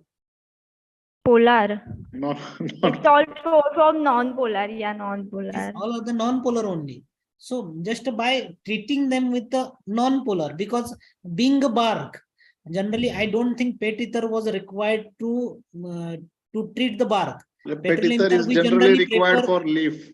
Yeah, generally chlorophyll content or the vaccine content, like that. Fat content. Fatty content. Okay. Have you checked the percentage yield of the same? Have you mentioned? Percentage yield, sir, I am currently my study is undergoing. I just completed this much work. Arey Baba, whatever the work you completed, Petroleum ether. What was the yield? Yes. What was the amount of petroleum ether extract? Sir, I didn't extract my bark from the petroleum. Whatever is my alcoholic extract, that Alcoholic extract I treated extract which was treated with a petroleum ether. And then you Yes. must have collected petroleum ether extract. Am I right? Yes, yes. Then what was the yield of same? Sir, I didn't check it. You didn't check it. Okay. Because you have mentioned that is a just by treating them with these three solvents, the yield was increased. So I don't know how exactly it can be happen. Yield means the absorbance was increased. The quantity of my marker compound is increased, not overall all the extract. So in which extract, in which fraction it was increased? All PET fraction? ether. No, PET ether. As compared to all fractionate is increasing, but as compared to these three PET ether, fractionating increases much more. What is the nature of bicalene? Bicalene is a flavonoid nature. Bicalene is a flavonoid, and petroleum ether is giving a maximum range. Yes. Do you understand the difference between flavonoid and phenol? Or yes. is there any difference basically? Actually, flavonoid is categorized under the polyphenolic, but the polyphenolic is not possesses the properties of the flavonoid. That's what you're trying to have a very fine difference between, very thin line between two similar chemical compounds. You're trying to establish a lot of difference between these two. That's what we were expecting reading from your abstract. Am I correct, Professor Adewale? Yes, I wanted to. I wanted my learned colleague to finish asking questions because there are so many questions to ask the students, and also to give some kind of research advice to what next you should go back to the lab to do. So I want my prof to finish with her so that I can come up. Frankly speaking, this has been a very shallow presentation of what we have expected from the abstract. Yes. Thank you, my my presenter. Go to your first slide. Go to your first slide. I want to give you you know, this is your introduction. Yes. Then second slide. Second slide. Can you repeat, sir? Go to your second slide. Yes. Yes. You said these are the chemical constituents. Is it the one that are in your plant that you have chosen? From literature, these are the things that are common to your plant, is it? Yes. Yes. Now, if you look at it, when you this is the only place that you concentrated on, if I'm so right, that is the triterpenoid. Because when you use PET ether, chloroform, appreciably ethyl acetate, you will have majorly your triterpenoid in the constituents. Now, now you are talking about flavonoid, which is your gallic acid has you know, if you look at your structures here, gallic acid, you could see hydroxyl group, you know, your phenolic group, and also in your butylene, also is it butylene? You know, you also see the OH group. These are polar substituents. You should have gone ahead to use solvent like butanol. Your butanol will contain your glycoside, your flavonoid, your polyphenol, your tannins, which you did not use at all. So what UV is even giving you, I'm surprised that UV is even giving you that particular spectra. I doubt if it is UV that is giving you that spectra for tritapenoids, because I don't expect most of the tritapenoids to have conjugated bonds, but you are having please go to your UV. Go to your UV. The slide displaying UV spectrum. Yeah. Yes. Yes. Here, if you go back to literature, it will tell you that some of the things that you have here, all this peak from 200 to up to 350. Yes, sir. Meaning that you have conjugated the materials. You have conjugated It doesn't materials. show the presence of terpenoids. So I doubt, to me, I don't know, because all what you have here is showing that yes, you have materials that are colored. So your tritapenoids, I don't think you can have them.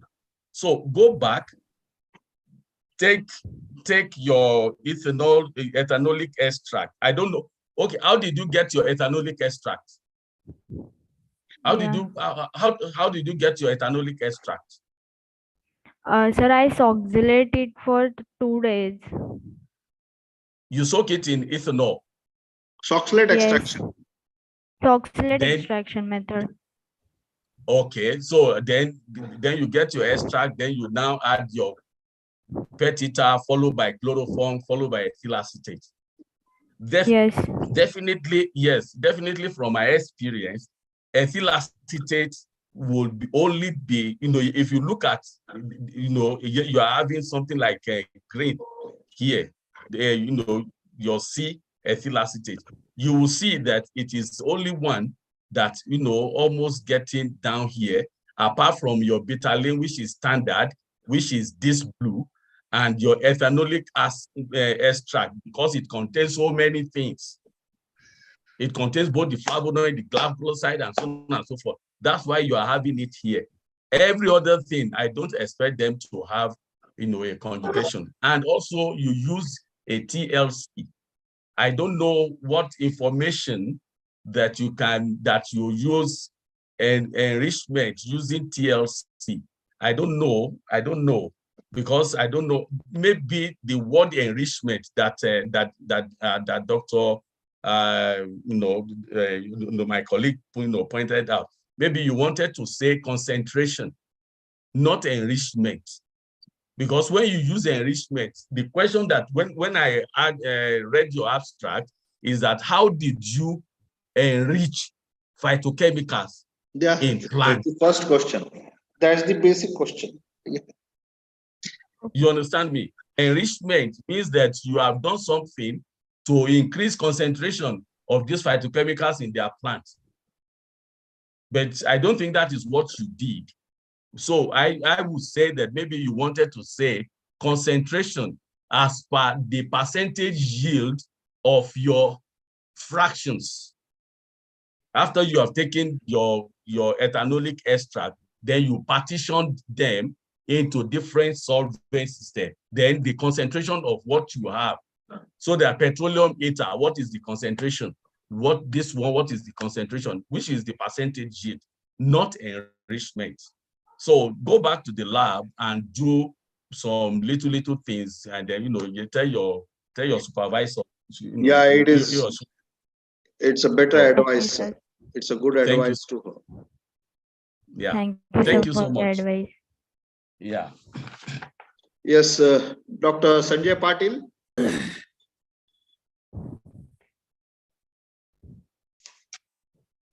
Yes, sir. So thank you very much, Professor Adewale sir, as well as Dr. Shailendra Guru sir, for spending your valuable time for evaluating scientific presentations. Almost 3 hours has spent for evaluating today's presentation. So on behalf of team SNJB PharmaCon 2022, I am very thankful to both of you.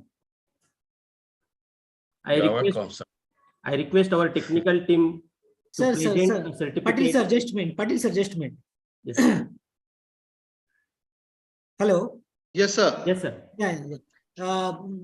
Upasni sir. Yes, sir. Good evening, sir. In Good the evening. morning, I didn't get, in the afternoon only at the start of presentation, I didn't get a time to greet you. So I thought I will take a opportunity right now. In fact, I can see the Atish is there, Dr. Atish. Atish. Yes. Because we were the colleague at Nagpur. Yes, sir. If I'm not wrong, Dr. Charulata was also there, I think. I saw her just now. Swati ma'am is there, but personally, I know these people. So I thought it's better to say hi to them. Hello. And thank you so much, sir, for giving me the opportunity. And definitely in future, we would like to come. If we happen to be in a Nashik, then definitely we will be there. Yes, we will be meeting, definitely. Yes, sir. And thank you, Chatpalliwar, sir, for calling me and giving me the opportunity. My pleasure, sir. Yes, sir. To have a person of such a great stature, I would like to have a very strict stand taking people to evaluate the presentations and guide the younger generation, make them more tough and face them capable to face bigger challenges. Thank you, sir. Now, may I ask our technical team to appreciate the efforts taken by these two evaluators, Dr. Shailendra and Dr. Adiwale from South Africa.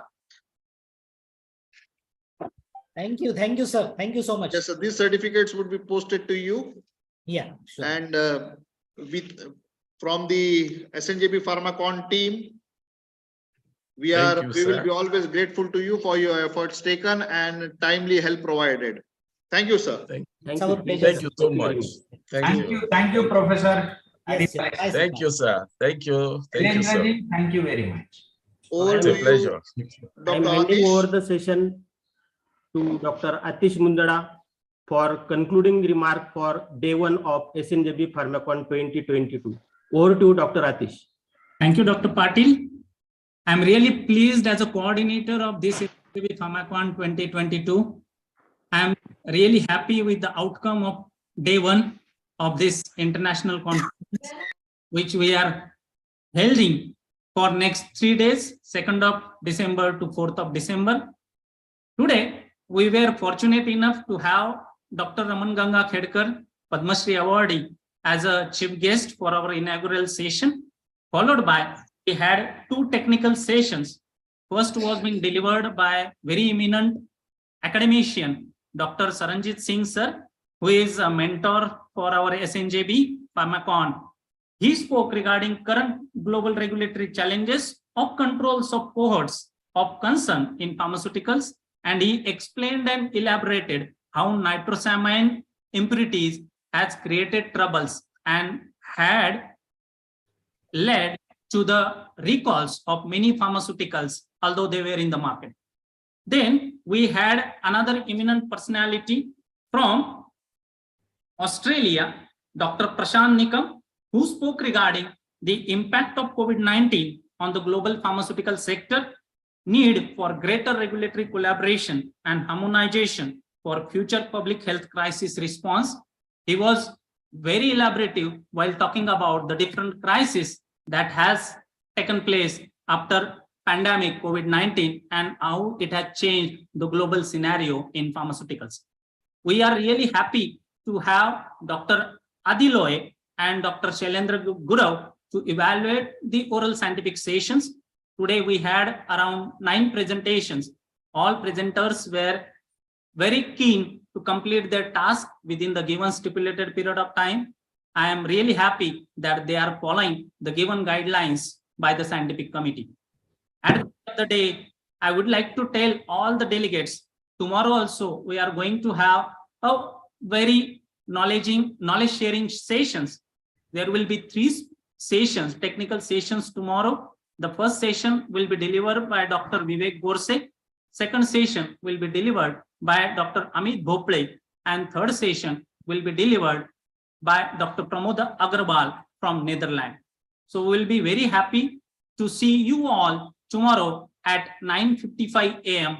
for day 2 of SNJB PharmaCon 2022. Thank you. This is all from the organizing committee of SNJB PharmaCon. Thank you. Have a great day. Thank you. Thank you, one and all. Thank you.